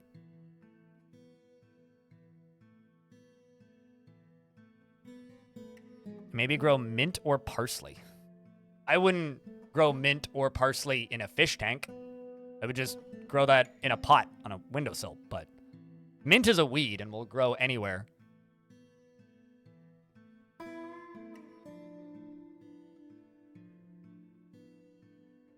Weed was better before legalization? What? As somebody who used pre and post legalization here in Canada, I completely disagree with that statement. Cheaper in some cases. Quality levels varied wildly. Yeah, I do not agree with that. I like to know exactly where the thing I'm smoking came from. Yeah, also what YouTube chat is saying, mint will take over. Mint is a weed. It is very much a weed, so be careful with it. I maybe have planted mint all over outside of my apartment in underneath the hedges around my building, and there's mint fucking everywhere now, and it's wonderful. Basil is the annual plant, though, so basil will bolt and die eventually. Mint doesn't. I mean, if you let it go to seed, yeah, basil will come back, but that's actually something I need to start in the closet, is basil. Mint is herbal violence. I mean, I've talked to you guys and Twitch chat before about my, what's the word? Civil disobedience and bioterrorism. The Forgotten Beast, Rami Sani, has come. A great rattlesnake with lidless eyes. It has thin wings of stretched skin, and it is slavering. Its scales are large and overlapping. Beware its poison bite. It probably can't get to us, but let's see. Yeah, it can't get to us. But it can... Ooh. Maybe it can get to us. That's okay if it can. That's fun. Come to me, you creature.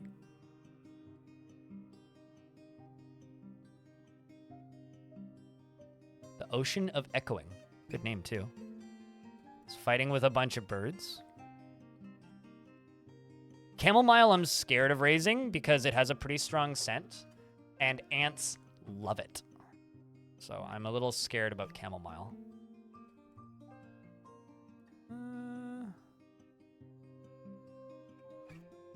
No, it can't get to us. Okay. You're actually safe, I think. We'll just keep an eye on that one. It might be able to get up to the upper layer, and if it does, we'll find out pretty quick.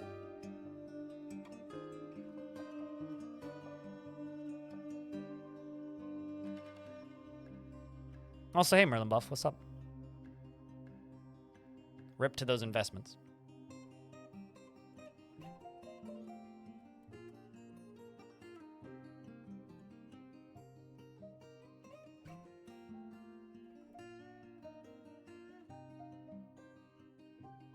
So just keep an eye on those combat logs.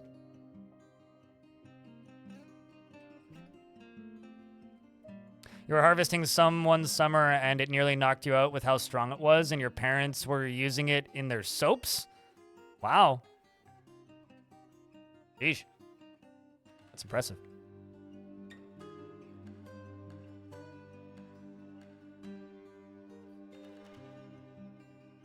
But that's after legalization? Because that's a completely ridiculous amount of THC to take in a single gummy. What? I think that your tolerance is too high. As somebody with a very, very, very high THC tolerance, I think your tolerance is too high if you're taking 10,000 milligram THC gummies. Also, you can make your own gummies. It ain't hard. Somebody before was just making gummies, and that's not hard to do. But that is a completely irresponsible amount of THC to be taken, my dude.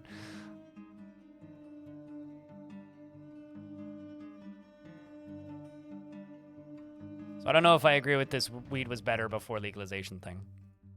But you are entitled to your opinion.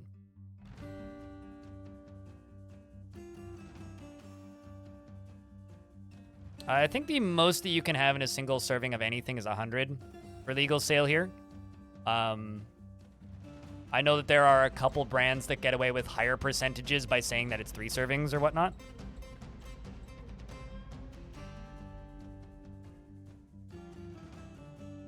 You stop smoking weed to smoke dabs? Dabs is weed. It's just a different, like, format of weed. Okay, so this doesn't have enough power. All of my stuff shut off. It doesn't have, oh, I see why. It's because I didn't connect these. Thought I did that already. We're up to 1,000 milligram per item. You can have higher amounts per package, but per dose, it has to be a certain amount. I think it's 100. It's the maximum you can have per dose. So you could buy like a bag of 20 gummies that are 100 per gummy. But like, yeah, I don't know. I worry. I take my tolerance pretty seriously. It's a shame you can't make mega wheels. What do you mean? What's a mega wheel? I take my tolerance pretty seriously and try my damnedest to make sure that my tolerance doesn't get too high, because it's very easy to just like accelerate to completely irresponsible amounts of consumption when it comes to any kind of habit, and that's what weed is a habit.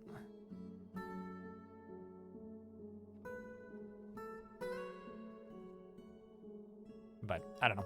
You live your life.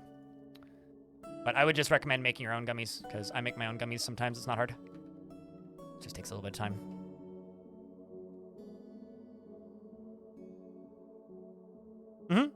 But no, like the actual, the main thing that I've noticed pre and post legalization, at least here in Canada, is pre-legalization, all weed smell like stank. It all smelled awful.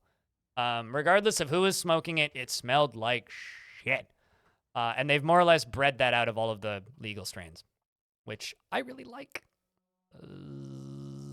Generally, it doesn't bother other people as much, which is good. Magma's pretty slow. It'll speed up once, now that there's actual power to this thing. But it'll pump all the way over to there. I'll let this fill up all the way. This has plenty of flow speed going into it, because it's coming from up here as well as down here. So this should fill pretty quick. Once this whole thing is full of 7x7, I will then drop this down and let it flow out. And it should go pretty quick.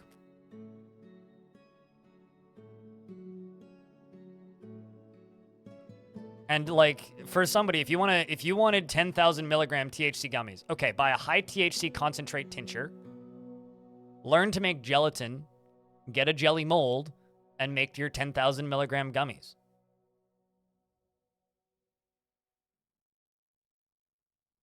Your tolerance is pretty high. So like for me, if I notice my tolerance is getting too high, and I know this might sound crazy, I try and take a tea break. If my because I smoke weed to keep myself from being too depressed to exist, right? I use it as an antidepressant. when my tolerance gets too high, and it happens sometimes, and I realize it's like, okay, I'm using way too much of this, I stop for like a week. And yeah, I sleep like shit for a week, and I have wild dreams for like a week. But then my usage goes down. Oh.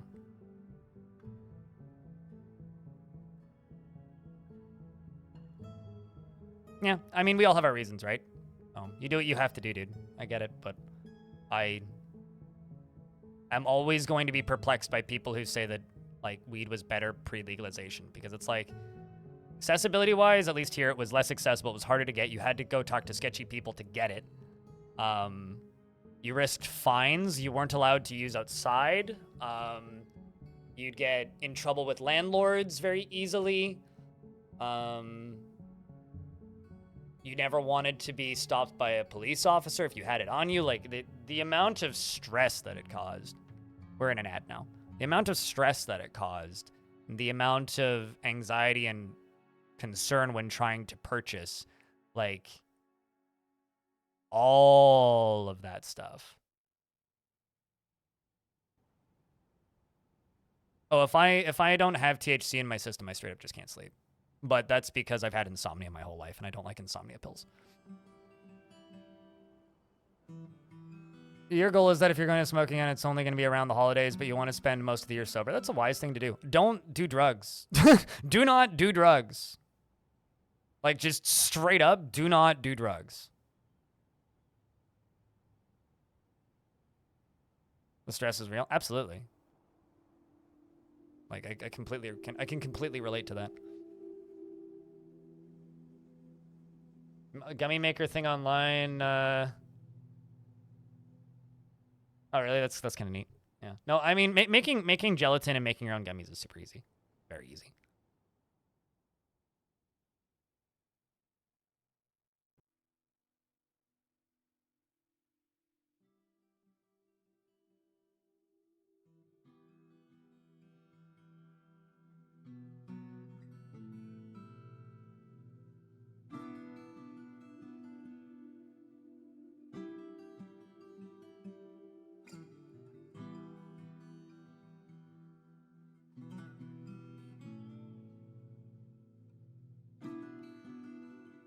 The dreams are still stressful, but started taking melatonin. It's been helping a lot. I don't like melatonin because I can take like a 5 milligram melatonin pill and I wake up and I'm groggy for the first 3 hours of the day. But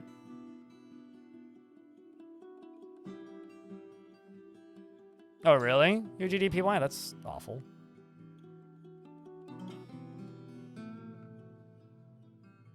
All right, so we're gonna wait for this to fill back up, because it is pumping out faster than it can fill.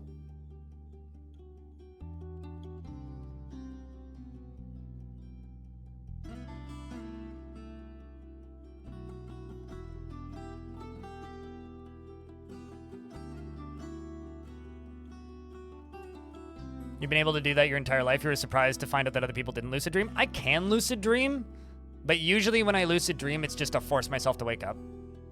If I realize that I'm dreaming, I will generally just be like, all right, time to get up, and then try and fall back to sleep without dreaming, because I don't like dreaming. You come across any spare peasants, you'd be happy and honored to join the fort. You also have your OP, still your OP character in Caves of Cud from your stream the other night. You haven't gotten this far before. What level are you? This game just gets weirder and weirder, and you're also starting up the first fire. Up your first fire in this beautiful wood stove in the study, and your mom was on oxygen for the last year, so no open flames. Gonna burn some oak. 28, damn, yeah, you're getting there. Are you going through the main quest, or are you just like vibing, going around exploring, sandboxing it?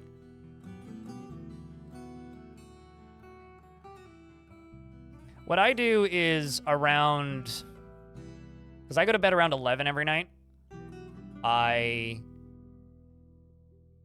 generally shut all my screens off at about 10. This includes my main computer, and like turn the computer off, and then I put my phone into sleep mode, which makes the screen go grayscale and lowers the brightness to the minimum brightness. Then I put on a podcast and kind of open the door to my patio and hang out on my patio, take care of my plants, which is part of the and now also the stuff in the closet. And then after that, once all that is done, I get ready for bed. And usually by that point, I'm pleasantly stoned as well. And we'll do that, and this is the last one I gotta do. Because this one needs hit pond zone right here.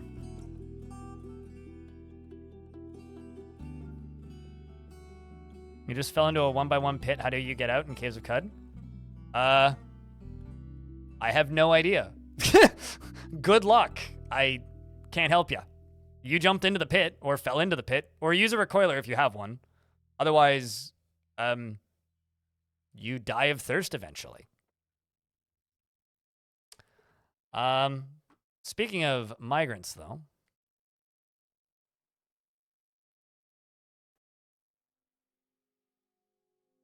Pablo Rasta is now a farmer. Doesn't stick with things even if minor difficulties arise. He is quick to anger and he finds obligations confining, though he is conflicted by the concept of... Though he values the concept of loyalty and is troubled by this natural tendency, and he can handle stress. He tends to ask others for help with difficult decisions, and he often is cheerful, and he generally is quite confident in his abilities when undertaking specific ventures. He tends to avoid crowds, and he is quite comfortable with others that have a different appearance or culture. When he's thinking hard, he has a habit of licking his lips, and he scratches his nose when he's trying to remember something, and he exhales hard and deliberately when he starts getting bored. He needs alcohol to get through the working day. And he has no military skills whatsoever. Has no kills.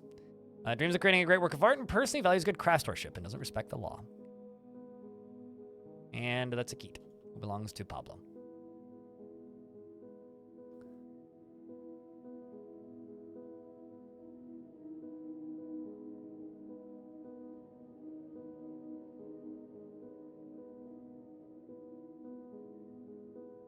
Got fucking red, sativa, shake blend, oh boy. I would be scared to play Cud High. I feel like I would just wake up with a dead character. Kimberlite is your new favorite color. Stone Kimberlite's good. Yeah, I'm right there with you, Dissociated Hollow. I have pretty bad nightmares. But, you know. Not to just, like, dump woes. Deep Space, what's up? Oh, shit. Must have had an artifact that started that I missed. Everybody's got pet Keats.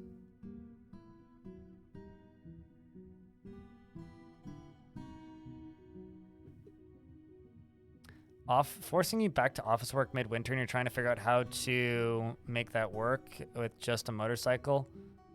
A 30-minute drive. Oh boy. That sucks that you have to go back to work, though. Like, I don't know.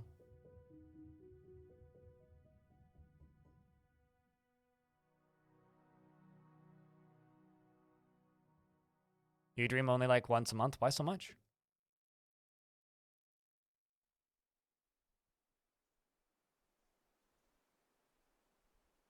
Very single-minded, dreams of mastering a skill.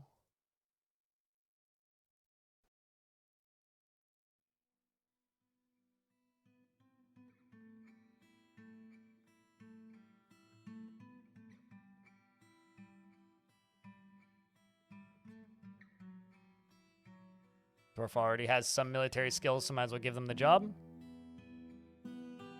There we go. Numbers continuing to move up. Yeah, that's I think the thing that I value the most about this job, getting to do things on the internet, is that I don't have to commute anymore. I do not miss having to commute at all.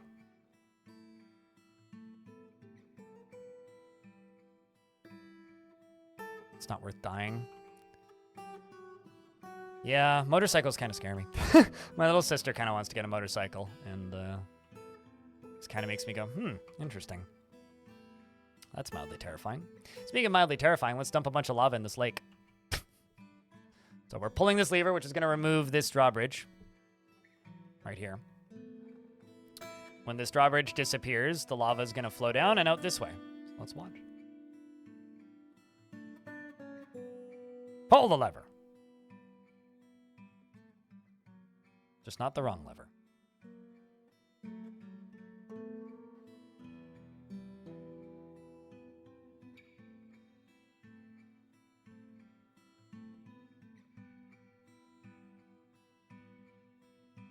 Well, that's staying as full as we need it to. Now it's starting to do this. Let's just wait and watch. So the actual goal is to get rid of that body bit and make this area safer for my dwarves. So that when they fall down here, they just land on obsidian and not in water and drown. Using lava to turn a lake into obsidian so that it's safer might be the most dwarfy thing I've done all day. Let's see how this looks in ASCII. There it goes. Maybe break some legs. Yeah, we can fix legs, though.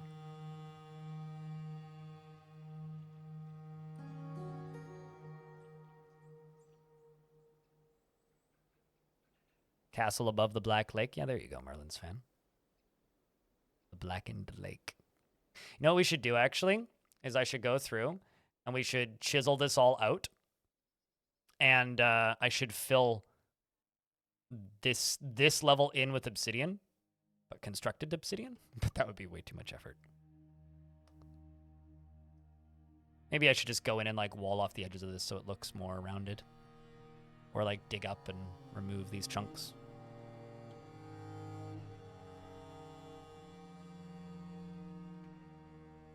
Well, I mean, I would just say, like, if you are going to commute to a job, you should try and take a bicycle if possible. But for the vast majority of places in the U.S., it's just kind of a non-starter. It's, like, not even a possibility. Doesn't really matter how badly you want to do it. The infrastructure is not there. You kind of just can't.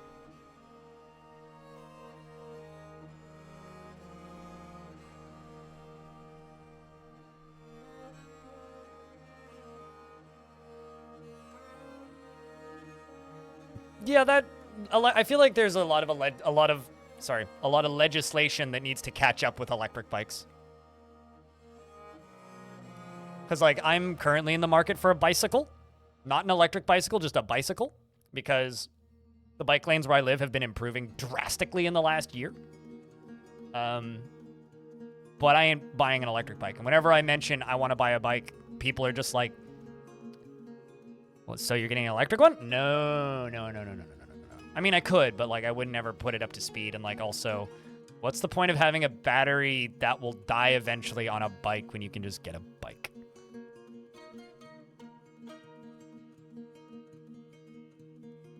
No biking is going to make that happen. 32 miles on a bike isn't that bad. But, yeah, that's a lot of effort, especially in, like, crappy season and bad weather.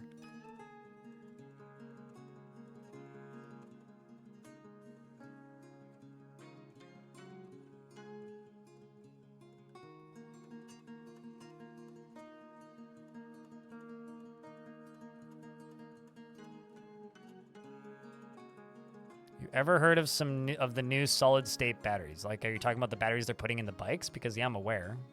But, I mean, what's there to hear about? Is there hot drama with solid-state batteries? Things are going, audio. How's you?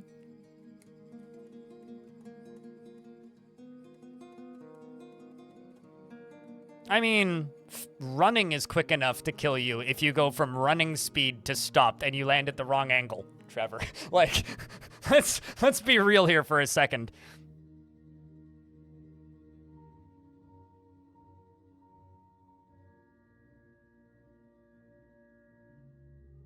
Oh, who cares? Like, they still have a shelf life. Like, I don't care how good the battery is. To me, the point of a bicycle is it's an infinitely reusable, infinitely repairable device. Removing that feature from it for the purpose of going faster and also not getting the exercise, which is half of the benefit of riding a bicycle in the first place, is just the most redundant thing in the world to me. But the benefit of electric bikes to me is it gets people out of their cars. And if it gets people out of their cars, that's a benefit for everybody. I just personally don't see the point.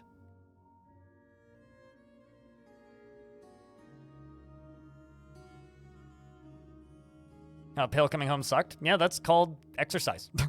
I used to, every single day, I used to bike to and from the lake when I was in sports. Because I would go to the lake every single day, 7 days a week, to either kayak or work out at the lake. And I was allowed to skip warm-up if I rode my bike. It was 6 kilometers all uphill there and all downhill back. And I got a speeding ticket riding back once. But, yeah, no, it can be tough.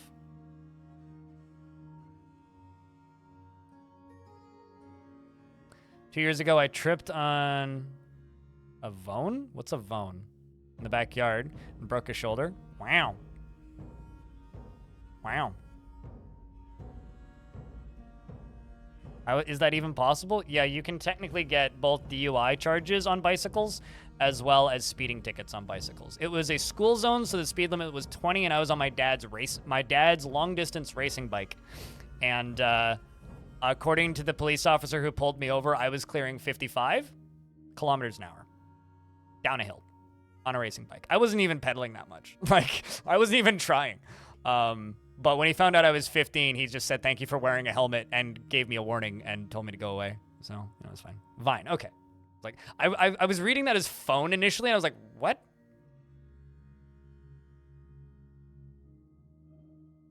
BUI? Biking under the influence?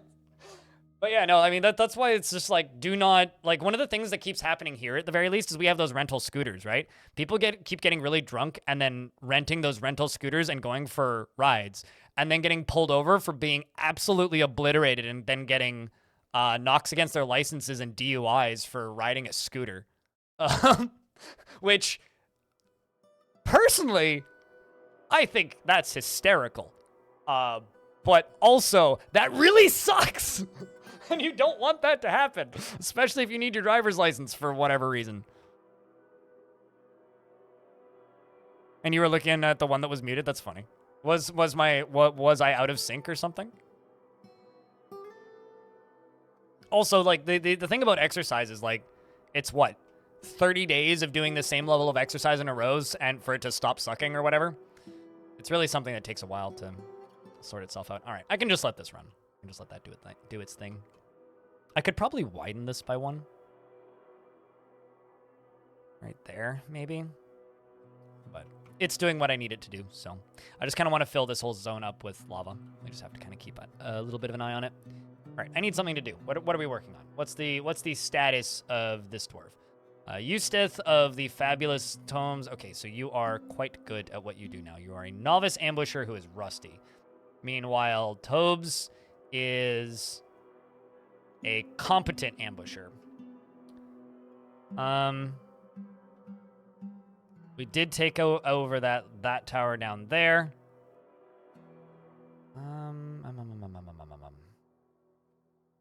It's an elven fort, goblin hamlet,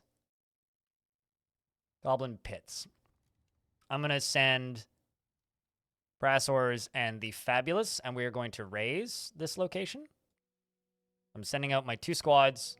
They're going to go raise that spot. Also, missions, what? Oh, we already completed that. Can close that one.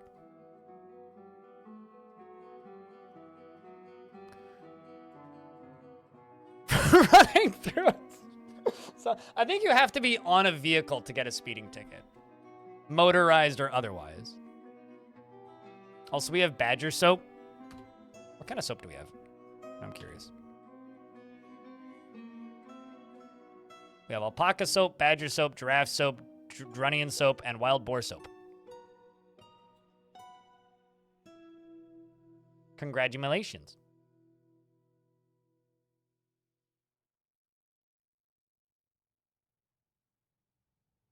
Can a horse getting... I don't think a horse is considered a vehicle, but that is just purely a guess. I don't have any factual evidence to state either way. So, if a horse counts as a vehicle... Oh, you were concerned about smelly soap? Is that the problem, Manticore?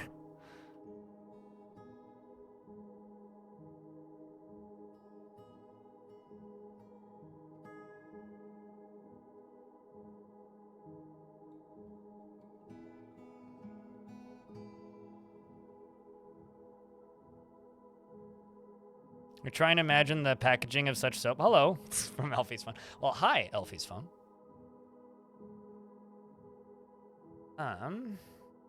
Kinda don't want this to set the ground on fire. Don't really mind either way.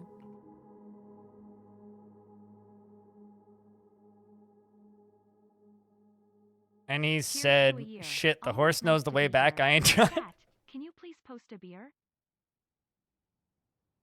So, okay, so C1 Iborn has been subscribed to the channel for 12 months. That equals a year. If you take all of the months and add them together, that is one whole year. So that's 1 year of subscription to the channel, meaning you subscribed like just a week or so before Dwarf Fortress released initially. Chat room, can I get a round of beers in the Twitch chat? And people on the YouTube chat, you guys can also do that. You know that. If you're a member, you also get the beer emote. But otherwise, beer emoji works just fine.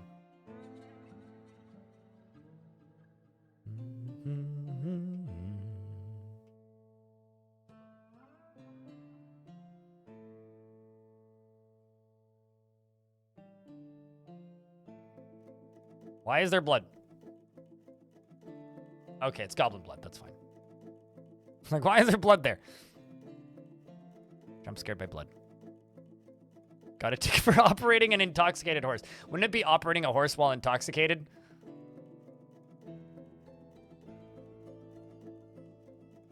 Pretty sure that's what that would be.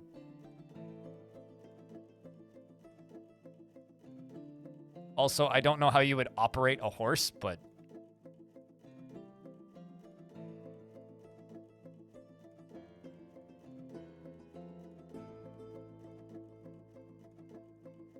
There was a story of an Amish guy who pulled over with a buggy for a DUI. Correct me if I'm wrong, but don't the Amish not drink? Kind of defies the point of being Amish, right? Drunk as a horse is an expression in language. Sure, but expressions don't always have that much meaning to them. This poor lungfish having a bad day. His home's disappearing.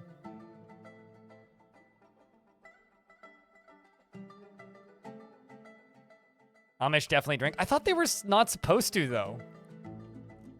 Maybe I'm missing something. I'm not saying they don't. I'm just saying that I thought that they weren't supposed to. Like, I thought it was part of their belief structure that they didn't do that. Parents too lazy to give a shit. Okay, I believe that. I believe that. I mean, I definitely believe, like, lazy parents, but, like, I guess the main question there is just simply the... Like, I thought that was something they weren't supposed to do. But then again, Christians also aren't supposed to have sex before they get married. You know, that always works. All right, so let's do this. It's because it's a religious belief doesn't mean it's actively followed.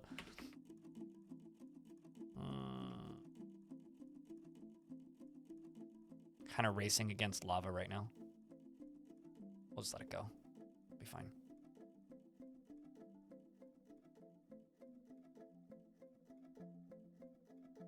Amish drink in moderation. Okay. I mean, you gotta have something to do if you don't have a TV. Or, like, computer, or too many books, or Amazon.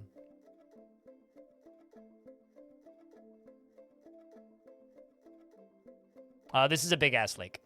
It is not an ocean. It's freshwater. I'm just trying to... turn it all up into obsidian all the way up to the edge.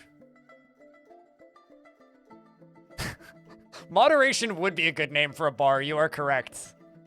It's like the bar that we had in the town where I grew up called The Office.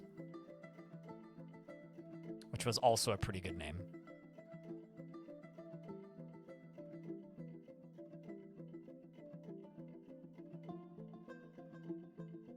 And everyone there is drinking. It's a big problem. They should legalize weed. I'm assuming they don't have legal weed.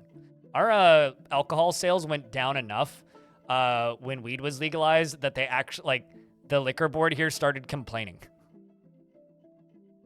Which was very funny. At least to me.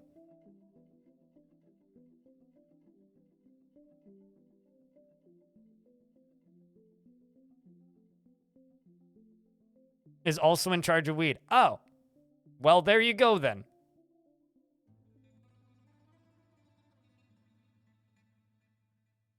That seems like a bit all-encompassing, but...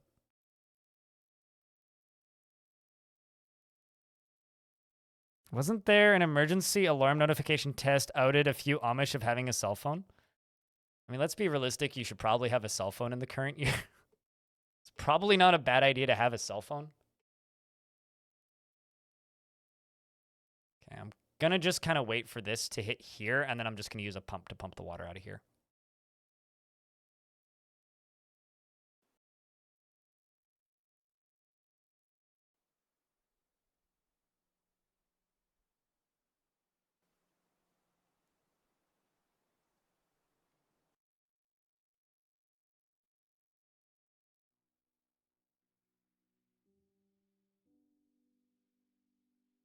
I'm doing all right, lazy man. And yourself? Just dwarfing right now and then cutting later.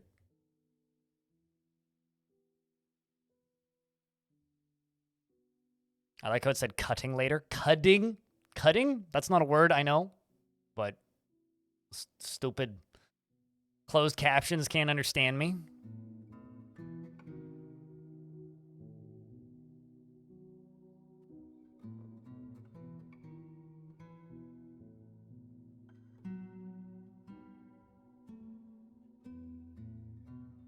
What's up, Runways Choke? Cud was 10% off? Yeah! Welcome to the Cud Club.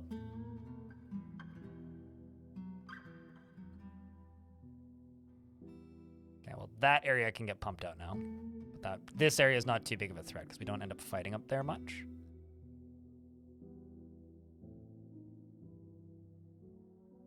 Looks like the Red Sea from up here. I mean, it's going that way. Can I just say that I think it's funny that this stew is still intact?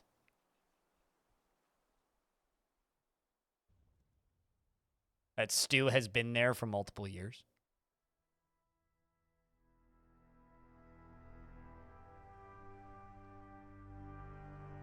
It's been perfectly preserved underwater.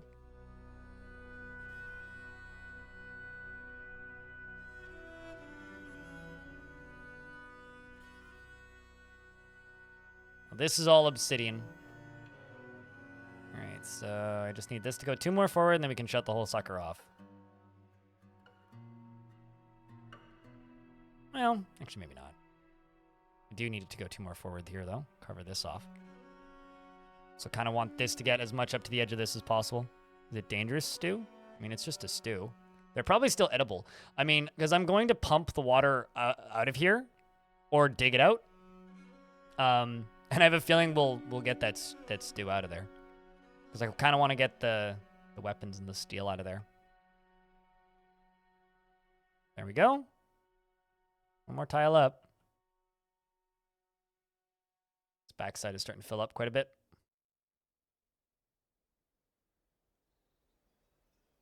If it was dangerous, I would need a steward. I mean, I can just get word as to whether or not it's safe or not. It may give you food poisoning. Fortunately, the dirt is not catching on fire yet. All right, that's filling up. That's filling up. Sweet. Dwarves are just, you know, running past because this is fine. Look at you, very, very, very, very safe dwarf. You competent cook, you. What are you legendary at? Oh, you're a legendary hammer dwarf. Wait a second.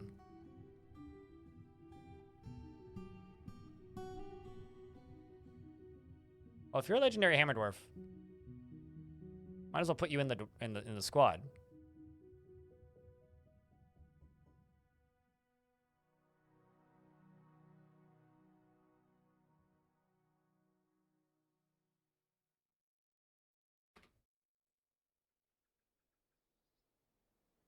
Yeah, you go join that squad, please.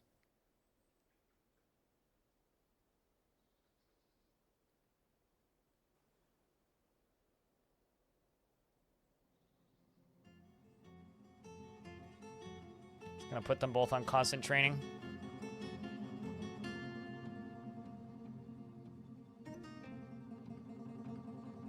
to buy old phones from people and fill them with full of the Ask music and then sell them to the Amish for food, bullets, or for your wife or weed. Oh boy, it's a hell of a hustle. Did that squad have spears as the uniform? Yep.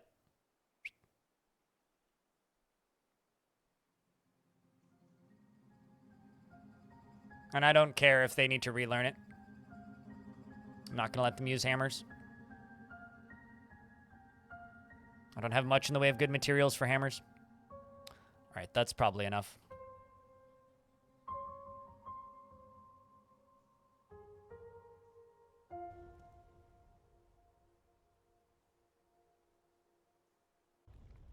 Hello, Kriegath. It's not hammer time? No, it's learn to stabbing time.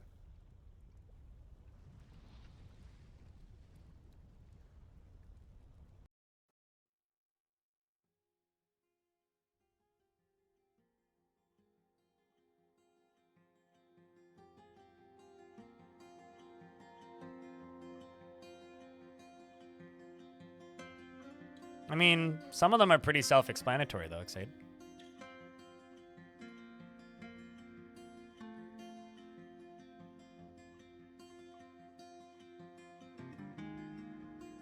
It's gonna take a little bit to drain. 6, 5, 4. And now the last little bits of it drain out.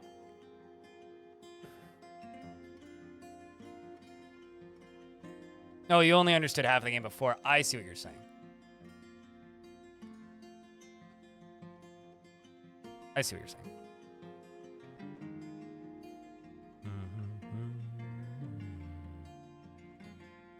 So this will take a little bit to drain, but that's fine. It can be, Kriegath.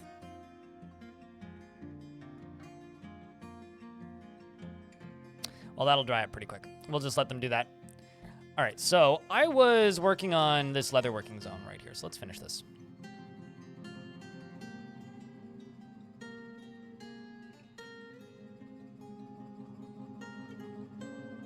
Yeah, I thought you were talking about learning different tile sets. My brain just went back to version 47. I was like, well, I mean, because in my experience, once you've kind of learned one tile set in the older versions, or once you learned, I guess, learned would probably be the better word to use here. Once you'd learned one of the tile sets for the older versions, it was kind of just like they all just started to look the same after a bit. At least that's what happened with me.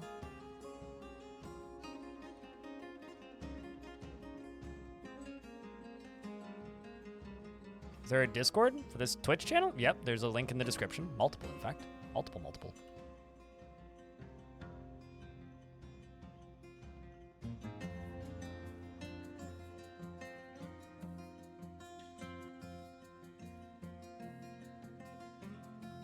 It's in the description of all of my videos. Justin.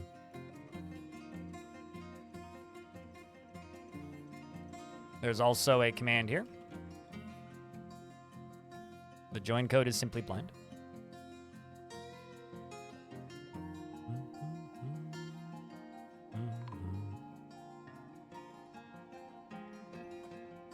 Caravan has arrived. What? Okay, I thought it was about to tell me that they didn't make it in. Interesting. No wagons this time? I guess we didn't get to trade the last 2 years.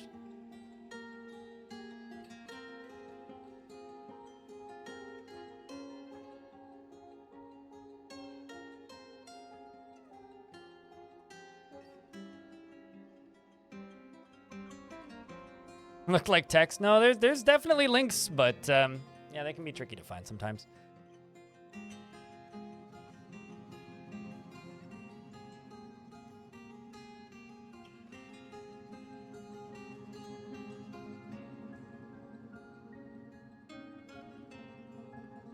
But yeah, I've had a Discord longer than the vast majority of people.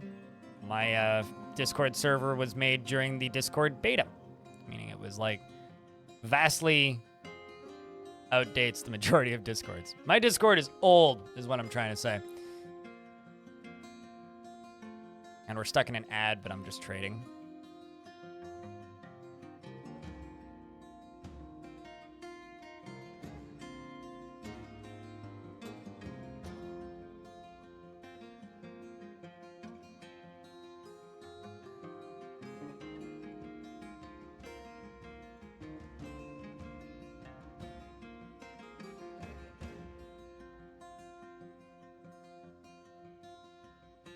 That's a artifact. I don't really want to sell artifact figurines, but I'll sell the rest of these.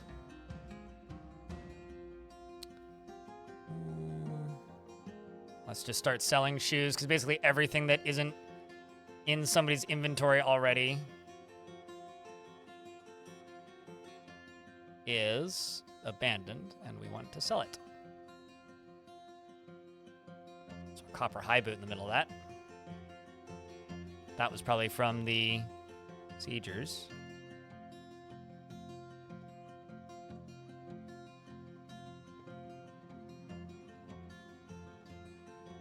Yeah, I don't understand why we can't currently sell Forgotten Beast silk items. I'm assuming that's just a bug.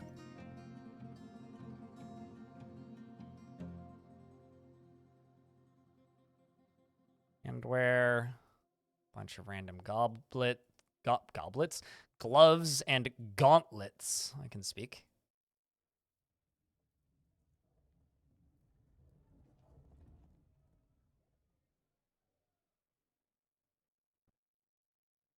If I can't answer them, chat will. Out to luck. It's a game about a lot of questions, generally.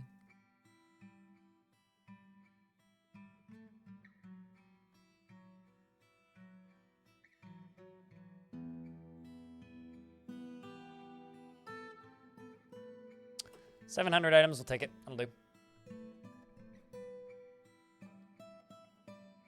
No, we cannot, says Manticore.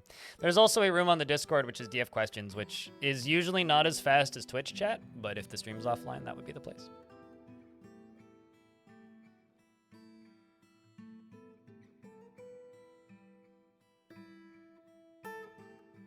You saw Discord as South by Southwest 2013 or 2014 something streaming Rocket League. Yeah, no, I can't remember where they actually opened the beta, but I remember them sending out invites and a friend of mine making a server for me in 2014. And then they relaunched all of them in like 2015 when they left beta. It's a weird time. I had to explain to everybody what you were seeing from my Discord link. Where'd you post it? General, maybe? Oh, yeah, I see. Yeah, they've got these bloody, like, zoomer things that, like, make it harder to, like, see. I don't do that. That's just literally YouTube. If it's a link that it recognizes, then it does that. It's not the most obvious. The blue links and the slashes. Yeah, I mean, I don't have any way of disabling that. And then the other links, I can't, you know, I can't change those.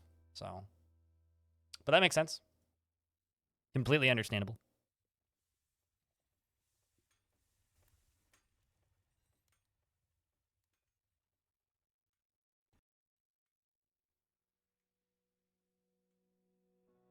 Not really. It's not really worth smoothing floors. I barely ever do it. It doesn't really increase the value of things. So you just didn't see. Yeah, that's fair. As somebody who takes a 30 milligram daily dose of Vyvanse, yeah, I know, I feel you.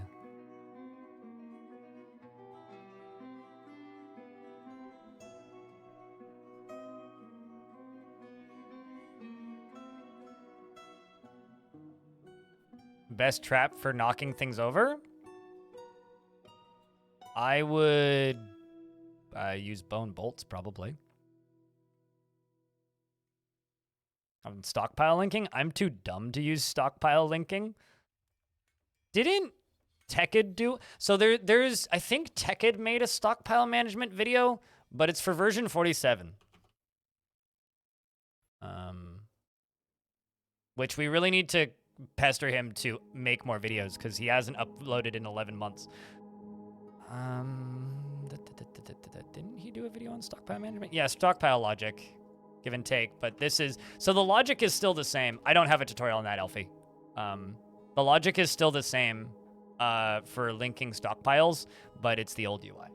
Oh, it looks like this.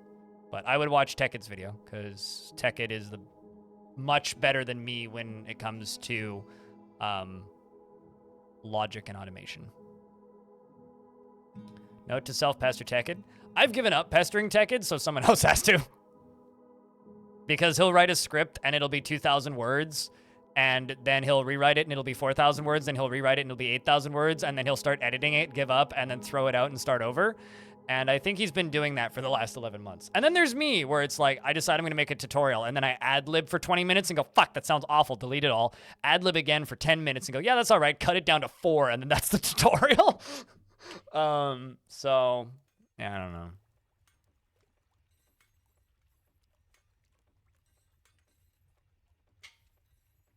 Because I don't script shit. And then when I have to script things, it takes me forever to make things. There's something to be said for efficiency. I mean, the vast majority of the quick tutorials on my YouTube channel are one take, unedited. The vast majority of them are one take. And I recorded and I did the audio and the gameplay at the same time. I was drinking so many energy drinks last December, it wasn't even funny. I think I went through like 50 in 20 days or something. I would rather cut both my feet off, chop my one working eye out, remove my disposable thumbs, and then jump into a bucket of hot wax and then roll around in feathers than use ChatGPT to save time.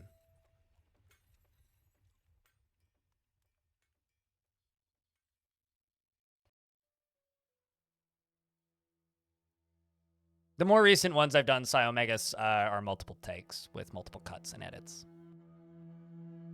I don't care if you have friends that save time using software that we shouldn't be using.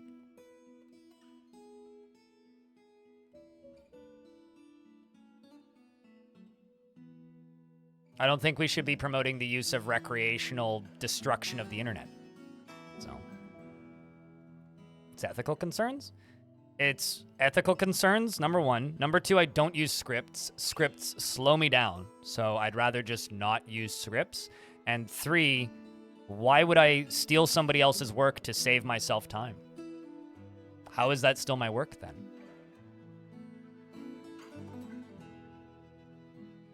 Also that, literally every single programmer I've ever talked to is just like, man, if you're actually using ChatGPT to debug your shit, go get a different career.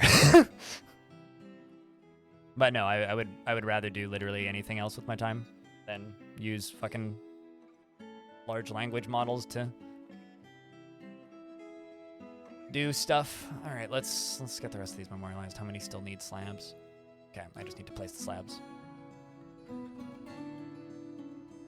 Now, people's like reliance and dependency on ChatGPT is depressing.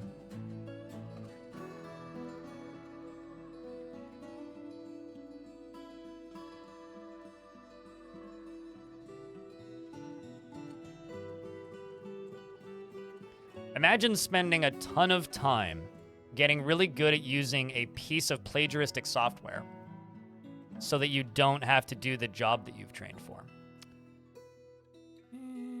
I'd rather have skill.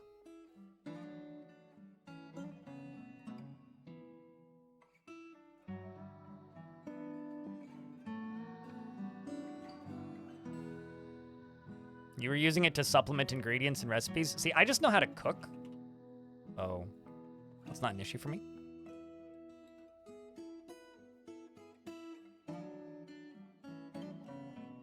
I used it to write a haiku once to show my mom what it could do, and that's about it. You get it to say stupid shit for funsies? They should be paying you for that. You're willingly training their tech, so they should be paying you.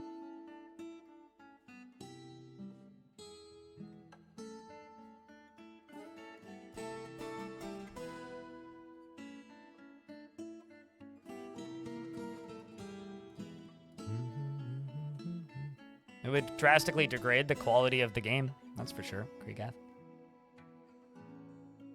Alright, so we are going to throw down this. And our prison grows. Okay, so I need 21 cages and things. Aban, the... Wait, hold on a second.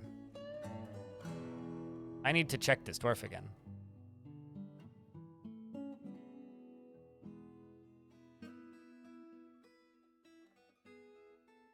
This dwarf is gelded. What?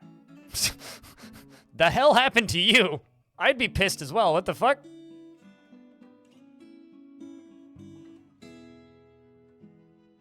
They suffered a major injury in 369. He is gelded. Yeah. Poor guy.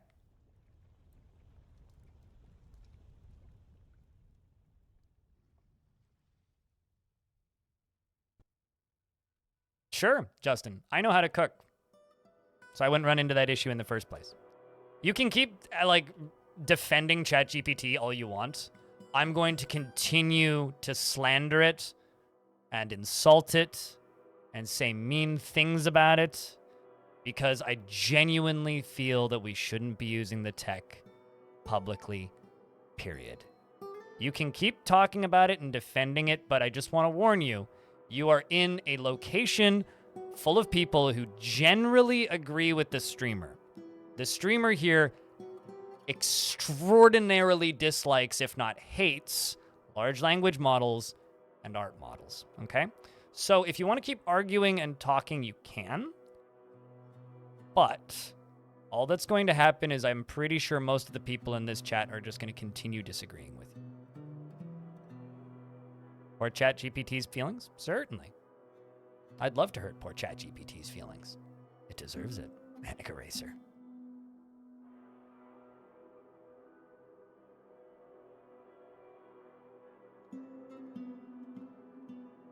You thought today was Tuesday? It feels like Thursday to me.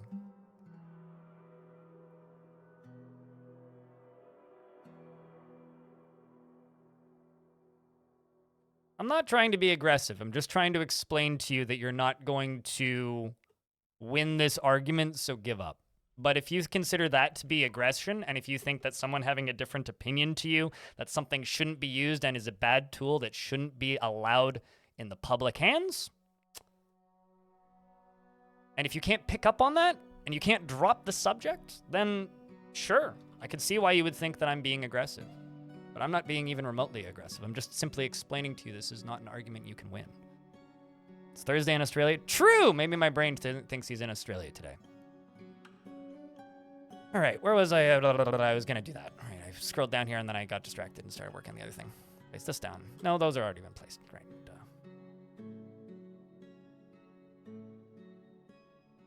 I'd rather you drop this subject in general. That's my request.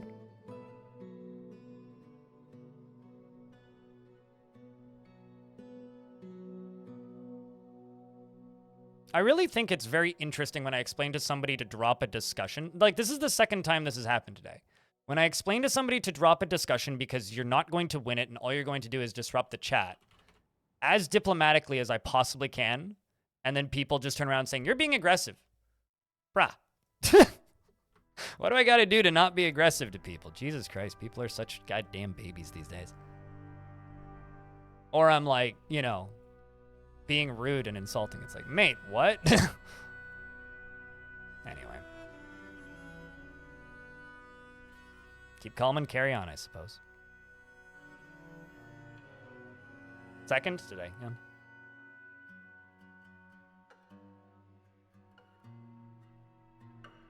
If a tool works well for you, fantastic. Don't promote it in my chat. That's literally it.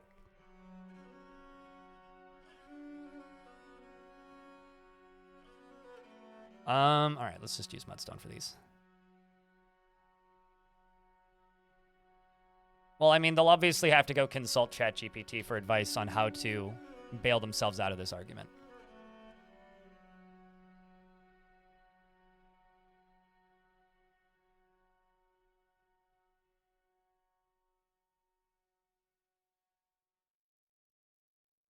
What Ordis said. Yeah. Maybe it's my tone of voice. I don't know. I know I've people like, there was this running joke years ago in this chat that Blind has a resting bitch voice. It's like, some people have a resting bitch face. I have a resting bitch voice. No, I'm not angry. This is just how I talk. I don't know how else to do it.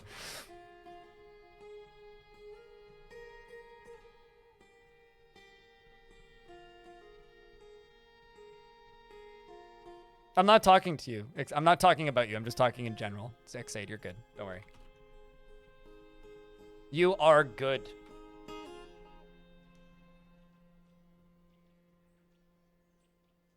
This should be more than enough prison cells for the remainder of this fortress. That's nice, not silt.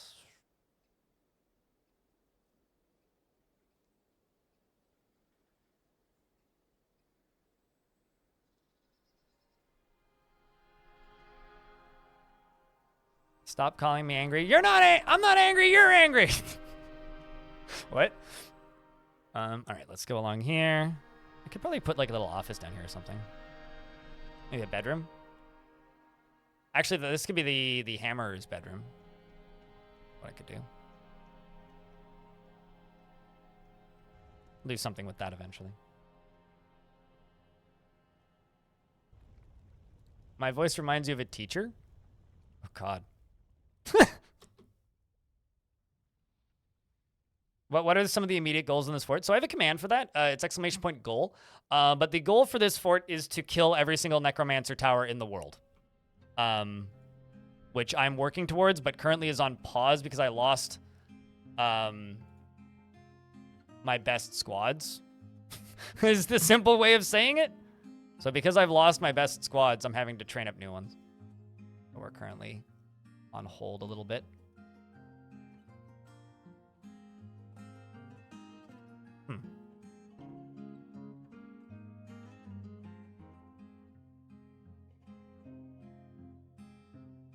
Just a lurker here. I couldn't hear any aggressions. Instead, someone worrying in a gaming stream about his comfy zone. Yeah, pretty much. Thank you. Appreciate it. Enjoy your lurks, dude.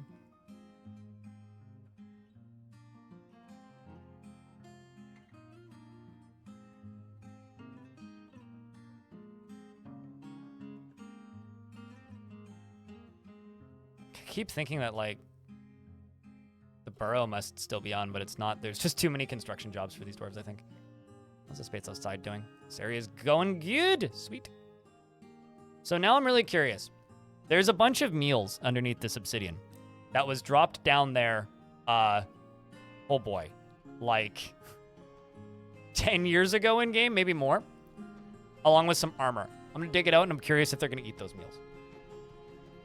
That would be like, oh God, what's the name of that YouTuber? Chat, what's the name of the YouTuber who like puts stuff on his sofa and then like looks at like dumb cheap toys?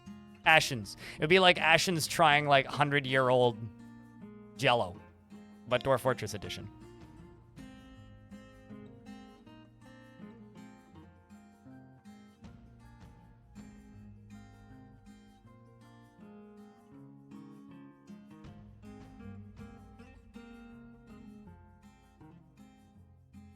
Wait, he's a doctor? He's learned more about Ashens in the last 5 seconds than I've ever learned in my life. Taking forever to unload.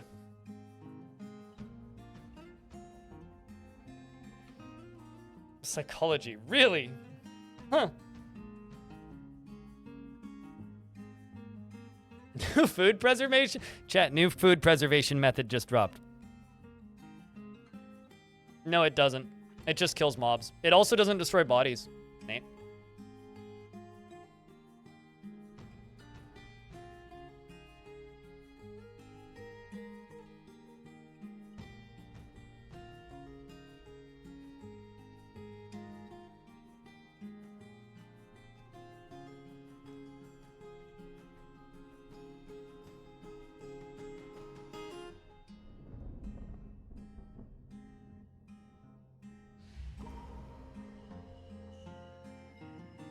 That's kind of the way it reads, Xade, but I'm not going to go in that direction with that. Okay, so this dwarf, which I still can't pronounce the name of, which is Lyad, is possessed, starting an artifact, which means I'll actually follow this one because it's a named dwarf. I highly doubt it's trolling. Assuming trolling is 9 out of 10 times the wrong direction to go.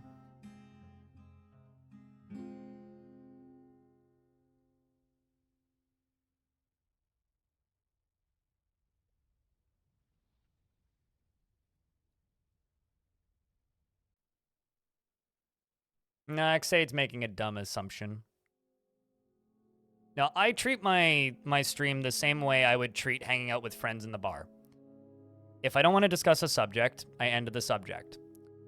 If we're trauma dumping now, I'm bipolar with severe ADHD, and I've been through a lot as well.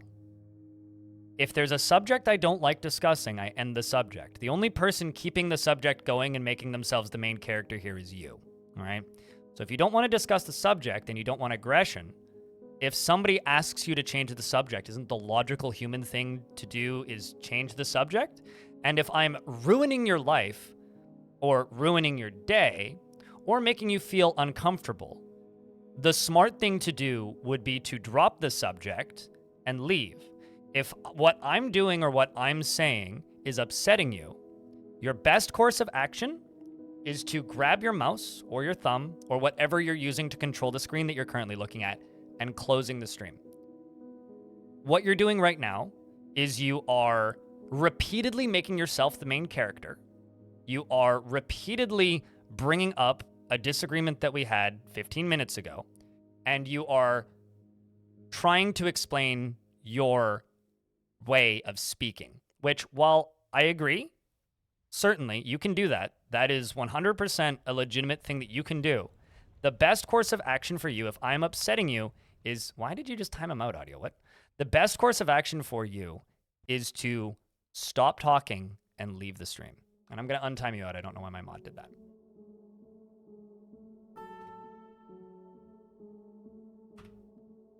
So now I'm also going to look at what you just said. Now I can't read it because my mod bobbed it.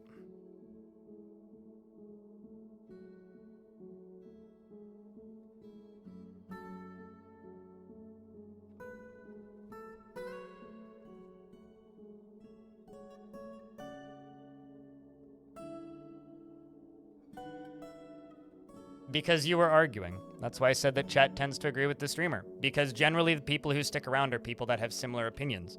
Because similar groups of people tend to gather in places. You told me to use ChatGPT to make my videos less me.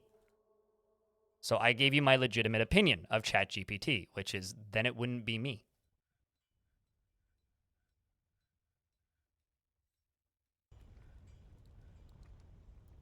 And there's no reason to time that out, audio. You're all good.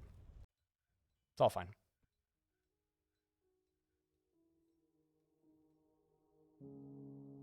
Sometimes you lose the fort. Yeah, that's one way to put it. What's up, Todd?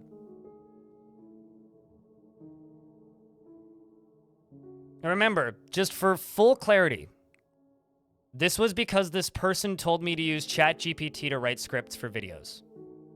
And I went on my over-exaggerated, for me, entertaining, I guess you could call it a rant, ramble, grumble, about why I don't like ChatGPT, which is a pretty common sentiment among this channel, because generally people who have similar opinions end up being friends. Shops that would use minted coins to allow visitors to sell whatever they want. So that used to be in the game, as well as a fully functioning economy, but it was too accurate a simulation of economy. And what ended up happening was very quickly, within a couple of years of running a fort, one dwarf would have all of the money and none of the other dwarves would be able to afford anything. Not even socks. So all the dwarves would go insane because they couldn't acquire the basic items that they needed. So they removed it from the game. There's a couple of pretty good video essays on YouTube about why Dwarf Fortress removed the economy. Well, if you want to trade with visitors, mint a bunch of coins and then use those as your main trade good.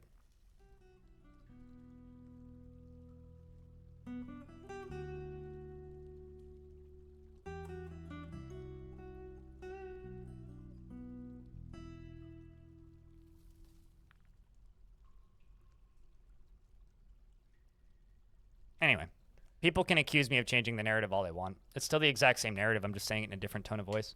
I'm not joking anymore. But genuinely, this goes for anybody who's watching this stream right now. That person or anybody, it doesn't matter. If I'm saying something that upsets you, your literal best course of action is to simply close the stream. Unfollow if you have to. I don't want to negatively impact you or ruin your day. Where'd you get so much steel? This embark, for some reason, just had a, virtually unlimited bituminous coal. There is coal everywhere. That isn't obsidian right there. That's coal. Actually, that might actually be obsidian. Yeah, no, that is obsidian. I'm lying. There is coal literally everywhere. So the result is...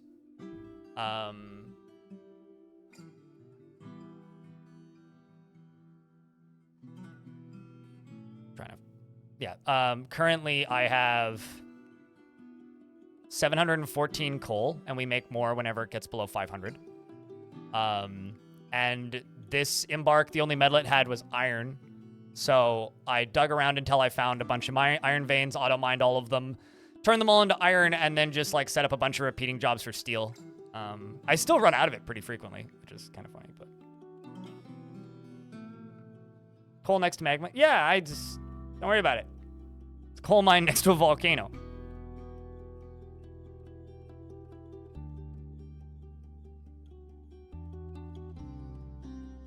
I think most people are just... I think what happens, Trevor, is you get somebody who's really, really, really passionate about a subject, and they expect everybody else that they run into to also be passionate about the same subject. And because of the way like social media works, especially when you have anonymity involved, people associate their interests with their personal identity, right? And then what happens is, say someone is very, very, very obsessed with coffee. I'm very, very, very obsessed with coffee. I really, really, really like coffee. I could talk to you for hours about grinding coffee and like using chemistry gear to make my own water with the right minerals in them to extract better tasting coffee. Do I always go through the time to do that? No. But can I talk to you about that? Absolutely. If I go into a place and I start shouting about coffee and the first person I see who also runs the place says, I don't like coffee. Can we talk about tea? Do I instruct them about why coffee is the superior beverage to tea? Explain to them why they should be drinking coffee? Make 15 excuses about how coffee saved my life and then remind them repeatedly that I love coffee? Or should I be like, all right, let's talk about tea. Speaking of someone who likes tea, how you doing, Radu? I did not plan that. Thanks for the 5th month. Welcome back, dude. So yeah, that's kind of my take when it comes to it. So it's like, that's what I was trying to imply with that person, right? Where they came into the chat, and I'm a streamer. I'm supposed to be entertaining. So there are certain times where I will exaggerate my speech. I will call people out. I have fun. That's what I do, right? Not everybody's going to enjoy all of my sense of humor all of the time. You know, I'll be honest, I never had it. Hyperbolic. Never had it. I've seen cans of whatever the heck that stuff is in grocery stores before. It's always very expensive, so I just don't bother.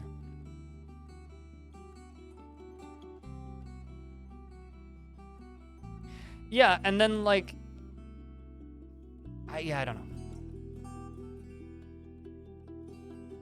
Did Radu raid? I don't think so. It's pretty early for Radu to be on anyway. I feel like Radu probably woke up like maybe 2 hours ago, ate breakfast, and was just getting to the computer if I had to bet. How's the deconstruction of the thing that go fast track, Radu? Kind of curious how traffic is doing over there. Accurate? Hey, lucky guess. So this dwarf, I'm following them because they've claimed a forge, and I want to see what they're going to mean.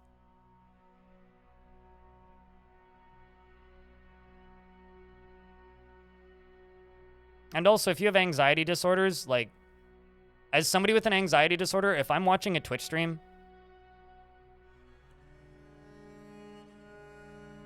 and if I'm watching a Twitch stream and I say something and I think I upset them, I immediately close the stream. I'm already gone. By the time they're responding, I'm already gone. Because it's just like,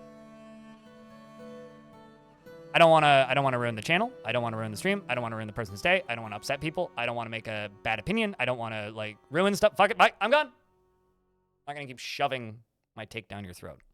So, and I have a lot of hot takes that people don't like.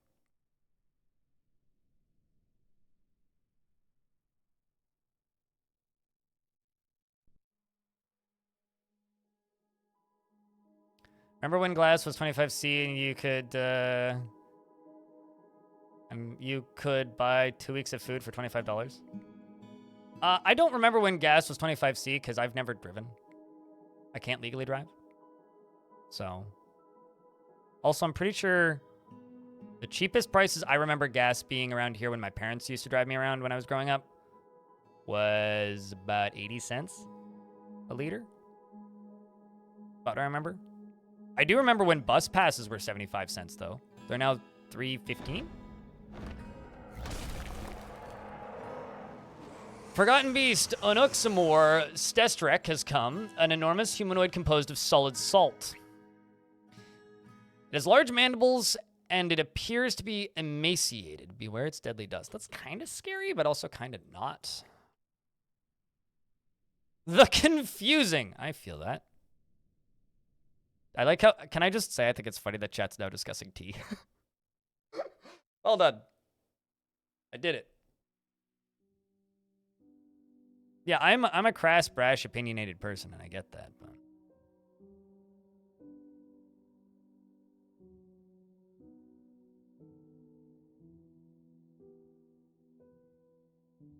you had to leave the stream because it seemed like every time you joined here, I was just on an inflammatory rant. Yeah, I get that. Like, and I've had bad moments too. Like, you need to realize that people aren't the only people who regret those. Like, I regret those, and I'm working on it, which is also why I'm on meds now. I mean, I think this thing just killed itself by falling.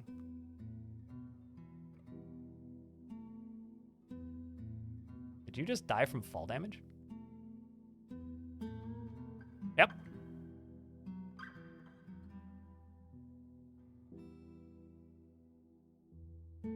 Oh, I thought you were referring to my stream. Might be. Would Salt Monster dissolve in water? No. Am I still going to do CUD today? It's only 3 o'clock. I've only been live for 6 hours. I was live for almost 12 yesterday. So yeah, no, I'm still planning on doing CUD tonight. Stone Coat. So now we have, okay, so little bit of stream lore here for a second. We have the pile of stones and the consortium of potatoes. You have a good dinner, audio. Post pictures if it's cool.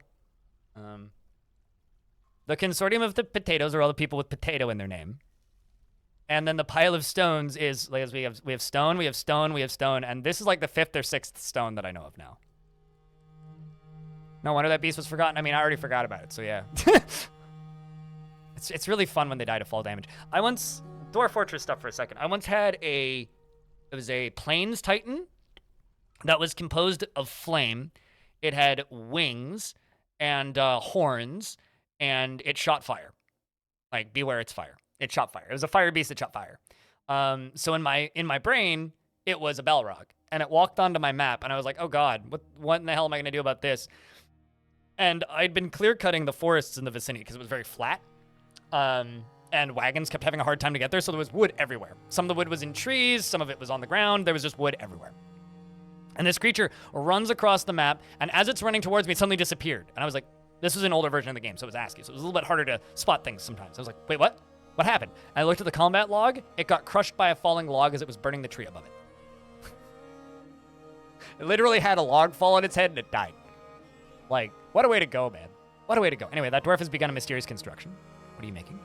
2 pieces of gypsum, rhinoceros bone, citrines, rhino leather. Ooh, you got a whole rhino. Gypsum, stray horse bone, electrum.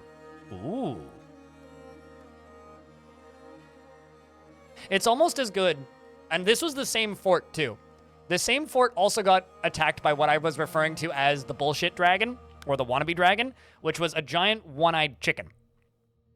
So it was a giant chicken with one eye that shot fire.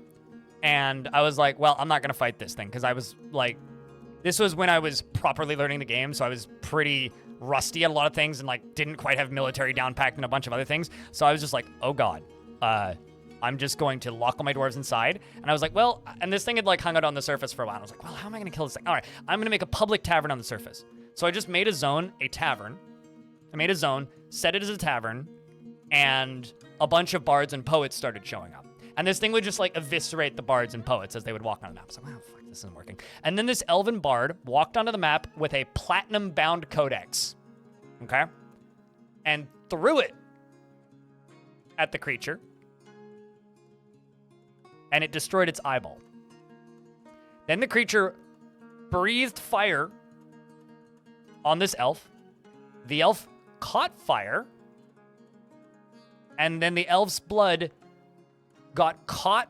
The Titan was caught in the boiling elf blood, was what the combat log said. And it destroyed its brain.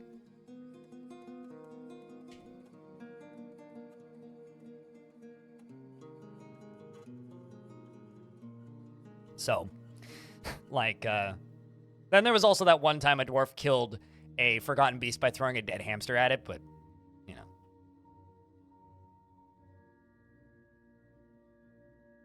Elf blood is bad for brains. Did I keep the platinum book around? I'll be honest, I was not great at the game at the time, so I was more just in awe at what I was reading and not really thinking about it much.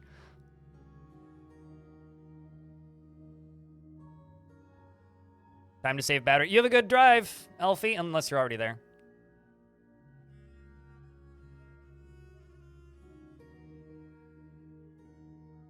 Fluffy was a hero even in death. I'm sure some cat killed it. It was just on the bottom of, like, just sitting on the ground and a dwarf picked it up and threw it.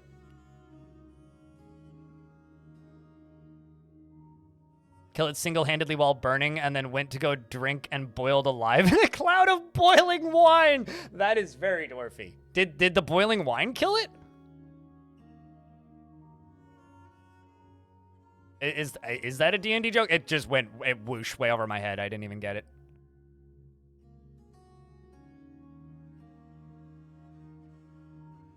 What's the final log? That is something. Wow. Imagine dying in a cloud of boiling alcohol. Actually, that would suck. I don't want to imagine that. The farmer has created a thin Electrum Greaves and offers it to the ageless creation.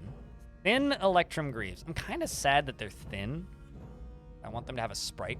This is a thin Electrum Greaves. Our craft store ship is of the highest quality. It is decorated with rhinoceros leather and encircled with bands of oval gypsum cabochons. I'm assuming the bands would probably be around the wrist, right?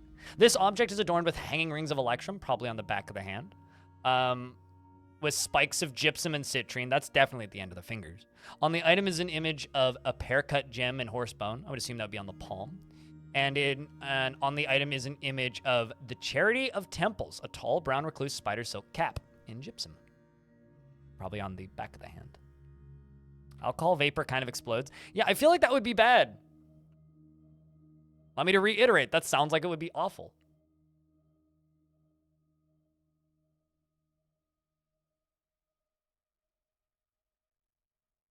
Wait, was it Greaves? For some reason my brain... Did my brain say Greaves and then think gauntlets? Did I say Greaves and think gauntlets? Which is very possible. Yes, I absolutely did. My brain was thinking gauntlets, not Greaves.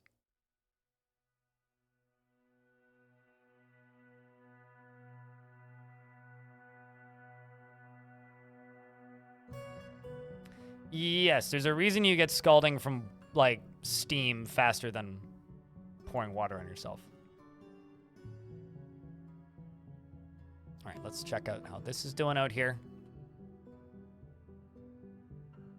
Yeah, brains do that sometimes.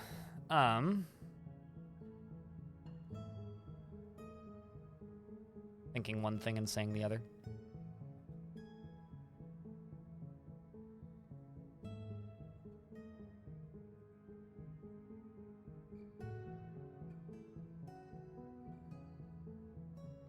Okay, so we're gonna hack these trees down out here and dig down into this.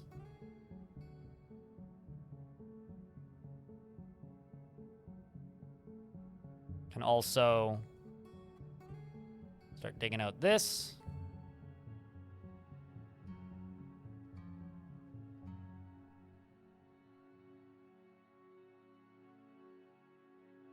I think actually what I'm going to do is smooth out all this. We're going to go up to here. Chop down this, and chop down this. We're going to start digging down from up here, is what I'm going to do.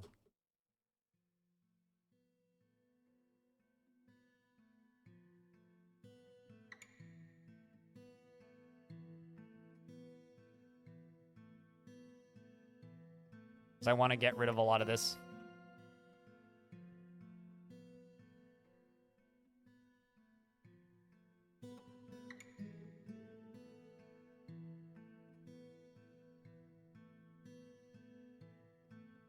Some migrants have arrived. Chat, if you would like a dwarf in this fort, and this also goes for the people in the YouTube chat, just say pick me. You would like a dwarf? Because turns out we got a couple already.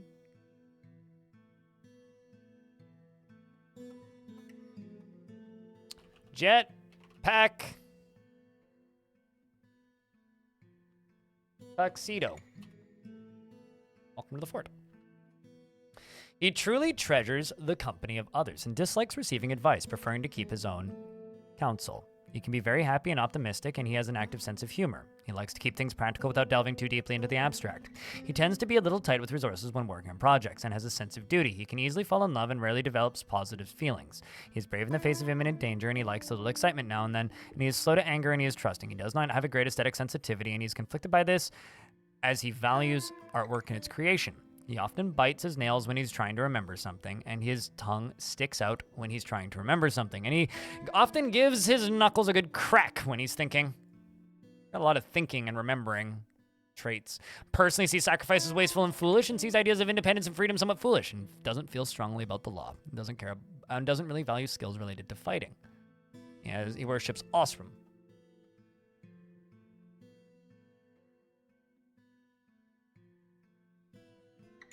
Next up here is minimum charge. Did I give you a dwarf? I swear I did. Maybe you were like the last one to ask. No, I didn't. Minimum charge. Probably had a similar name to somebody else. Is not married, has no friends, is a novice diagnoser and bone doctor, is prone to strong feelings of jealousy, is swayed by emotional appeals, doesn't tend to hold on to grievances, and doesn't cling tightly to ideas, and is open to changing her mind, enjoys the company of others and has a greedy streak, and isn't particularly ambitious, cracks her knuckles when she's angry and needs alcohol to get through the working day, and does not mind being outdoors at least for a time, dreams of mastering a skill and personally sees sacrifice as wasteful and foolish and is put off by family. And welcome to the fortress, I say. How many more migrants we get? We didn't get to trade, so probably not that many. This one is a competent fisher dwarf and papermaker. Competent fisher dwarf and papermaker goes to Yanak.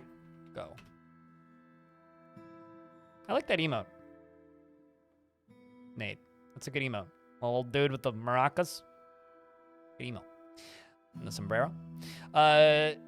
He is greatly moved by art and natural beauty. He is troubled by this since he dislikes the natural world. He has a strong tendency towards privacy and is grounded in reality and tends to avoid any physical confrontations. He works to describe his natural tendency with his respective martial prowess, and he doesn't often feel envious of others, often feels discouraged, and likes to keep things practical without delving too deeply into the abstract. He has a sense of duty, and he tends to avoid crowds. He is grateful when others help him out, and he tries to return favors. He is quick to form negative views about things, and he has a calm demeanor, and he can handle stress.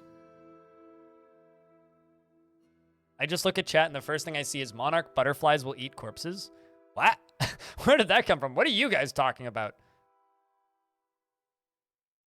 How do you bite your nails and stick out your tongue? Creatively, that's how. He personally respects commerce and finds those that engage in trade. Finds those that engage in really respects commerce and those that engage in trade. That's the sentence that I'm trying to read. Finds those that maintain decorum a silly and fumbling waste of time and does not care about fairness and doesn't feel strongly about laws. Everything is so much easier when you just tell the truth.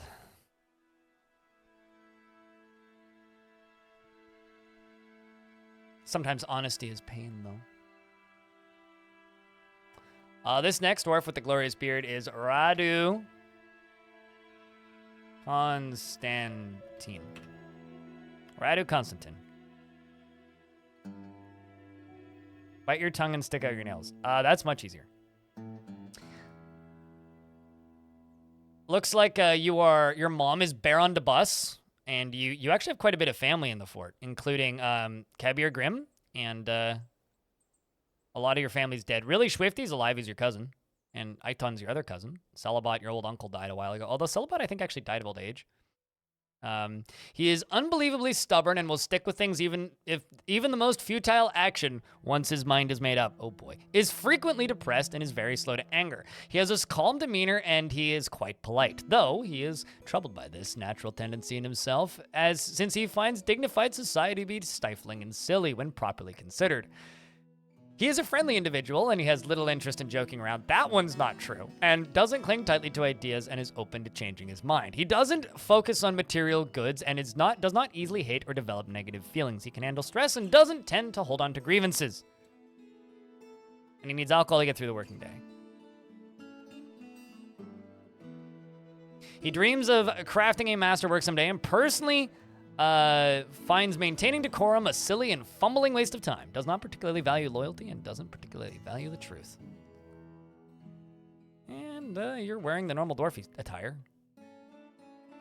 I feel like that one was kind of accurate based on what I know about Radu. Honesty is pain when your wife asks if the outfit makes her look fat. As somebody who doesn't have a wife but has had several, girlfriends over the years, isn't, generally when they ask, they're already suspecting and just want confirmation? The outfit doesn't fit. Yeah, that's actually the correct thing to say, probably. Anyway, next dwarf here. Moreb, more problems. Moreb, the animal trainer. He is very quick to anger and often finds himself changing his mind to agree with somebody else. Is grateful when others help him out and tries to return favors. Doesn't tend to hold on to grievances. Doesn't tend to hold on to grievances and is grateful when others help him out and tries to return favors. Doesn't tend to hold on to grievances. He is slow to trust others and tends to assume that the worst of two outcomes will be the one that comes to pass. He tries to do things correctly each time and is generally quite confident in his abilities when undertaking specific ventures and he tends to not reveal personal information and he doesn't focus on material goods. Interrupts others during conversations when he's annoyed and he always takes a deep breath whenever he's surprised. Needs alcohol to get through the working day. I prefer the other dress. Who doesn't like animals? Let's be honest. If you don't like petting animals, you probably like eating animals. That's a turkey. I love the concept of a migrant who's also a turkey. It's a migrant and they're also a turkey.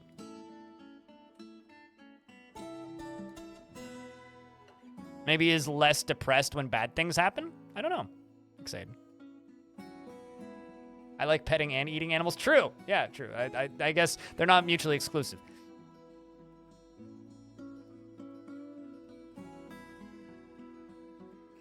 Nate is rarely jealous and can easily fall in love or develop positive feelings.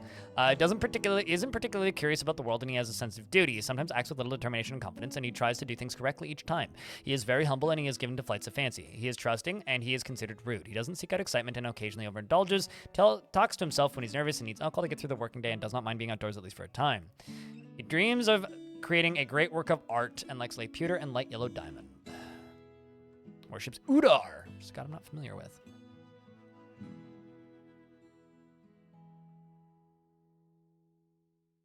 But that's just a guess when it comes to the worst of two outcomes. I think that's all of the dwarves that just came in from that wave, which means population is in a good spot again.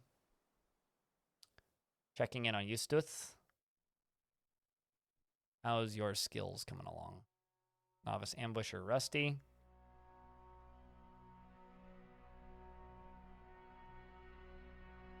Competent Ambusher.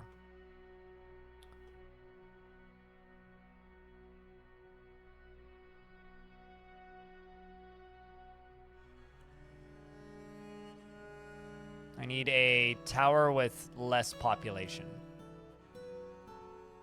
This one I'm at peace with? Huh. Let's fix that. Let's send them in to raise it. Good luck, dwarves. Go get them, boys. And ladies. Be gone.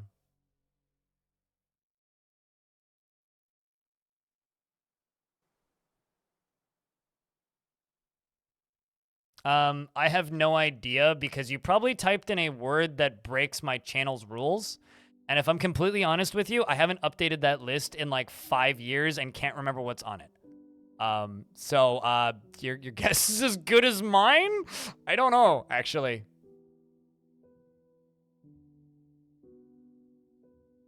Probably it was a Pepe, yeah.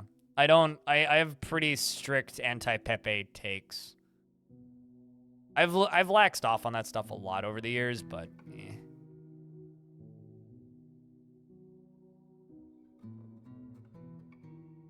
That's probably what it was.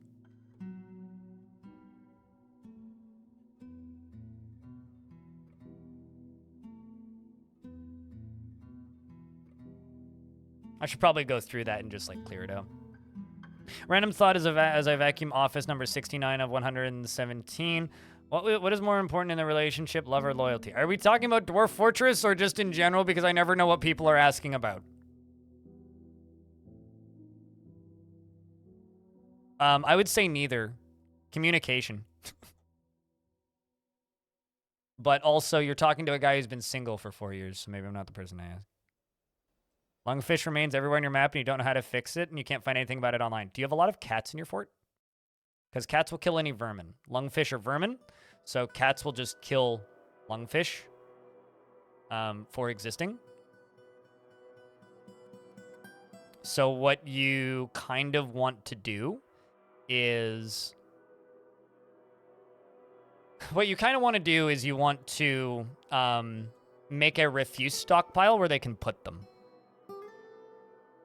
And then when they go into the refuse stockpile, then they go away way faster, basically. Because I don't have any silver on this map. And I ain't going to make crappy hammers out of crappy materials. Well, actually, that's not true. I did find one vein of galena, but, like, I got, like, 20 silver. And I want to make high-quality hammers if I'm going to make hammers. So I just... Mostly, like, it doesn't matter that much, and I kind of just haven't bothered.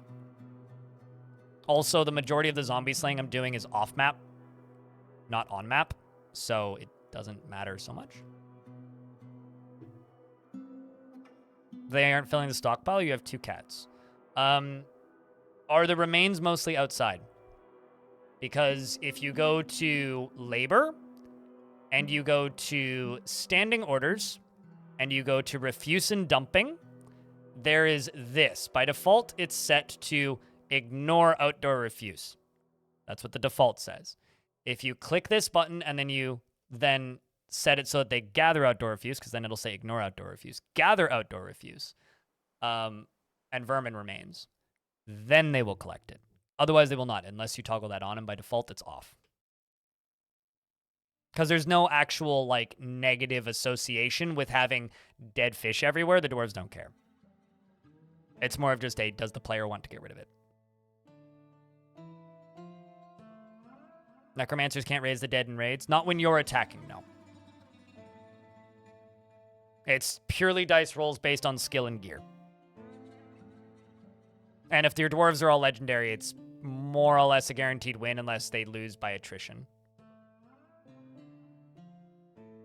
Olan's the only one who needs to leave the map still.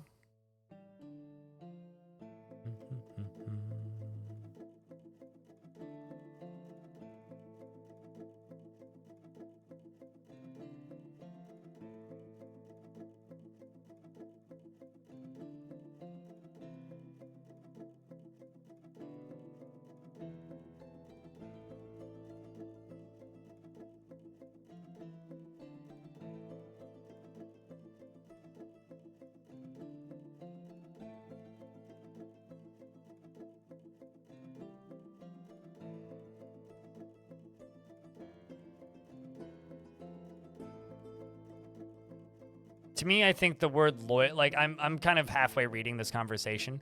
I'm not somebody you should go to for dating advice, period. But what I will say is the word loyalty scares me because the way some people define the word loyalty equals extraordinarily unhealthy relationship. So if we're talking about like couples and whatnot, and couples advice, and the way couples communicate and all that, Kind of have to be pretty careful. Also, we just got a cave in. So dwarf got knocked backwards and almost landed in a pile of lava. Dad tier, you good? Yeah, you good. Just a little stunned.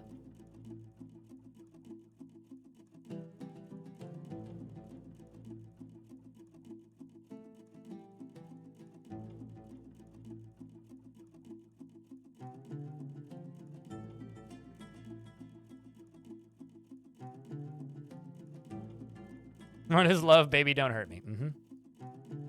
No mo.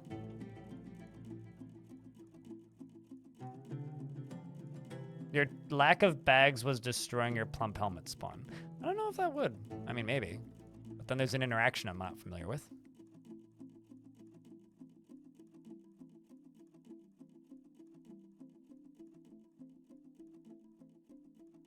I think you just live in a very different universe than I do. If that's the first thing you come to. That you've never had to stitch up a gun or stab wound. Being single. I think you just live in a very different world than I do. Forgotten Beast, Defei.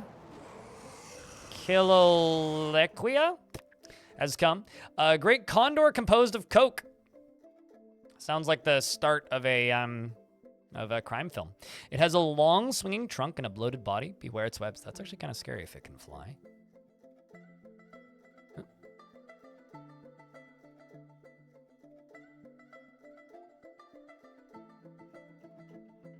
Yeah, it can't get to us. We're okay. We are okay, and all my dwarves are learning to cook. The most popular guild hall in the fortress is the cooking guild.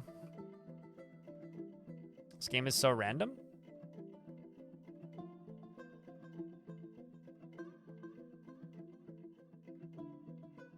CUD certainly can be wild, yeah.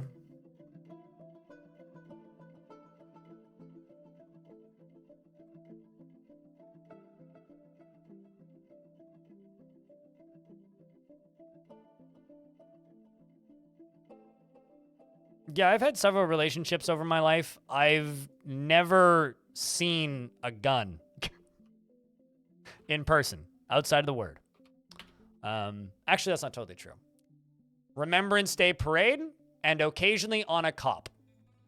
But I live in Canada, where nobody owns guns, really. And the people who do are licensed and, well, let's just say, generally don't walk around outside because you'd go to prison and lose your license and your guns. Let's throw more obsidian blocks down here. Turns out most people who own guns don't want to lose their license. Yeah, once again, I think that you just live in a different universe than I do.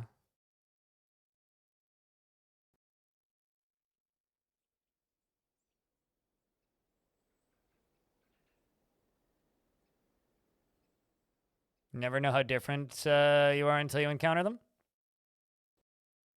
No, I mean, I'm well aware of how different people are from me, because I'm usually the different one. Some places legalize guns, other places legalize ganja. Some places think guns are a good idea, and then there's everywhere else. Anyway, speaking of unpopular opinions I have, ask me anything about why I think nobody should own guns. But, yeah. What about these guns? Well, those definitely should be illegal. Budgie.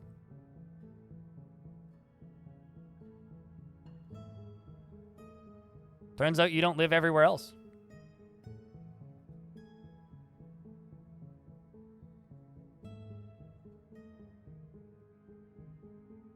You have so many legendary planters now. Oh, they're so good. Yeah, no, guilds are great.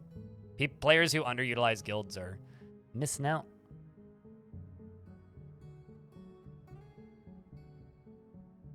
Just a funny way of saying it. Okay, I gotcha. I'm just working on making this entrance much nicer, because right now I'm not happy with it.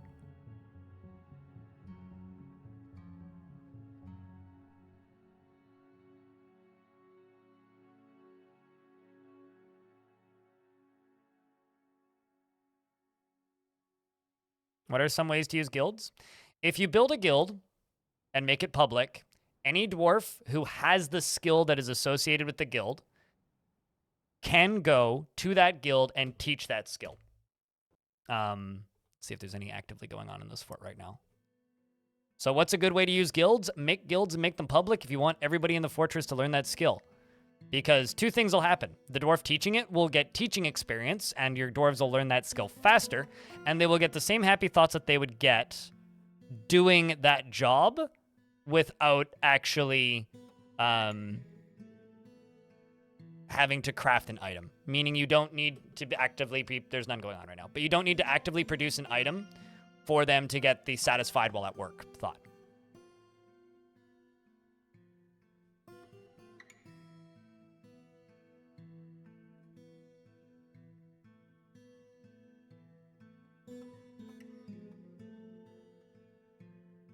Should be able to have swords, though.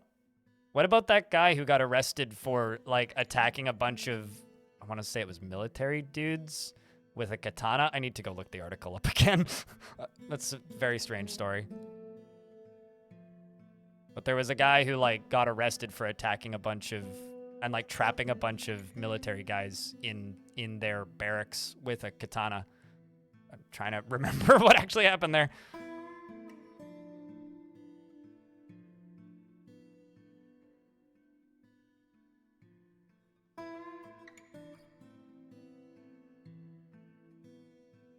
Where did those lava dots come from? The volcano. I poured the lava on the water. They're just cooling off right now. That are armed. Yeah, most police that we have around here aren't actually wielding guns. They look like guns, but they're actually tasers that are just made to look like guns so that they're scarier. But most of the things that look like guns that police officers around here are carrying are actually just tasers.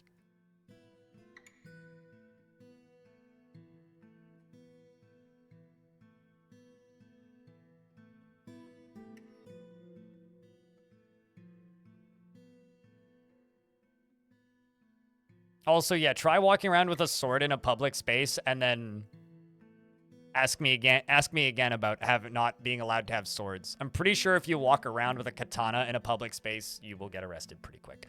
Unless it's like, you know, fucking an anime replica or some shit.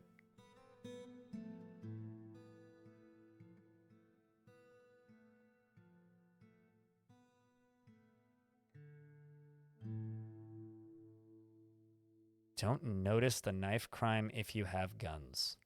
It's such a threatening statement.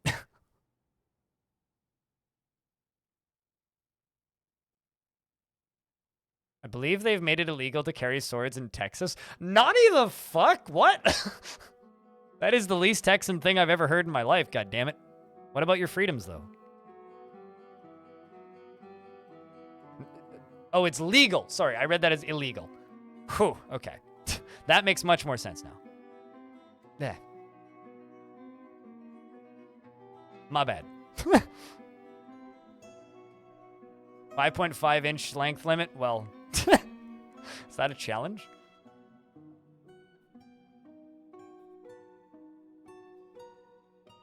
They're just compensating for something.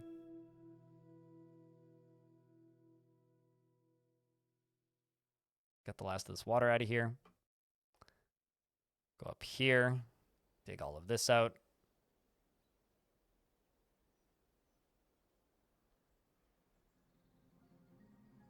I mean, it's the fascination with anything, right? I have a fascination with vintage audio gear, right?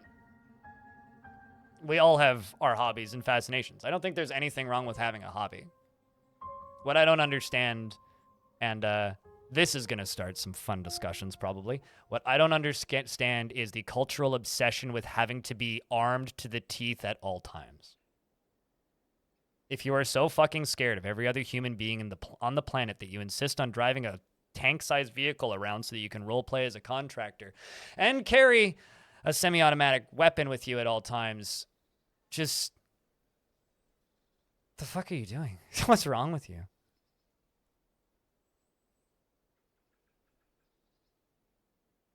That is such a slow process to acquire enough mead to do that, Yanako. You think it's an ego thing for most guys? Well, let me tell you this, there's reasons why I'm single. Turns out dating is real difficult if you don't make a strong first impression, right? And I think that there's a lot of very insecure men out there who insist on making a strong first impression to literally every person that they see. And as somebody who has, like, vision disabilities, I can't drive. And that makes dating extraordinarily difficult because so many people assume that if you can't drive, you're a financial failure, which is not true for me. And we are getting attacked by a bigger army of goblins. That squad has returned. Let's see how they did first.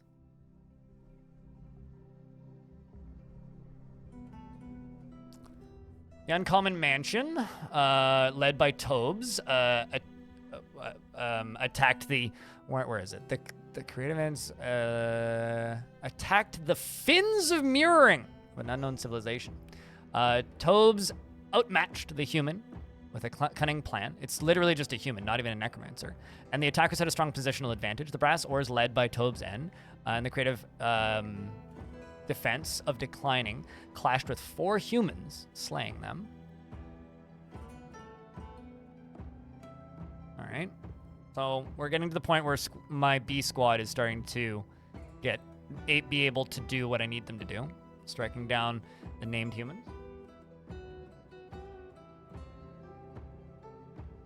Also, to be totally clear, you don't need to butter up this opinion. This is an opinion that I have that I realize some people really, really disagree with. You don't need to butter me up with the opinion, but it's as a Canadian, it's just a very strange obsession. Like, you know what I think is really cool? And like I have a friend who, like, my best friend owns a ton of firearms, right? He's the guy I hang out with all the time. Whenever I go to concerts, I'm hanging out with a friend who owns way too many guns, in my opinion. He knows that I think he owns way too many guns, and it's the reason I don't go over to his house. Ever. And won't. Because I'm pretty sure his house is going to cave in at some point because of how much ammunition he keeps under his bed. That being said, the vast majority of his rifles are collector's items and, like, antiques. And the rest of them are, like, target shooting things, and he takes them to the range, and that's literally it. He repairs them in his bedroom, maintains them in his bedroom, and then they go from his bedroom to the range, and the range to home, and that's it. It's like, okay, yeah, that makes sense. Like, that's like golfing, but with bullets. It's the fascination and obsession with carrying them around with you outside and actively using them for some form of defense that you assume that you need. That's what perplexes me, and I will fully never understand. But I also live somewhere where I guess, like, you know, to just make a ton of highs. Yeah, no, that is the only way to speed up meat production. I don't bother with meat production because it's so tedious. The forces of the Ageless at creation searched the disaster and found nothing. We could probably take that site over. I will try hitting it again after this fight, but there's this fight now.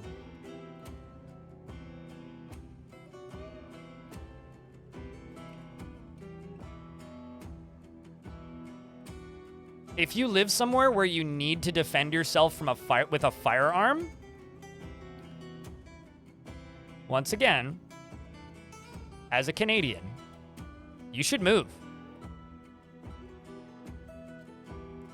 If you are that terrified of the general vicinity around you, we're stuck in ads right now, so I'm waiting for the ad stand, you should move. And I know that that isn't something that the vast majority of people are capable of doing, but... Anyone seen a giant cave spider since the Steam release? Yep, several. I think the reason I haven't seen as many, is because I seal off the caverns now since the Steam release because of the cavern critters. And the cavern critters also tend to see them first and kill them. So in my experience, the only times I've seen a handful of living giant cave spiders. The majority of the giant cave spiders I see are already dead because some snake man killed it. I'll be honest with you, I'm more annoyed with the obsession of car ownership than the obsession of gun ownership. If someone wants a hobby, have a hobby. It's the self-defense thing that perplexes me.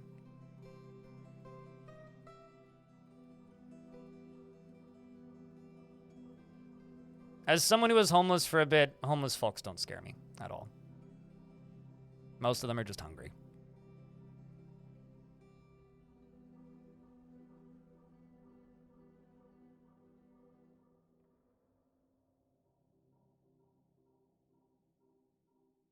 Lived out in the mountains and you owned a pistol. See, here's a counterpoint. If you live like in northern Alaska, you should have a gun. Like if you live in the middle of fuck nowhere, really far away from everything, you should have a gun, and not for people, because bears are scary, man. Like if you've seen a brown bear, oh boy. No, trust, you do not want to shoot at a moose, because the moose would take the bullet and still win. But like, that's the like one real legitimate argument I can see. All right, so I need to get these dwarves inside because we're through the ads now. I'm gonna do that, turn that on. I'm going to check here. Okay, let's just erase all this and erase this, close this, pull this lever. We're just gonna be pulling a bunch of levers and hopefully I don't drop any of my dwarves into lava or crush anyone. And then up here, send this squad to there. And then this squad to here. Oops, nope, not there. And that'll bug them out right to there. Just want a legendary baguette baker. That sounds like heaven.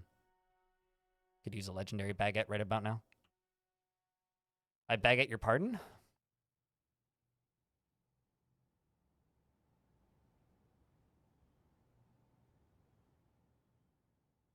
Let's actually see this. Get inside, dwarves. Oh boy. Okay, well. Dying sun, you better run. Okay, actually, no. Canadian geese? Have you ever... Okay, so there's a... If you scroll up on my Discord, I don't know exactly where, or maybe on my Twitter, you'll find a picture of me lying down outside surrounded by geese.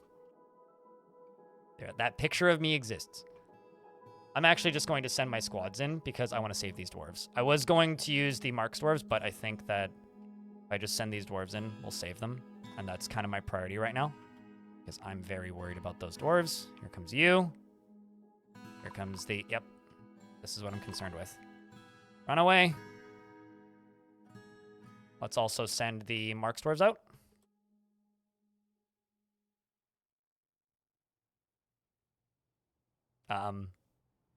That's not very smart there, dwarf. Or goblin.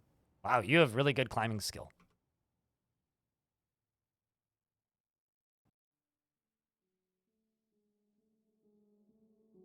What?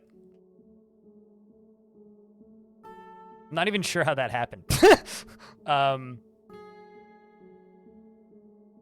anyway, I just lost a dwarf. I'm not, like I said, I'm not... Oh, maybe the drawbridge went down right as he was standing on it. That must have been what happened. Oh, that's my own fault. Finally got through the basic understand phase of Dwarf Fortress, and this gotta say this game is addicting as fucking. You could see the sun pop back up. Well, remember to get a good night's sleep.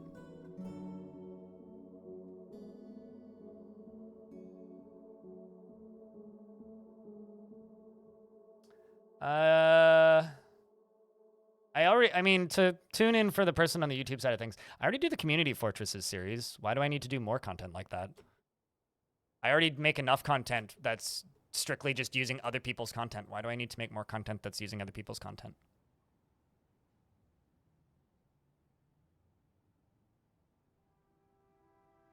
So this dwarf up here is firing bolts down. Steel bolts strikes the goblin in the lower leg. Goblin is bleeding. There is a dwarf down here, Arkshroom, who's in a very bad way. Probably not going to live too much longer. Just getting turned into a pincushion at the bottom of the walkway. And the goblins dive on top. Meanwhile, this goblin up here is just getting shot. We have Tolis, who's coming in to pick up equipment, who's also shooting down at goblins and just got injured and is now going to run away. That's maybe the smartest thing you've done all day, dwarf. Another dwarf over here, Aegis, is wandering over, but is currently taking a nap. Man. This is actually kind of turning into a disaster. Got Tolis down here who's getting killed. Fighting with the goblins. It's a horrible fight. I'm going to engrave an image right here. Of Patolis. Or they defended the line, trying to save our peasants very admirably. Rest in peace, you good dwarf. How many have you taken out? Heavily bleeding? I think they just killed one too.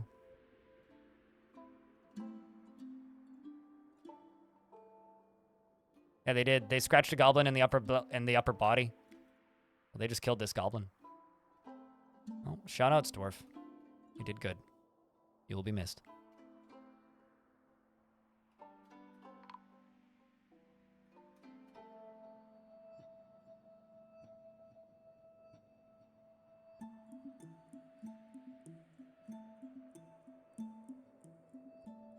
They may just be leaving now. They have a tendency to just kind of leave when fights end.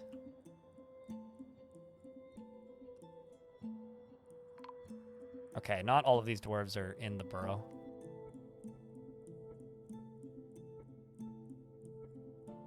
Here come the rest of the military. Oh shit, we do actually still have some dwarves that are getting in. So we were actually able to save 404, are in the process of saving 404, who's getting puckered with crossbow bolts, and Dying Sun was the dwarf that we were trying to save, who's one of my barons, has made it back inside. 404 is running away, and the savior dwarves are running in. 404 is booking it past Thirsty, Tired, Stressed, and Injured. The rest of my dwarves come flying in down the walkway, removing the internal organs from the goblins as they fly by. The goblins don't even know what hit them as the expert spear dwarves come in for the attack, slaughtering every single moving goblin. That should be pretty much all the siege, I would think. Damn. Well done, dwarves.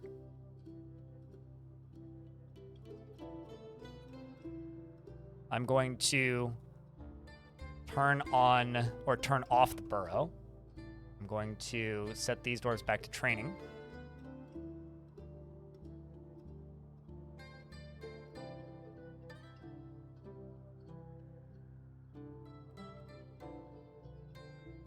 The goblins have ranged weapons. Could the dwarf have dodged through fortifications? Oh, the dwarf that fell into lava? I know exactly why it did. It's because I have a drawbridge right here. And there was a dwarf standing on it when it closed. I need to be more diligent about that. That was my fault. I should probably just put a door here and a door here and then just lock them. That's probably what I should do.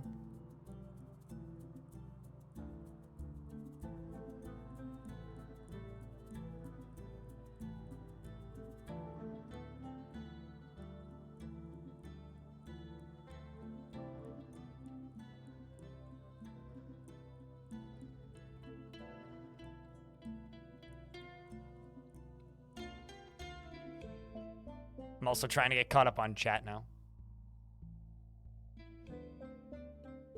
There's never been a crossbow ammo bug.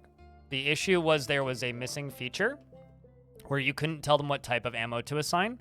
They equip the correct type of ammo for the weapon that they are using now.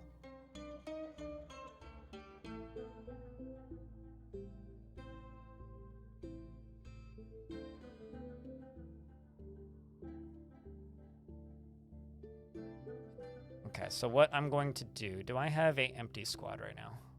This squad, yes. Let's assign one of the most stressed dwarves in the fort.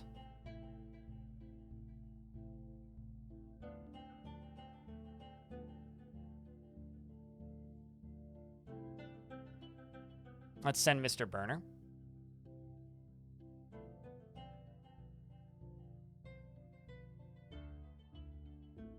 Conquer and occupy.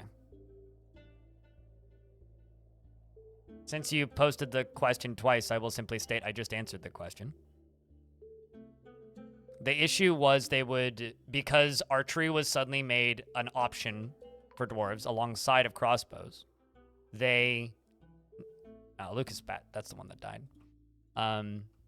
They now use the correct ammo type. But if your question is, are they, like, straightforward to use? No, nothing is straightforward to use in this video game.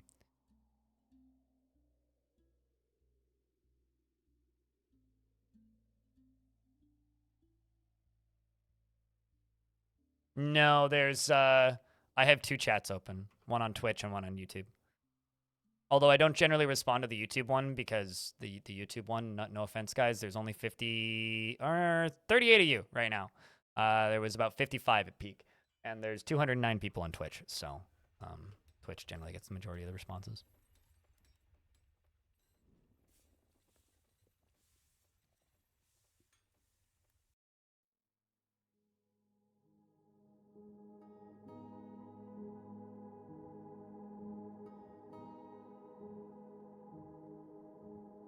Dozens of YouTube viewers? I mean, they're great, and we love each and every one of them. Except for the one that called me ugly.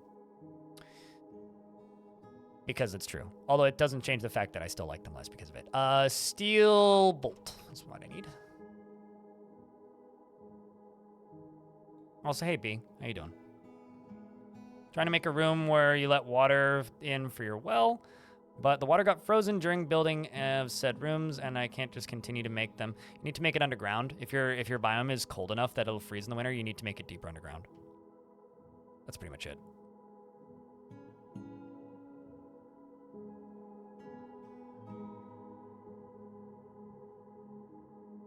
Yeah, it's just, it can be kind of confusing as to which chat I should be responding to at the exact moment, but... Don't put myself down too much. It's okay. I don't need other people to put me down. I do that enough myself.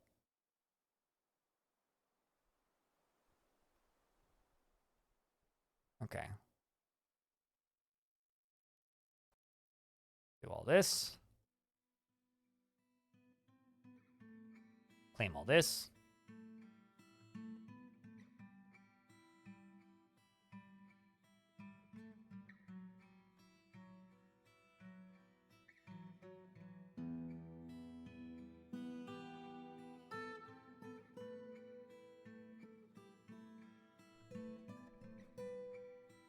Benefits of low self-esteem. Benefits is a relative term, but... You have a 52 Z-level cavern? Hopefully you're not trying to build a tower or dig, like, specific thing in that direction, but that's pretty rad. I love deep caverns. Some of my favorite what's the word? Some of my favorite generative stuff in this game is the cavern generation.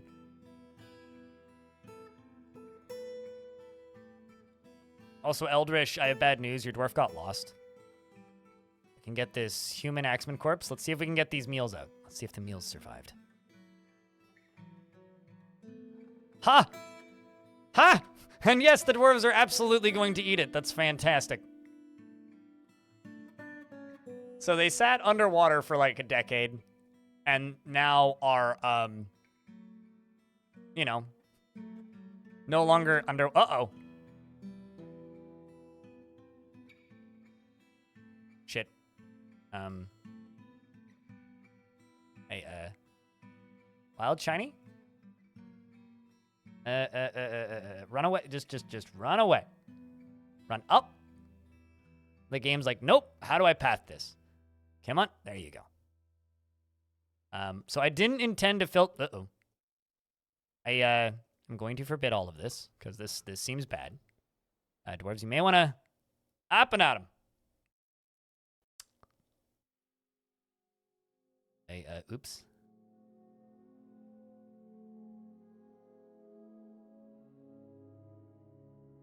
And they're underwater again. I mean, worse things have happened. Come on, dwarves. Just get out of here. How about this? Go this way. Okay, you got out that side. Why must you go south? Go north. North! Dwarf! Why are you trying to attend a meeting, Norstat? Why? Are you willingly drowning yourself? Oh, boy.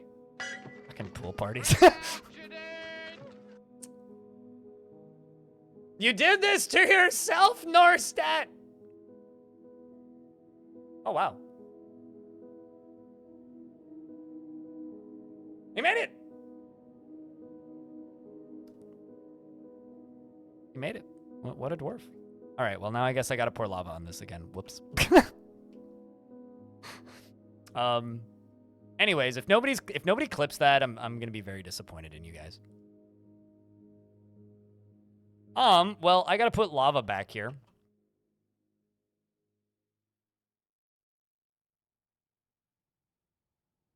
Caveman, thank you very much for the 5-pack.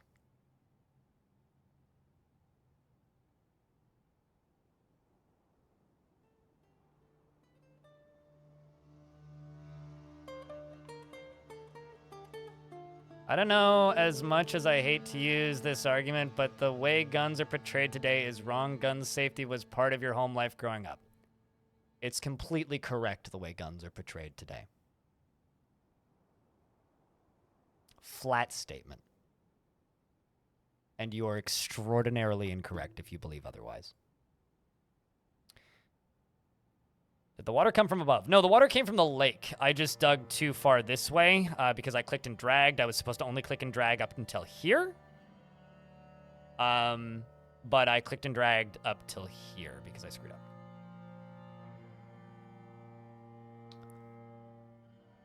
So now I need to get lava onto that puddle again.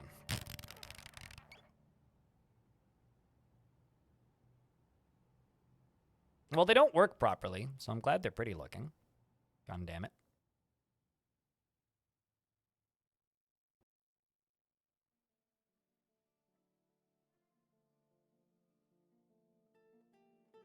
Mate, did you listen to any of the discussion that we've had today? Dissociated. Because if you didn't, stop talking. And if you did, then you clearly didn't.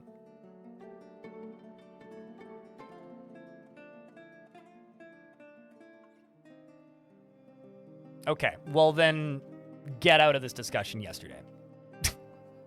Because you clearly haven't listened to anything that we've been talking about. Well, on the bright side, there's no bodies in there. So you know what, we'll just leave that puddle there for right now. That's a project for another day. Let's scroll all the way down here.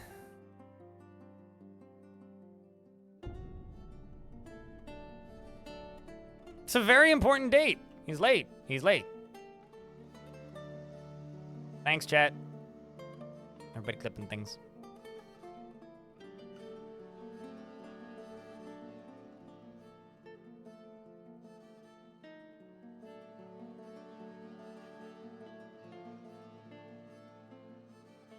It's 1 a.m. here. I gotta go, but before I boot up DF myself and lose another night again. Go to sleep.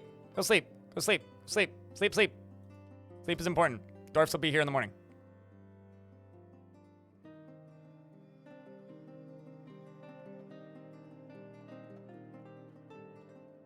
There was many caveats that was made throughout the discussion, dissociated, including if you live in Alaska or somewhere in the middle of the wilderness where you need to hunt, absolutely you can own guns. I'm talking about misuse and shitty owners. It's just like you're allowed to own a pet, but if you abuse your dog, you shouldn't have a pet. You can have a gun, but if you abuse the usage of that gun, you shouldn't have a gun, which is, believe it or not, a large portion of the people who own guns. So that is the discussion we were having. And if you come in and just state that the entire representation of rifles and weapons in general is wrong, I vehemently disagree with that. To quote an indigenous leader from Canada, if you need an automatic rifle to shoot a wild animal, you shouldn't have the right to shoot the animal.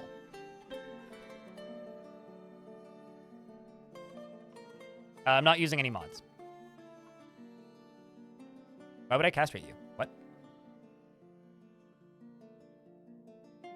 Subnautica 3 got announced? Really? I guess they kind of have to do that because their last game sold so well. The Tower of Dice-Tears to the southwest has been conquered and is incorporated into my holdings. Welcome back, Devilish. You live in England, your friend is a gun owner for clay pigeon shooting. Cool.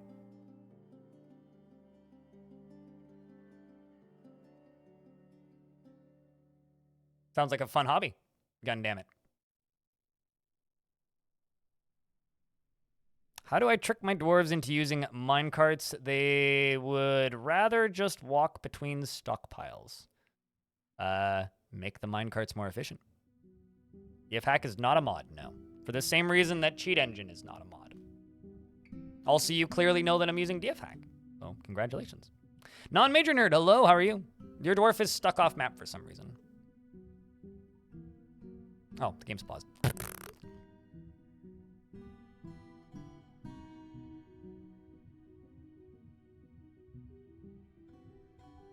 Oh, I know what like clay disc shooting is. Really neat. I mean facepalm if you actually have to ask for that clarification, Xade.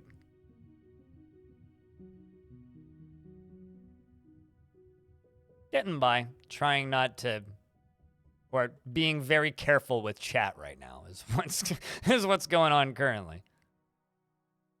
A delicate subject. I might tread on somebody's life. All right.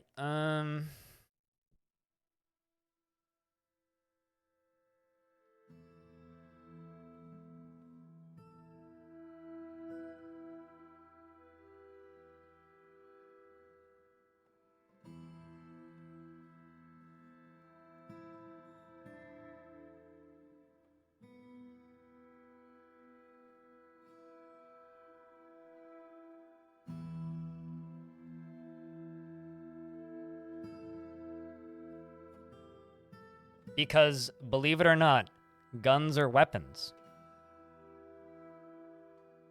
All right? Does just flat statement. A weapon is also a tool, but it's a weapon first. All right?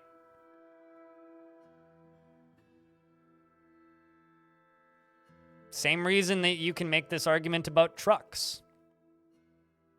99% of people who own trucks, that number's made up, I don't actually have the stats, but the vast majority of people who own trucks don't need trucks.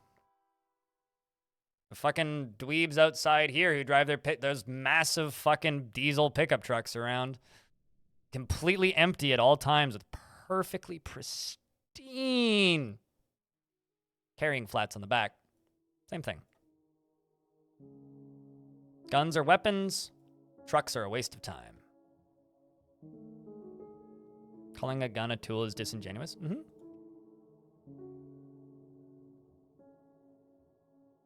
Baseball bat is an item for sport, but if I walk around in public swinging it, that's a weapon.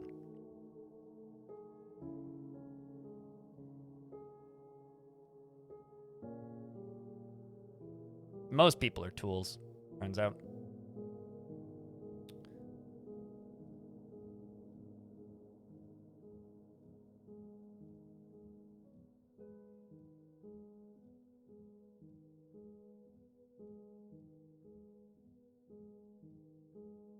I'm actually amazed that my view count is as high as it is right now with this conversation. Is it Bernie Sanders' voice for some reason? That's that's amazing in Bernie's voice. That's very funny.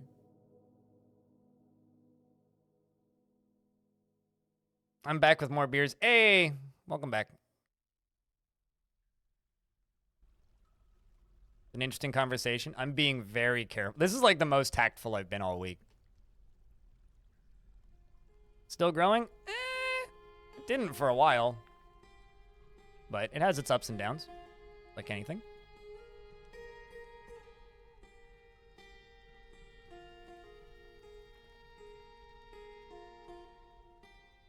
Bow's a cool tool. Bows are neat. I like Semtexagon's updates on their homemade bows.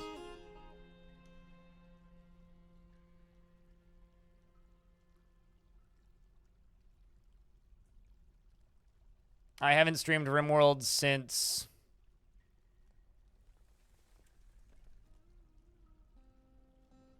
November 26th, 2020, and that was for a charity stream.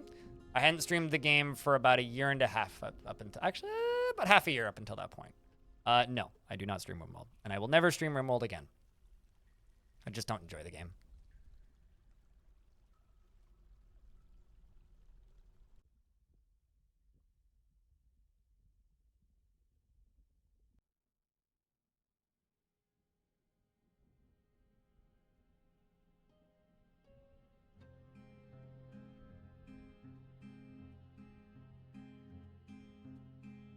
Mate, I grew up in the middle of the country with multiple bears walking through my yard per day.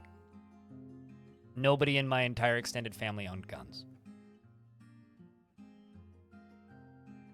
Obviously, we didn't need it to hunt.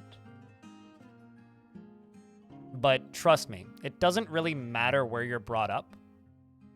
What matters is, do you trust other people around you to be allowed to carry a lethal weapon? I do not. Not really. Didn't necessarily have food on the table. This isn't about my upbringing. It's also not about your upbringing. And we're not arguing that. Otherwise, it's just going to turn into a pissing contest pretty quickly. So if you want it to turn into a pissing contest, you can force it to turn into a pissing contest by continuing this going. Okay? The state of life that my family was in when I was growing up is irrelevant to this discussion. All right? The point is, a gun is a weapon. That is the correct feeling people should have towards them.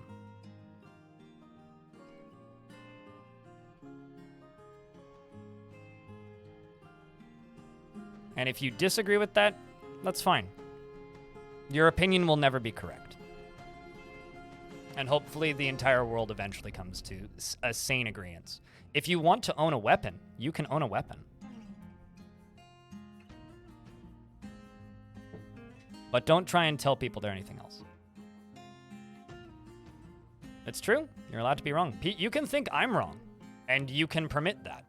But if this just becomes a pissing contest about how you were brought up, just sod off with the whole conversation, mate.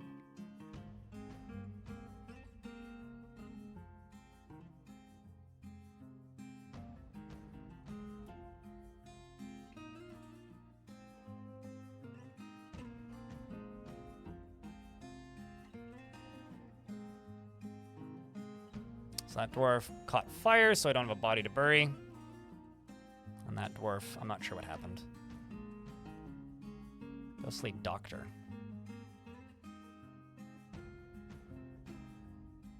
That's a lot of pressure, Trevor.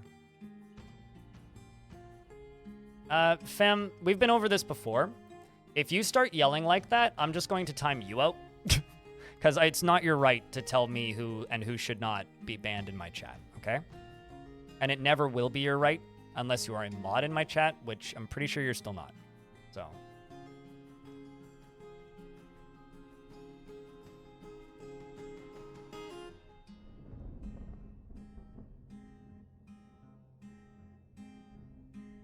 No one's cruising towards a banning. Everybody's good.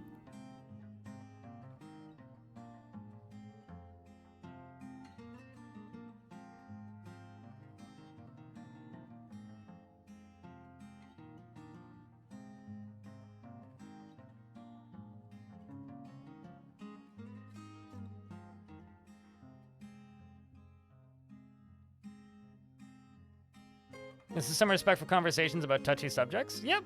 Nobody's killing each other yet. I'm monitoring this very closely, but if people start saying someone is itching towards a ban, that's where I have to like put the end of the conversation because people are going to start disagreeing and yelling. The stream has been spicy? Relatively. Yeah, chat's just practicing for the family members that are coming over. I keep forgetting it's American Thanksgiving because y'all are late. Fucking a month behind. I was digging in the basement. Let's go back down to that. I'm also going to hotkey this because I lost my hotkey, I think.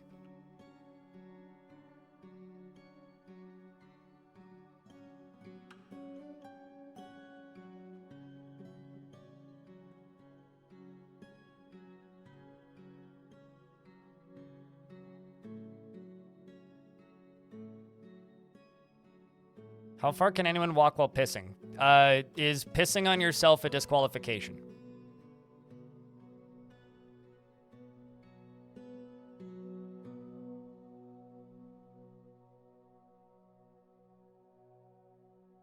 Because if no, until I stop pissing. If yes, then I'm gonna have to think on that one. Must be done with grace. Well, then, I don't know.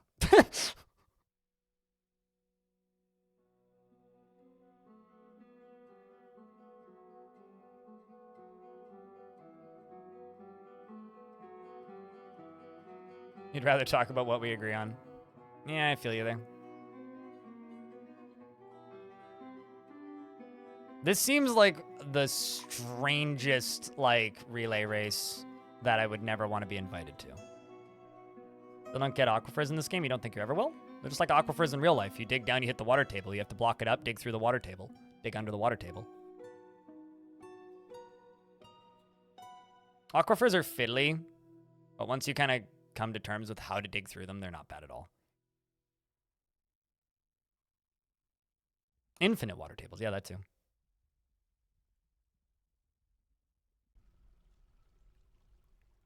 Does this count as a water sport? I'm not entirely certain I want to weigh in on that discussion. I'm curious if the...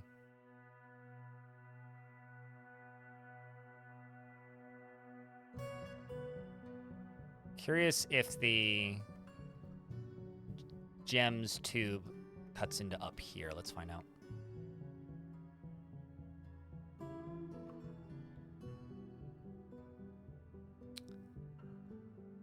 That takes a lot of practice, Nolman.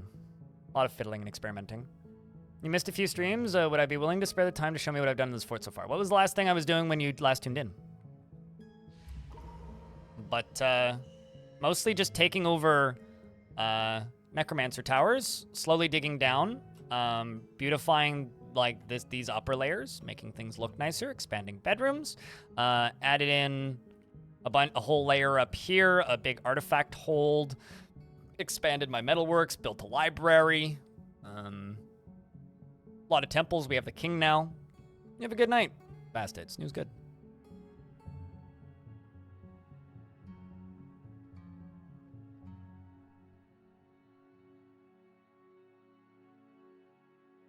You're at 600 hours in DF. You're not good, though. It's okay. I have thousands of hours, and I'm still not particularly good.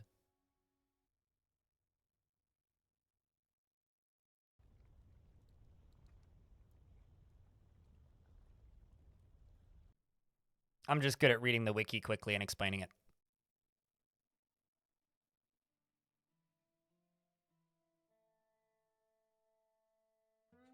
We'll see you later, Moreb. Thanks for the jokes, as always. Citrine clusters, so we're not quite at the fancy gem wall. Ads. Boo, ads. The, good news, the hot potato, the, RimWorld Charity Marathon that my stream team organizes, is currently sitting at $10,419.81. The time that it's been live. If anybody would like the link to the total campaign to donate some money to Doctors Without Borders, you can do that. Or alternatively, you know, check out the streams that are currently running or the ones that will be running soon. Currently, it's Hekime running with the save file. We'll be rating somebody who's streaming RimWorld tonight and working off of that.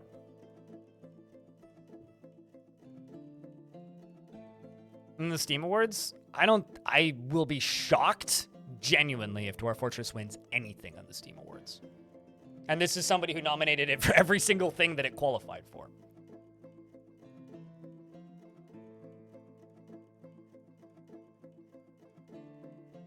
On a game for 600 hours, yeah, that's pretty cost effective.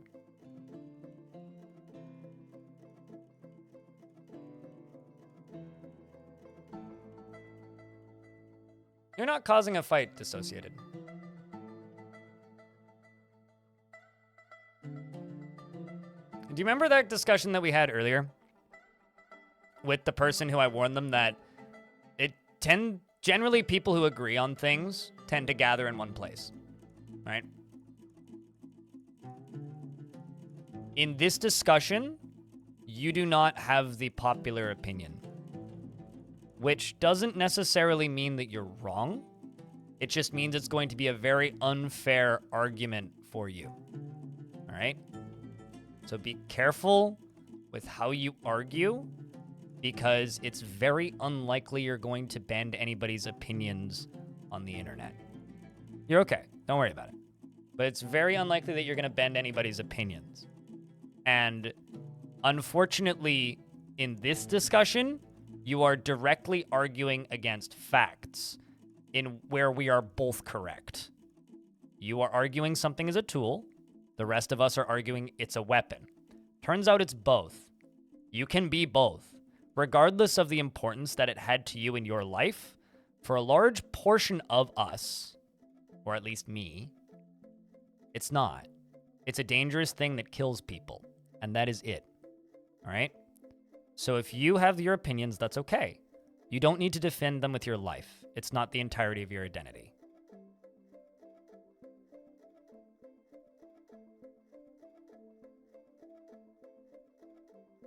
How do you nominate Dwarf Fortress? Yeah, it's literally just on the Steam page. I'm gonna make a video asking people to nominate Dwarf Fortress for awards. Yeah, probably Friday because I'm tired.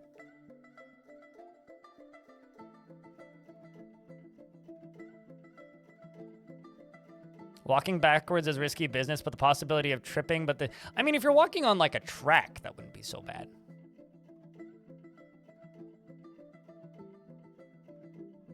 Okay, so I guess like this is the top of it then. If it's the entirety of your identity, I can't help you. Like I said, I'm trying to be as diplomatic as I possibly can. I used to run backwards when I was in sport, yeah. When I was running half marathons. We would train running backwards, but we'd do it in a field. Or like if you tripped, you'd land on grass, so it was fine.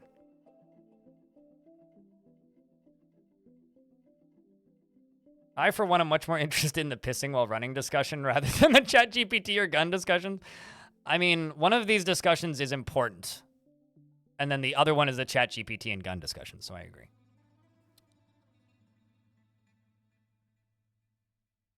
Best part about the pissing while running discussion is there's no wrong answers. All the answers are correct because everybody's just giggling.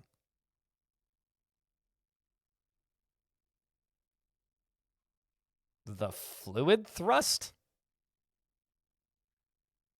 I'm concerned about that choice of word there.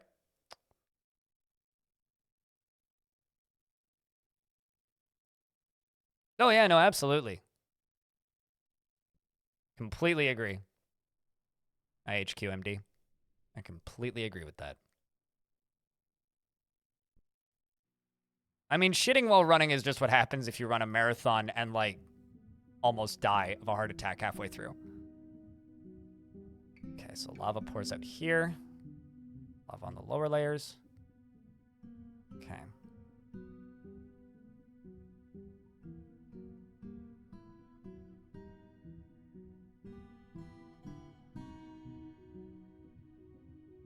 Yeah, it's a sign of borderline heart failure, if I'm not mistaken.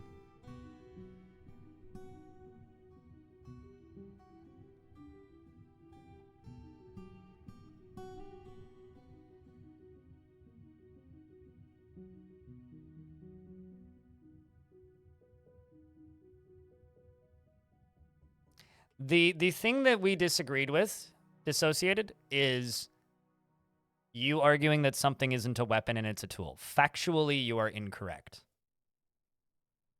And you can argue that all you want. Incorrect. It's a weapon. It is not a tool.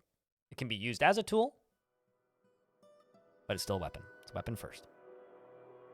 That's the bit that we disagreed on. And I would just leave it at that. Surely marathon runners. As somebody who used to run half marathons, I've never run a marathon. Nah, mate. Nah. Trust me, you don't need laxatives. just, that's all I have to say. Trust me, you don't need laxatives.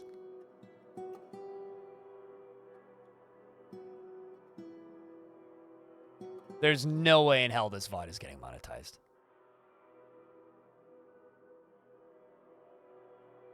Only the person arguing that it's not one. Not a weapon, rather.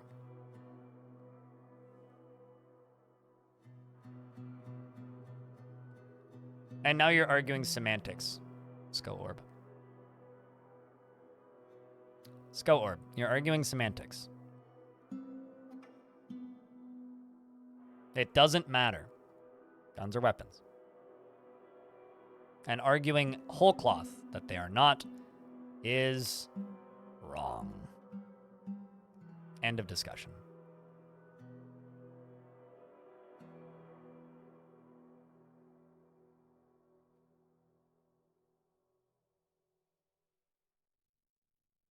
You're back from prepping dinner. What'd you miss? A very unpleasant discussion. And maybe a siege of goblins that killed some of my dwarves, which was unfortunate.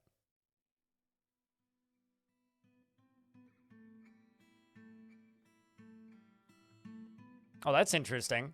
Shoutouts to this one dwarf, Mr. Burner, who I set by himself, literally walked in and killed the last human. Snake crazy. I thought that place was empty, but there was one human still there, and he killed him and took over. So shoutouts to that dwarf. Well done, Burner.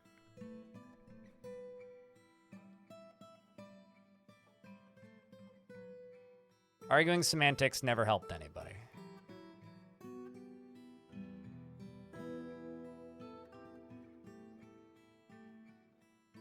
Let's send both of these squads with the attempt to raise.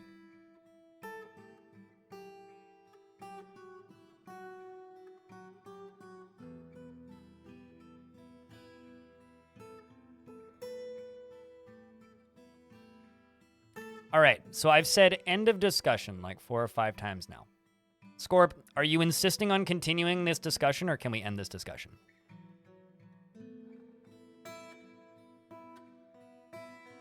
Because trust me, there's no insight being gained here. For anybody. This started off as an interesting discussion.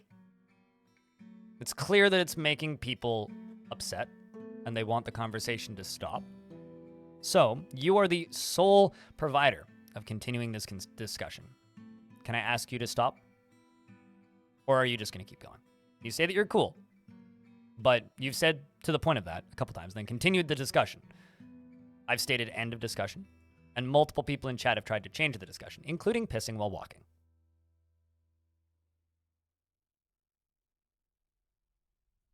I'm pretty cool. It's nice and cool in here. It's like maybe 10 degrees. Nice.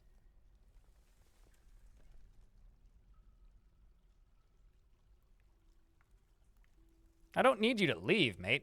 I just want you to stop talking about the thing that you've been talking about. That's it. I just need you to participate in helping us change the subject here. But you do you. Firebolt is not on YouTube. It's on the Blind Extras channel, which is my VODs channel. Exclamation point VODs in chat.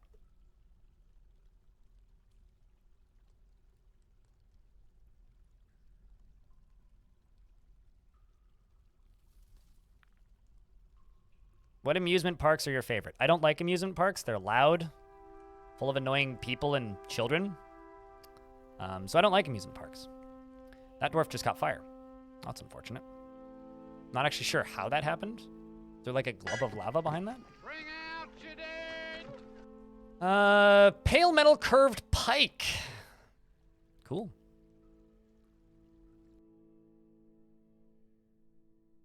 Do I have any food festivals I like? I've never been to a food festival.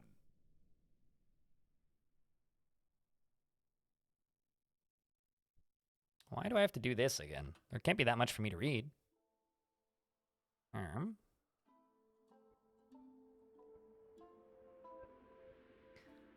Stones are messy.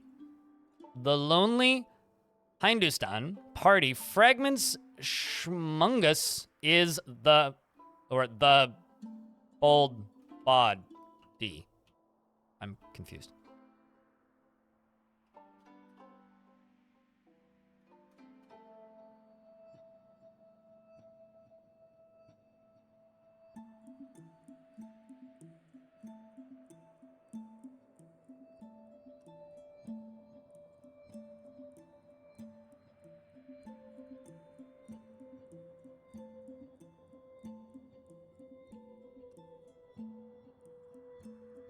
I'm just responding to a DM. Give me a second.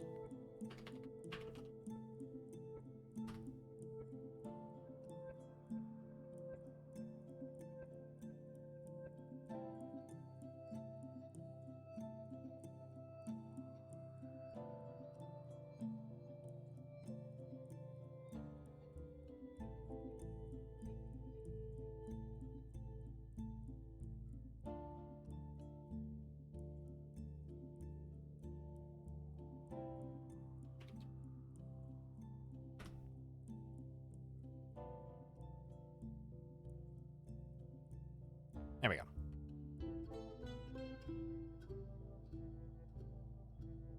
Why is that sad? Also, why are you keeping this discussion going? No, I think that's for the benefit. We don't need to, like, you know, demolish the existence of wildlife. That is a good thing, not a bad thing. You are equating a negative thing with a positive thing. It is a good thing that fur trade can't put food on the table. Because it turns out there's a lot of humans in the world. There's a lot of humans. And we have a lot of food.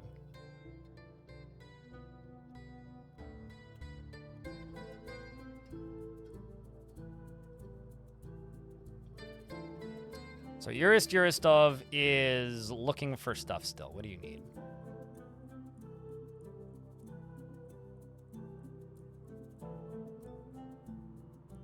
I'm assuming it's bones.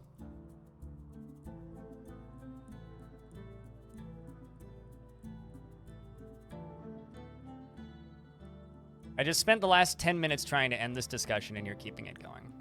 I don't understand why you have so little respect for me, but that's the only sad thing that's going on here right now. Slaughter a ram. No, B. No, you didn't change the topic. You're saying it's sad that fur trading is no longer a profession that can keep food on the table. That is the most adjacent topic you can possibly have, mate. Literally everybody in the chat wants to stop talking about guns.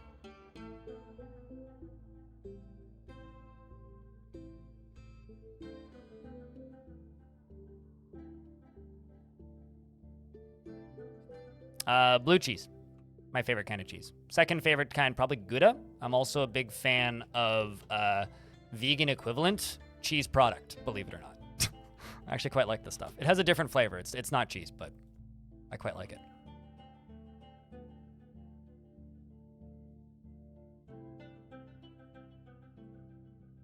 Smoked Gouda with bacon? Yeah, I could dance around that for a little bit. Vegan cheese, you cray? Hey, mate, it has no carbohydrates, and as a diabetic, anything that has no carbohydrates, I'll give it a chance.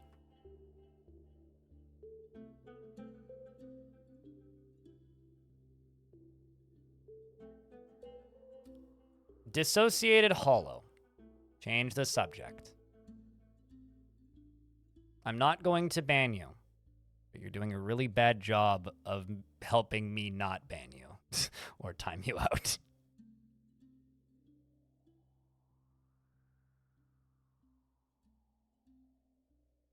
I don't think that's the thing, Jurist. Let's get rid of this ghost and then check in on that strange mood. Cheese for everyone! Cool. Good for you, Shiny. You get any lasers? Well, those are my favorites. Battery-powered lasers are always the best in CUD.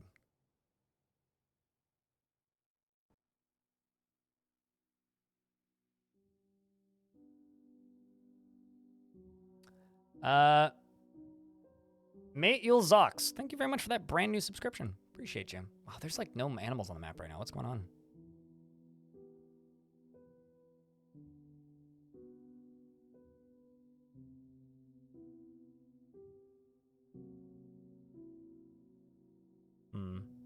I'll slaughter a sheep as well.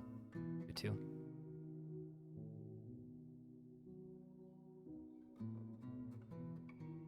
Breaking a water ritual has made this playthrough interesting. Who did you break it with? What do I think of mushrooms for protein replacements? I mean, I like mushrooms. Mushrooms are good. In fact, I was looking into growing my own mushrooms inside, because speaking of things that are too expensive.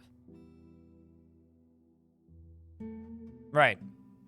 No, but what faction was he a part of that you'd done the water ritual with? Did you do the water ritual with him before you fought the guy, or? I guess the question is, like, who did you make the water ritual with that you broke? Okay, so it's not that. What else do you need? Bars, metal.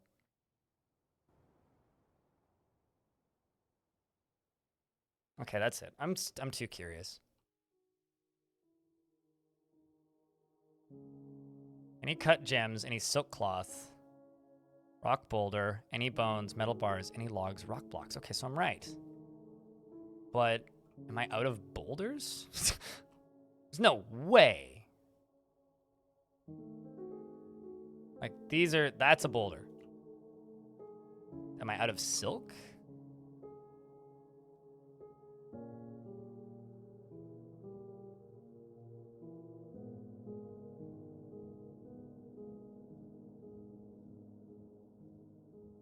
I beg your pardon?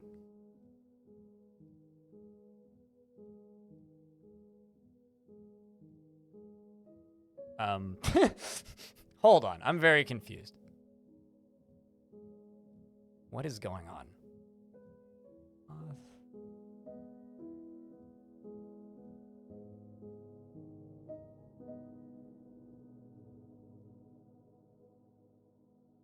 Okay. Was it stolen? Possibly, but I had some wagons vanish on that scene, on that screen. All right, so my assumption is that these bins are fucking with this mood. Let's see, let's test run that. So I'm going to make a stockpile right here, and it's going to be for all cloth, but 0 bins. And this stockpile, which the stockpile select will take items. Stockpile will give items. You will give items to this stockpile.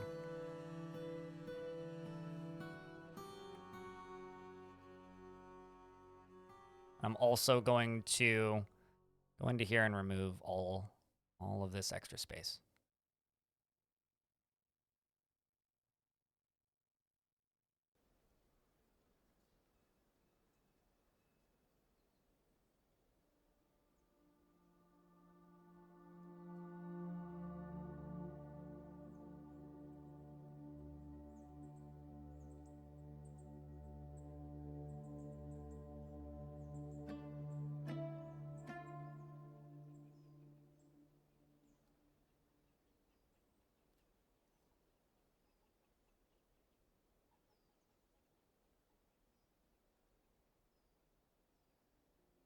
Brie with crackers is really good. I agree with that.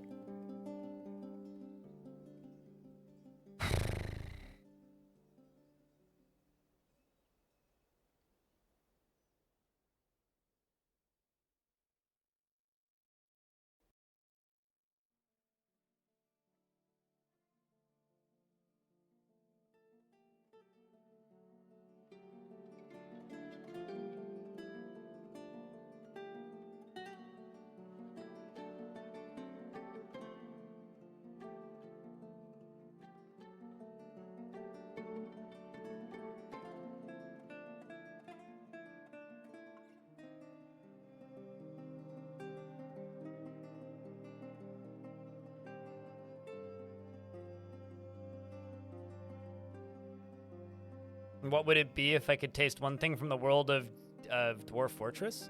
I have no interest in drinking milk that has live maggots in it. No, I'm good, thanks. If I could try one thing from the world of Dwarf Fortress, probably plump helmet wine. Realistically, probably plump helmet wine. I'm pretty sure the issue here is... Okay, why are we not spinning thread? What?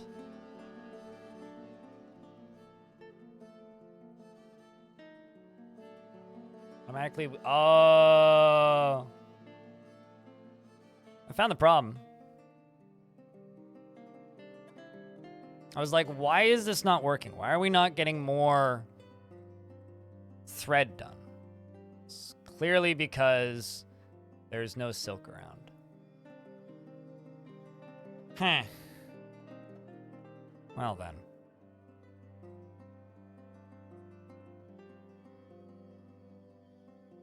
I'll be honest, I've never really thought about plump helmets. Like, just kind of in general. Not something that really rattles the brain too much. They're just kind of a made-up item in a video game, and that's about it. well...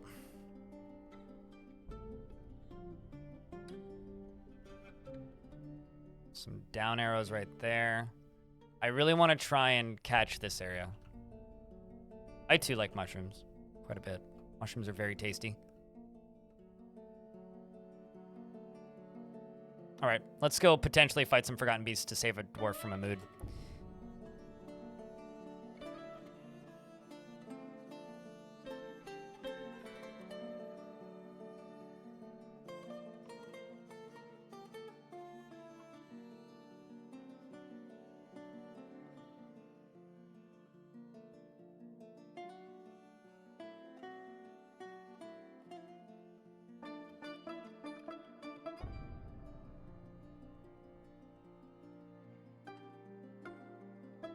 Let's see what we run into.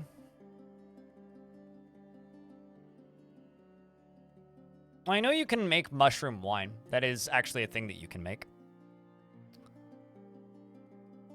So maybe it's a similar equivalent to actual real-world mushroom wine.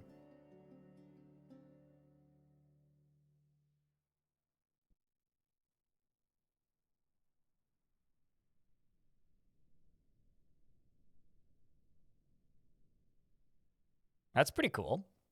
HQMD.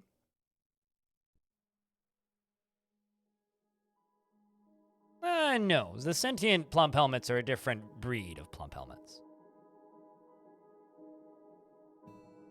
Any dwarf who tells legends of plump helmets standing up and walking away clearly have consumed too much plump helmet wine. Sounds like an old elf's tale.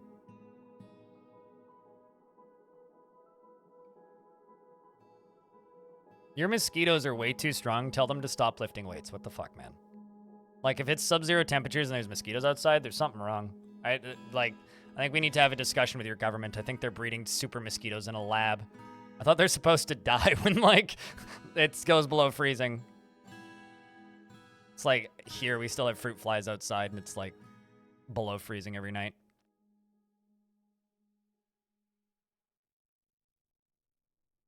Made out of cave wheat?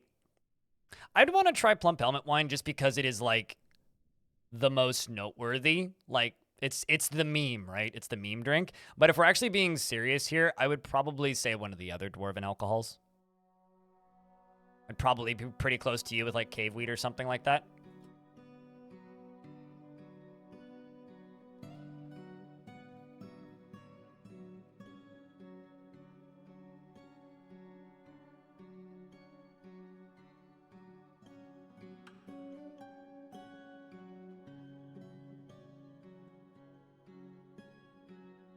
All right, so now that we're down here, we have to start sealing this area off.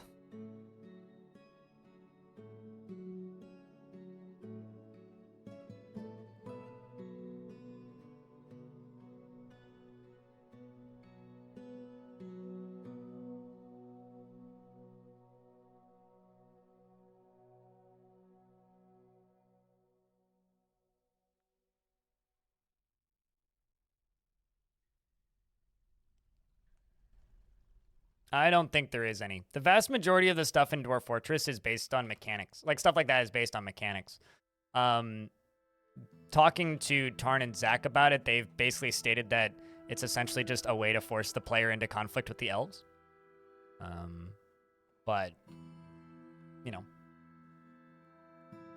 In my theory, the most dwarfy thing is crafting stuff out of other stuff. So it's dwarfy to make stuff. As for why their beds are made of wood, I don't know. You'd have to ask Tarn. I've never actually asked him. Many people have their own headcanons for things. This is not really something I think about too much. Although I've never looked at the Dwarf Fortress wiki, so maybe there's something about it in the D for Dwarf section. Which is just like the comedic additions to the wiki that people make. Where it's just like a lot of pop culture and movie references and stuff that aren't actually true.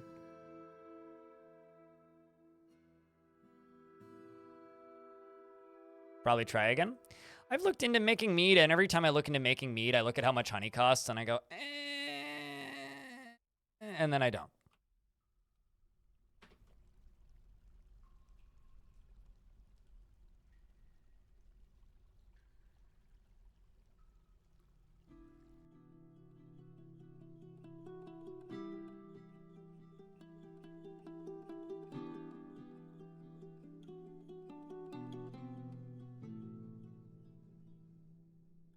I'm mostly just trying to seal this area up. So I have access to these spiders as well as all of this ore down here.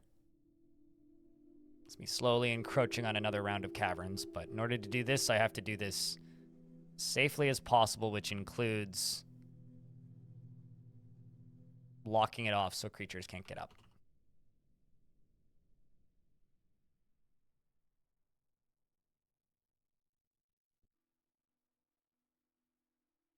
No, this fortress needs more cheese. I keep making cheese, though. How much more cheese do you need? Have you seen how much food I have, man? That's so much sheep cheese.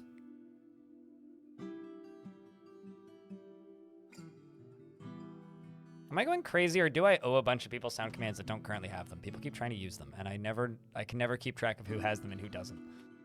I need to actually, like, go through and refresh everything at some point.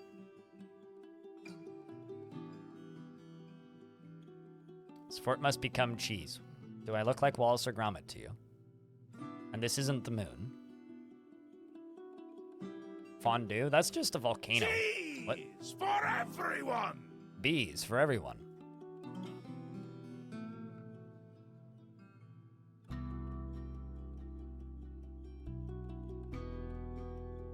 All right, let's just let this play out.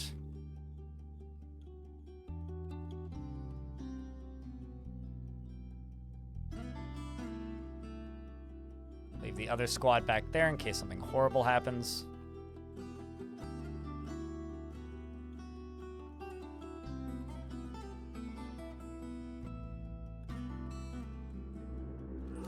That's what I was worried about.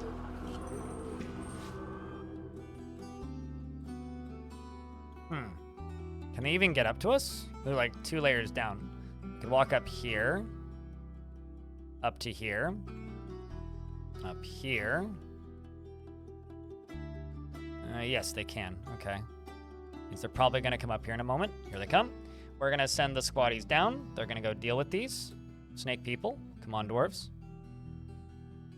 Barrel down. Are these serpents named? No, none of them are.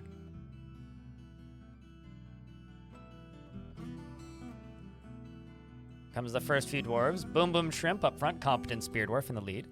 Is immediately bleeding and is no longer bleeding, so that's good. However, the snakes are now dead, but DJ Boom Boom Shrimp I think may be injured. Unless you just died. No, I don't think you did. Where are you? There you are. All right, well, you're no longer holding your weapon, but your ability to hold things is lost. It appears that your arms are cut open. Another snake person down here, but you're still fighting, so shout outs.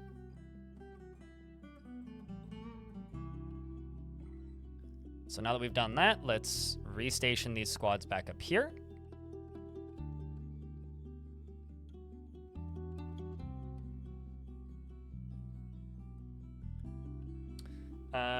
Let's check in on that strange mood. Okay, so you've grabbed 2 pieces of cave spider silk. Excellent, that's what we need you to have. Got many dwarves running down, constructing buildings. At least this is nice and close. Bite them to death? I mean, punch him!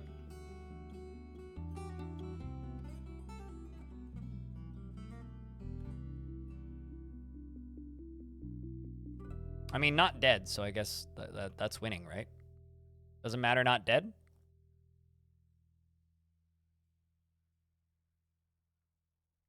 Okay, well, this construction is coming down here pretty quick. Not seeing any forgotten beasts running in just yet, so that's a good sign. With what arms? I mean, just because you can't grasp doesn't mean you don't have hands, right? Ability to grasp lost because arms broken. All right. Come on. You can give it an effort. Headbutt him. You know. I've been headbutted in a mosh pit. That doesn't feel good.